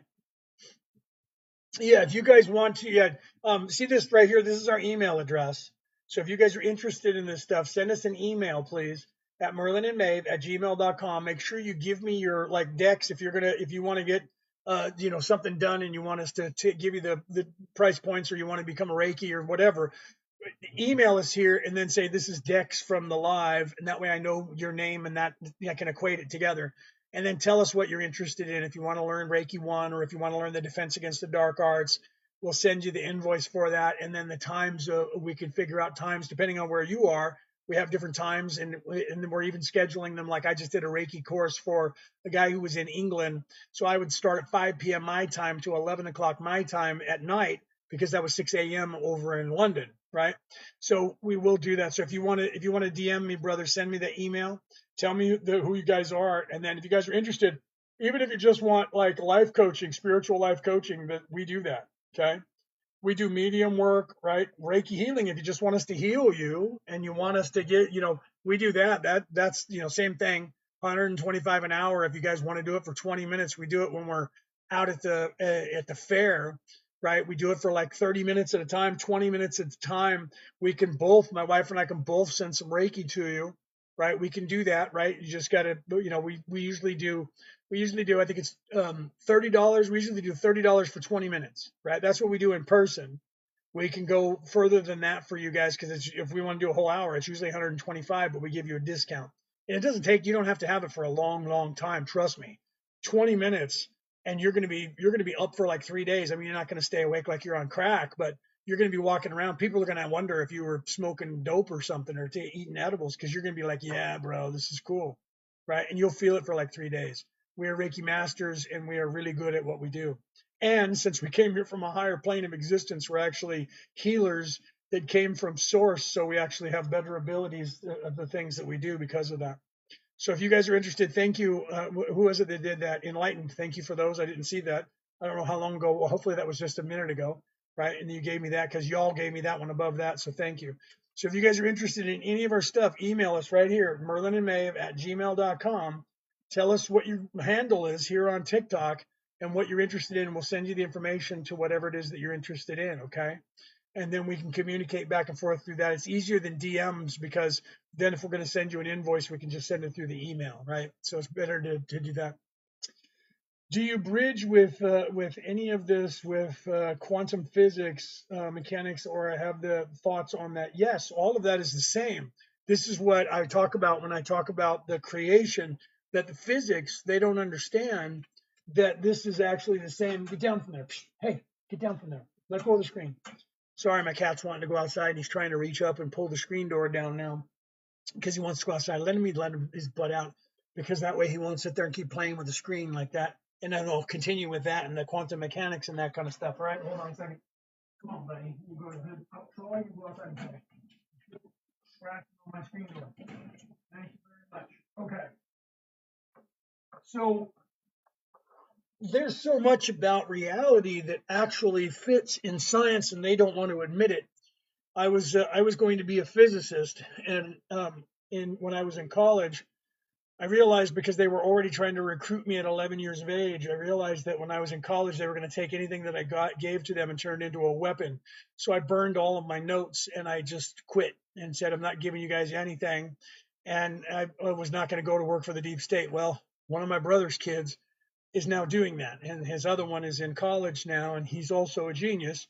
And I keep working on him. Do not go to work for them. Don't be your brother. His brother is self-serving, and he's doing something for somebody that he had to sign a non-disclosure agreement for, and he can't tell us what he's working on because he said, the day he graduated from Stanford, his father said to him, my brother said, hey, now you can go to work for NASA and work on rockets. And he said, Dad, I fucking hate rockets. And he said, wait a minute, you just went through college so that you could have this degree. And he said, Dad, do you really think that the technology we have is still the rocket engine from Werner von Braun from the 1930s? That's all we still have? He says, no, there's something else. We got cell phones, man. He says, there is a technology that we have that they're not telling anybody about. And that's what I want to learn about. So he got a job working for somebody, and he's got a non-disclosure agreement, and he's doing some upper level stuff that he can't talk about. Okay, so let's talk about the comparison between all of these spiritual ways and the creation stories of the universe itself, and let's compare that to physics and what these atheists who claim there is no God say about the universe itself, right? Let's get into that, guys. I talk about this. I think I even talk about it in my book. Okay, so in the ancient traditions of all of these religions, like the Enuma Elish and other religions, they tell you the Japanese tradition of the creation of the earth, the Hebrew one, before the there was, let there be light one, and the in the Viking one, most of these religions back then, they said there was nothing, and then there was something, right? And then there was a giant, and the giant was either lazy and sleeping or in the way or went cuckoo cuckoo, and we had to unalive that giant. Okay, so in the Enuma Elish, Marduk, who is a god who was sent down into earth and was a human now, he attacks his great grandmother. I think that's who she is on the pantheon. And he has to unalive her, but she's not really unalived. She's just sleeping. And then they created the dome of the sky with the skull. So those were all told in all of those religions. The Japanese, the same. There was a giant was in the way, and they had to unalive him, and they created the dome of the sky out of the giant's head. So we're living inside of a giant's head. Well, the frost giants, I forgot what his name was. He had a weird name. They had to unalive him, and they created the universe out of the giant's head. So we're living inside the mind of a sleeping god. Okay, these are what the stories were originally. Okay, so they said, well, there is no God, and they had to get rid of that because we're in the mind of the in the head, living in the head of a God who is asleep. Okay, so down here today, I tell you truly, this is all happening in the mind of the Creator. You're in the mind of a sleeping God right now in a dream. And this dream to you seems to last for a very long time, but it's only 1 second of real time because there is no time outside of here. So now let's move on from that, right? So who's capitalizing and yelling at me over here? Check out my stories. Is it because you're talking about the same stuff, bro? Is that what you're saying? Jesus loves you. Is that what you're saying? Please stop yelling. My wife would be really angry because you're doing capital letters to get my attention. Please don't do that. So, like the movies, The Guardian of the Galaxy. Yes. Then where do you think they got that idea from? They got that idea from the ancient scrolls. Okay, and they made the movie. They're trying to retell it to you today, so you guys figure out what's going on. That's where they get the best stories come from. All these religions. So they said none of that's real. None of that's real. There is no creator. Science says there's no creator. Okay, so then come forward a little bit to about 6,000 years ago, and everybody starts writing from 10,000, 12,000 years ago down to about 6,000 years ago that the creator, there was nothing, and then there was the creator, and the creator said, let there be light. And out of light became life, light and life. Everybody in the ancient times did that, and Matt LaCroix is going to show you that if you watch his stuff. So light first, then light.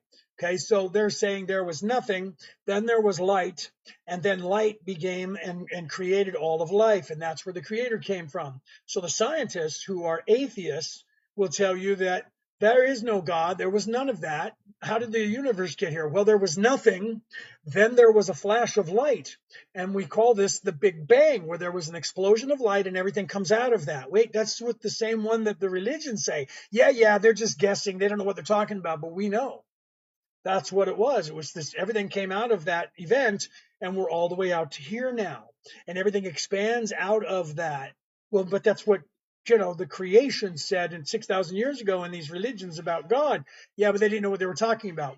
Okay, but they describe it the same way. So is there any physical evidence of that? So then that same God said, as below, so above. Whatever you create on earth, I shall too create in heaven. Right? We know that from the story that Matthew wrote down that Jesus told him that his dad said. So as below, so above. As within, so without. We were created in God's image and we're living in God's head. Okay, none of that has to do with physics, right? So the building blocks and the mathematics, getting back to 3, 6, and 9 and the spiral, when we're talking about the images from Reiki and images from all over the world and the goddess symbol and the spiral, that everything spirals out from the center. Okay, everything spirals out from the center. Weird. Let there be light. And then you can Google this. Go on to YouTube and watch the video of sperm inseminating an egg.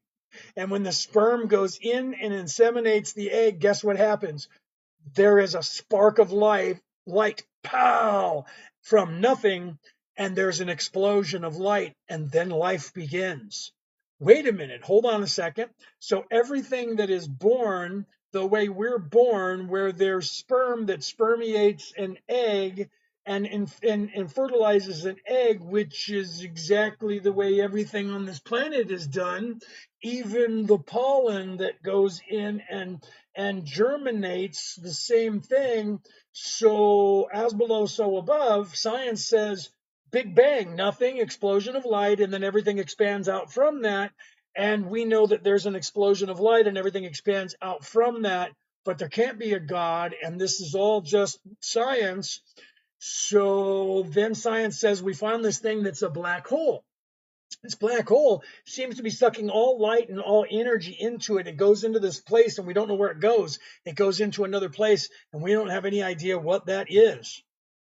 But then when you look at the flower of life and all of the sacred geometry and how that sacred geometry goes from nothingness to, during that big bang, that let there be light that God said, and then creation comes out of that.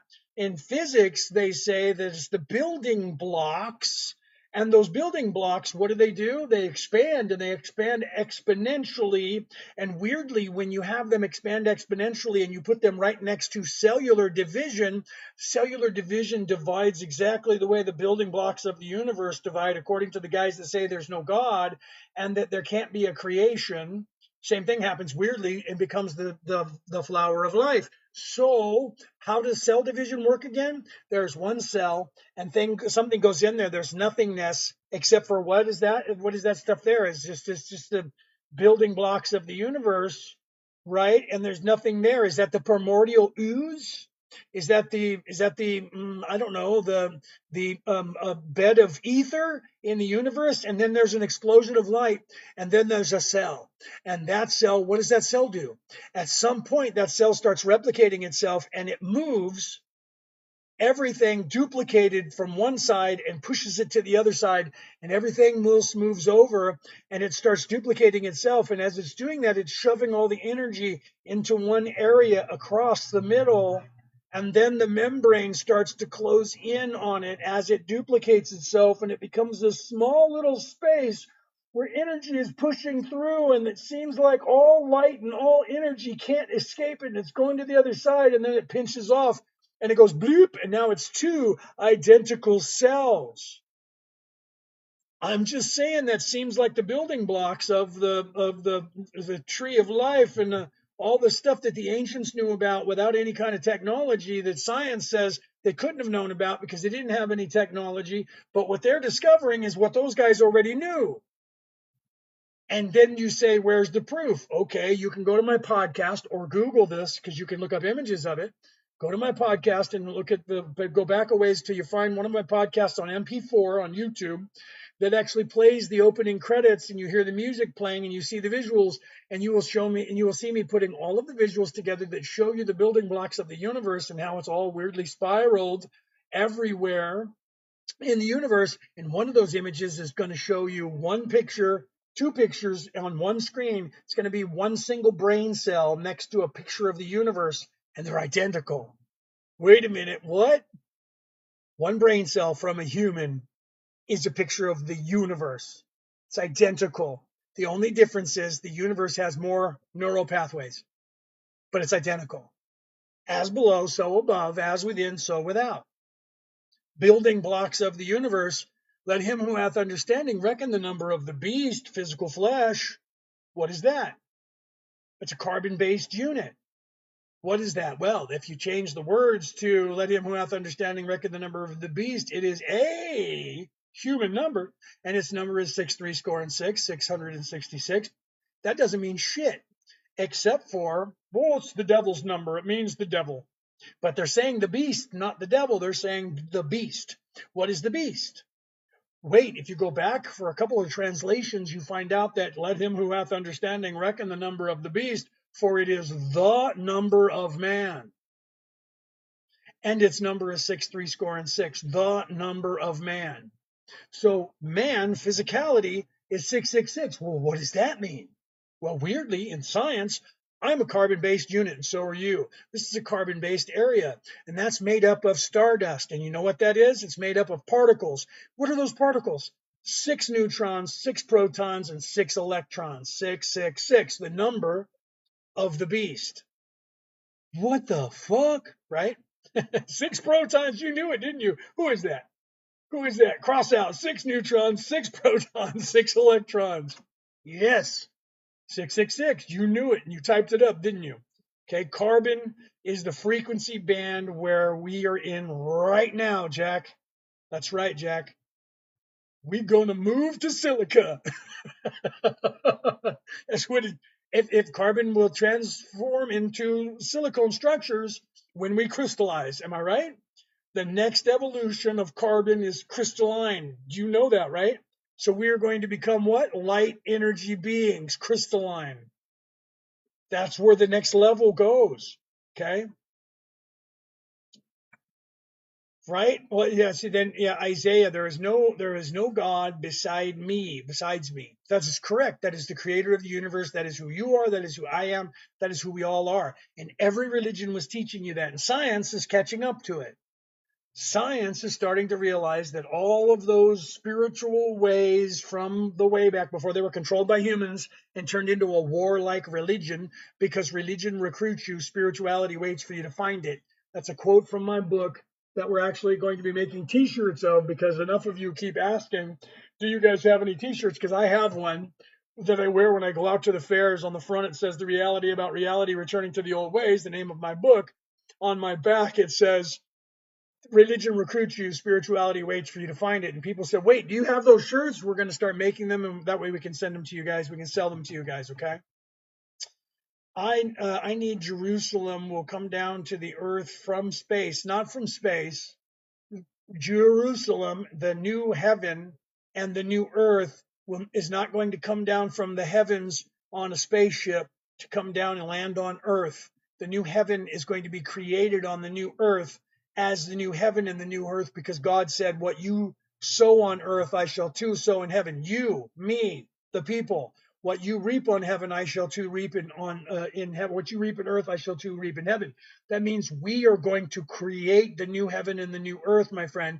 New heaven and new earth is not coming from a spaceship. It's not coming down from a place that you call heaven. It's coming from this place that you called heaven, because this place inside of here is the heaved up place that you get the word heaven from, the old religions, from the old spirituality that was translated and mistranslated and changed so that you wouldn't know the words. When Jesus said the way to heaven is through me, he wasn't saying you have to walk through my body, was he? He was saying you have to follow me. And what was that? There was a way he was teaching, a way. That wasn't called Christianity. That was invented by Constantine in the year 325. The way that Jesus was teaching was a way that he was telling you that you could treat yourself by looking within yourself, treat yourself like the temple that you are, and ascend to heaven by doing so. He wasn't saying, wait here, I'm going to get a car, I'll be back. He was saying, this is how you get out of here. All you have to do is follow my way. Okay. So the Melchizedek, who thinks that he has all of his memory, and he can't, because otherwise he would know that I'm talking about, is telling you that this man doesn't know what he's talking about. So Melchizedek, tell me what your credentials are. Let's play the credential game of what's going on Earth, and then let's see you lie and say that you are this and you are that. Okay.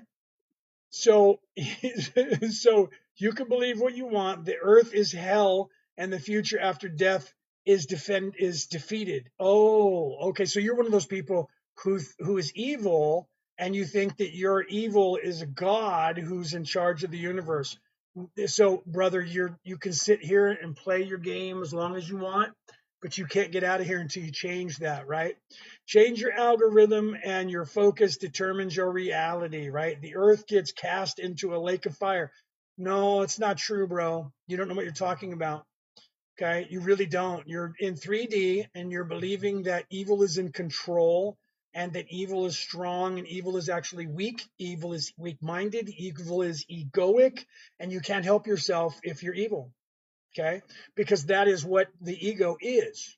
So the earth is not a lake of fire. The earth is beautiful, and the earth is this is within you, and heaven is within you. Okay, there is none of that. Yeah, there's none of that evil stuff, right? Baal worship is real. Yeah, some people do worship that stuff. No, it's not. Well, you can believe whatever you want, bro. I'm not here to save you.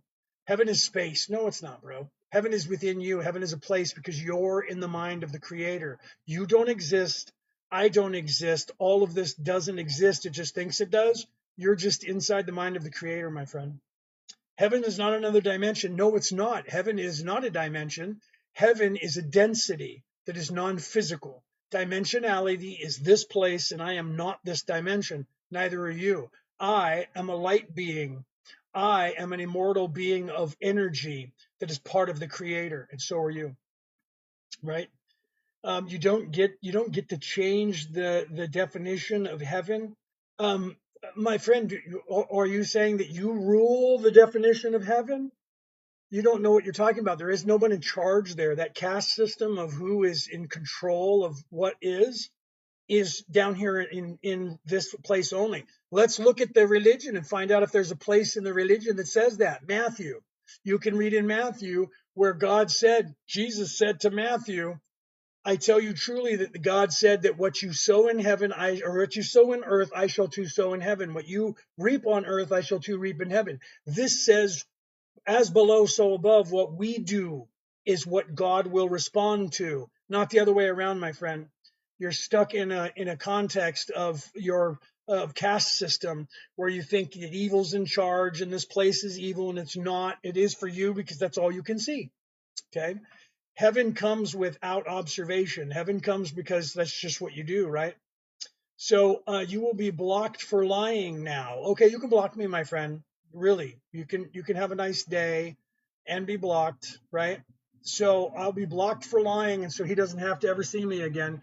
I'm sorry that you feel that way, bro, but I'll see you after, okay? Okay, so let's get back to the adult conversation. Anybody else have anything that they want to learn about you do not tell me what heaven is. Sorry, bro, but I'm from there, right? What is that? Of you're here to learn something and listen. Oh, he already bounced. He blocked us, babe. He's probably not here anymore. He said, I'm going to get blocked for lying now. So he can stay in his little box as long as he wants, right? Okay, so if you guys have any other questions, please ask me your questions, and we'll continue with the adult conversation now that the children are out of the way, believing what they want to and believing that they're in charge and that you don't have a choice and you're not free and you can't change what heaven is because I say so. I'm not the one who said that. That's what God said. God said that in the Bible. Not that's just that Bible. Let's go to the other ones where the same thing is there for you to see. Lunar moon is a 3-3 portal. Everything is a portal, my friend, because none of this is real. That's what you're supposed to realize. It is a portal because the lunar is supposed to be the feminine and the solar is the sun, and that's the masculine. That's the light and the life. So everything is a portal if you understand the light and the life, which is the light and the darkness, which is the dichotomy between your energies of masculine and feminine, kundalini, kunda buffer. It's in every religion telling you that. So the moon itself isn't a portal that you fly to. You don't get in a ship and fly to the moon and then transport to another place. What the moon represents as the sacred feminine, and the nighttime to the daytime represents the underworld or the internalized world. Everyone thinks the underworld means the evil place because the evil people took control of it and told you that so you wouldn't look inside yourself. Okay. So the moon is a portal because it's internalization. It's the physical or the astral plane to the physical. The physical plane is the spiritual. The light is the masculine energy, and then the darkness is the internalization or the upper three chakras, which is the moon, the feminine. Do you see? Masculine is this place, this physicality. That's the beast, the number of the beast, this physical plane, bottom three chakras. Upper three chakras, moon, feminine, love, caring, wisdom, right? So you're absolutely right. The moon is a 3-3 portal because it is in physicality, and the 3 energy is physicality. The 6 energy is the spiritual, and the 9 energy is the God energy, which encompasses both the Higgs boson, which is the heart. So 3 is physical, 6 is astral, and 9, there's your 3, 6, and 9. And 9 is the totality. That's the Vesica Pisces. That's the triple toroidal field that you are, that I am, and that everything in the universe is, including the earth. Okay, you have the lower physical plane, the upper spiritual light, light and life. Okay, upper spiritual light body, plane, upper three chakras, physicality, beast, physical plane, tree of life, flesh, heart, creation, controlling both, hex boson, the nine particle, right? So you have completion T, yes, completion, oneness, true heaven is within. To look within is to look without. To look into the underworld takes you to the heaven world because that's the heaved up place. That's the spiritual plane, the I am. I am a being. I am the light being. I am the holy and the spirit, the forever lasting energy, right? Or you can believe what the guy who calls himself Melchizedek, which he doesn't even have he thinks he has that title, calls himself Melchizedek because the guy Melchizedek on earth, let me tell you, is the etymology of that guy. He probably doesn't even know what he's talking about. There was a man called Melchizedek, and they gave him the title. They call that a Melchizedek, who's somebody who remembers who they were all the way back to the Creator. I am a Melchizedek because I remember every lifetime I've ever had. I remember the creation. But I don't go by that. I don't take that title because a title is one of these third dimensional constructs. I hate titles. I didn't even like the title of teacher or anything like that. Okay. And people keep telling me that I need to allow people to do that. I hate titles, right? They're annoying, right? Any info about automatic writing. Automatic writing is a thing. You can't have AI do it because AI doesn't have a soul. Everybody keeps wanting AI to channel God, channel aliens. You have to have a soul to be able to channel. You can't channel things when you're AI, but you as an individual can because you have an immortal soul. You have an immortal ability. That is that you are part of the creator, not part of the creation. So you can channel your higher self, or you can channel your guides, and you can actually do automatic writing if you want. Okay, I know many people that have done it, and I've taught people how to do it. You just have to allow yourself, like I'm channeling my higher self right now. Okay, I have been talking to you the entire time as Kelto. That is not the physical body that is Leonard O'Neill. This is the name of the physical body down here. I'm the one who needs the cash. Kelto is the immortal spirit that goes all the way back to next to God. Okay. So I can channel from there and write things down like I'm doing now to you when I'm talking. You can do the same. If you want, you can learn to do that and you can just let yourself write and you will do that and you'll write shit down. You'll look down and go, holy crap, that's cool, man. You can do that if you want, right? Do you believe that we've been to the moon?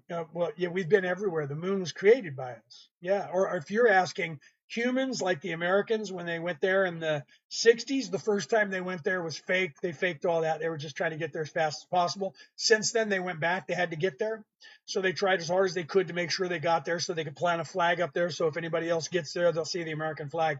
But the first one, I think the first one was faked. I think they filmed that and pretended they went there and they didn't really go there. But we've been there since.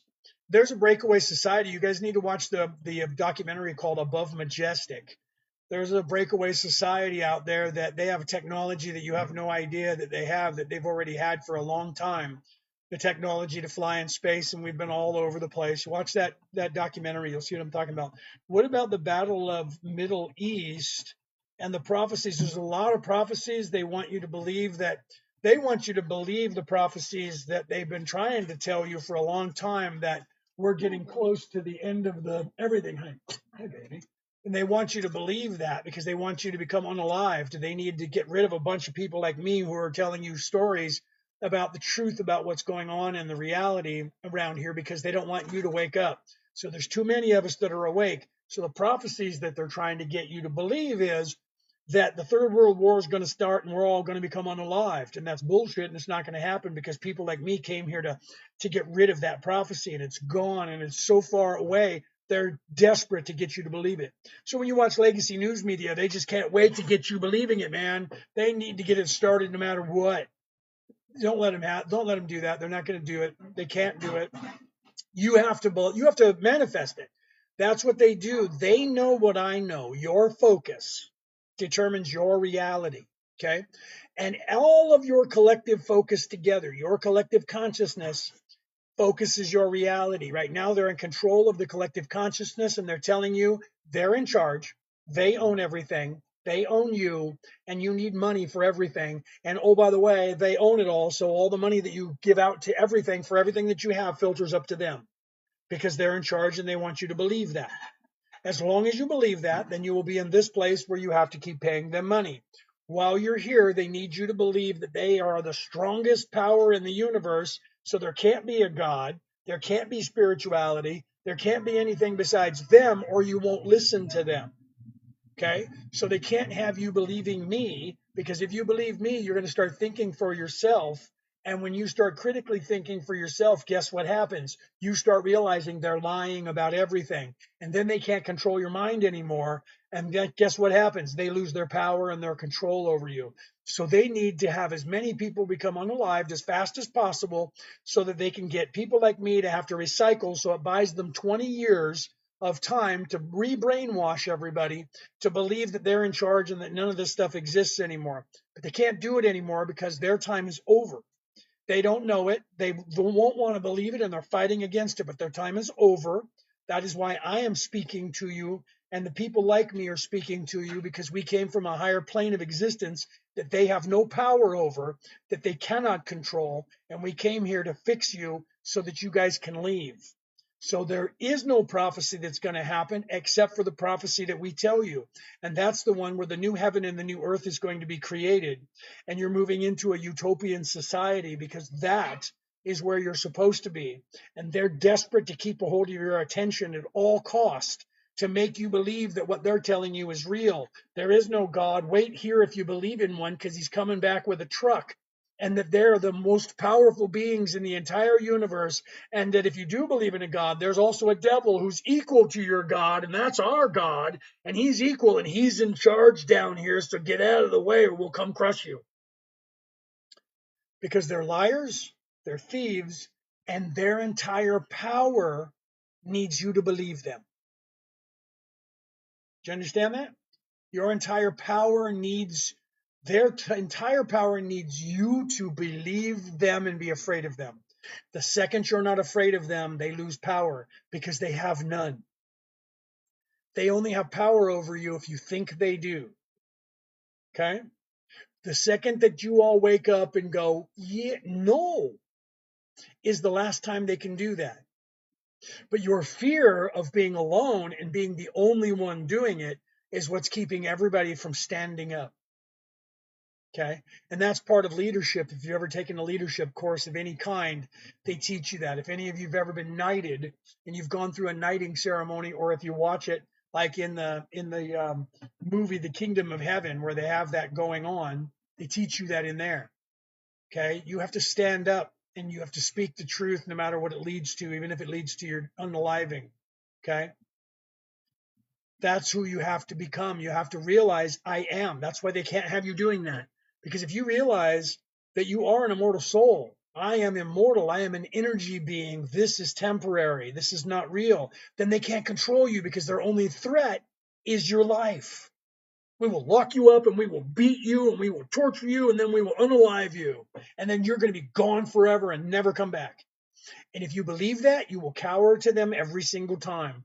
The second you realize I am immortal and they can only touch this body, and I'll just come right back and I'll start all over and they won't know who I am and I'll be hidden for 20 years. And then guess what? I'm back doing my job.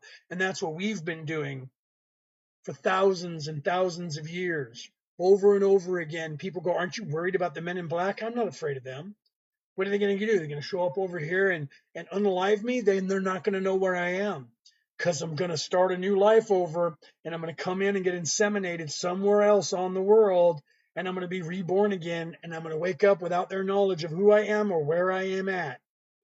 And then I'm going to do this all over again. I'm going to pop up and go, howdy, I'm back. And they're going to go, crap, he's here again. And meanwhile, more and more of you are going to wake up each time I do it, because that's how the game is won.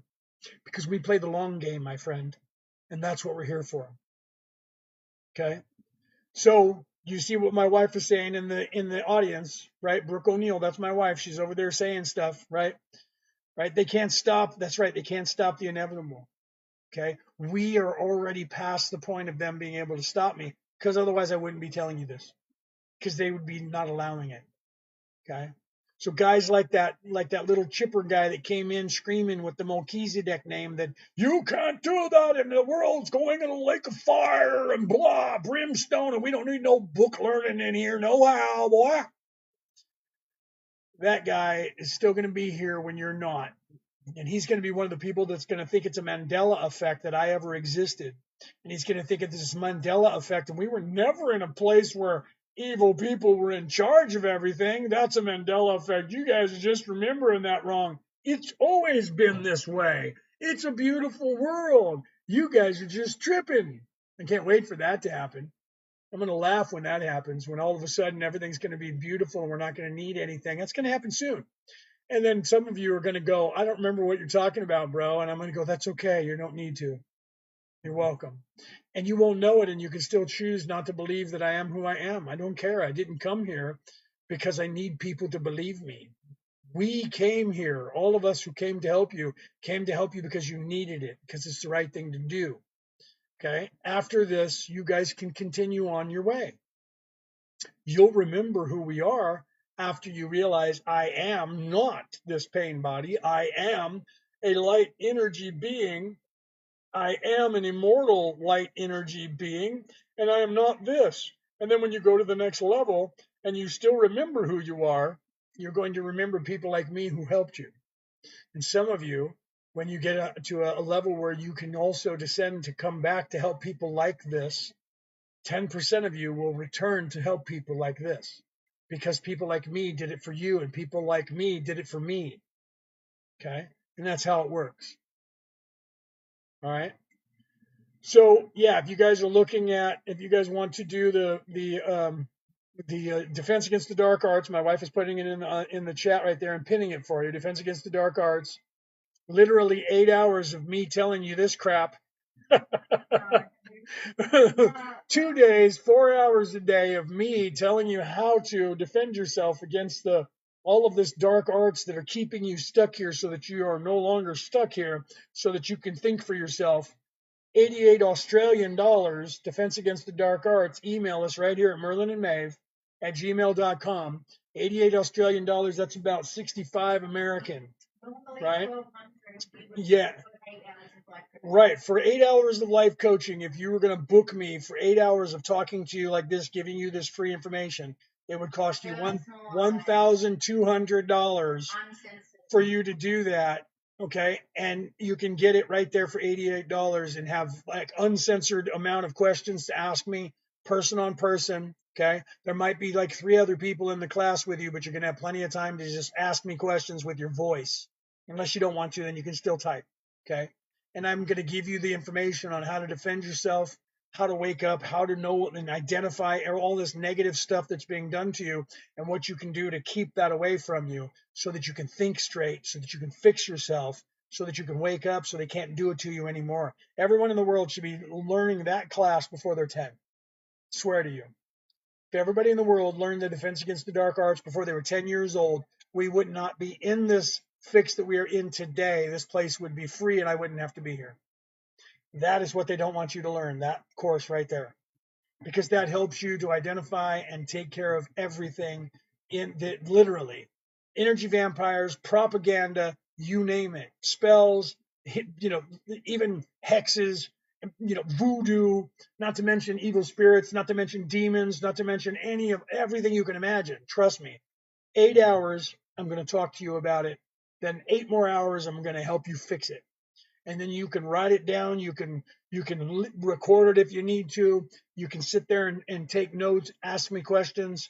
You're going to get 8 hours to pick my brain for only $88. For 1 hour to do that one-on-one would cost you $120 for 1 hour. You're going to get 4 hours one day and 4 hours the next day. Okay. If you guys are interested in that, email us at merlinandmaeve@gmail.com. Tell us you want to learn the Defense Against the Dark Arts course. You want to learn when, you want to get into that. Tell us your handle so we know who you are on TikTok. Otherwise, we just see a name and we don't know who you are. So tell us who you are on TikTok, and then we'll send you the invoice for that. We'll tell you what the dates are where we're doing those classes. We'll find out when you can get in. We also change classes if we have to. I did that with the guy over in England because he couldn't do the night class because we do it in our morning in Australia. We're GMT plus 11. So it would have been 10 o'clock at night in London. And we said, well, what about your 6 a.m., which is our 5 p.m.? So it would be right now because right now it's almost 8 o'clock over here, p.m. for us. Your tomorrow, unless you're in England, right? And then we did the course that way for Reiki. We'll do the same thing with the Defense Against the Dark Arts. So if you're in a place, if you're in the Americas, it makes it easy because I can do you in the morning because you'll be your afternoon and evening. If you're in the UK, if you like to stay up late, I can do the same thing. If you're an early morning riser, we can do it the same thing. It's just my night. Okay. All right, guys, I got to get off here because my wife is home. I was supposed to already be done. I didn't realize she was on her way until she was here. I was supposed to be done and heated up dinner so that we can have some dinner and go to bed because it is now almost 8 o'clock. So we'll be going to bed in an hour or two to get up in the morning and do this all over again. I love you guys. Please follow us. Hit that bell when we go live so you can ask some more questions. Think about all the skills that we teach. If you want more information about the stuff, email us. Tell us your name on TikTok in the email and say what you're interested in learning. Even if you just want to know what all of our price points are, we'll send you that information. Okay. And then we can go from there. Whatever you guys want to figure out, we'll go from there. Okay. All right. I love you guys. Like my wife always says, right? Stay frosty, question everything. Wait, how do you say it? You say stay curious, question everything. Okay. Stay curious, question everything, because if you question everything, that's the beginning of the end of their control over you. Thinking for yourself and critical thinking is not what they want you to do. All right, guys, I love you. Thank you for your support, guys. We appreciate you a lot. Love you guys. I'll see you guys next time. And if I don't ever see you again, I'll see you after, right?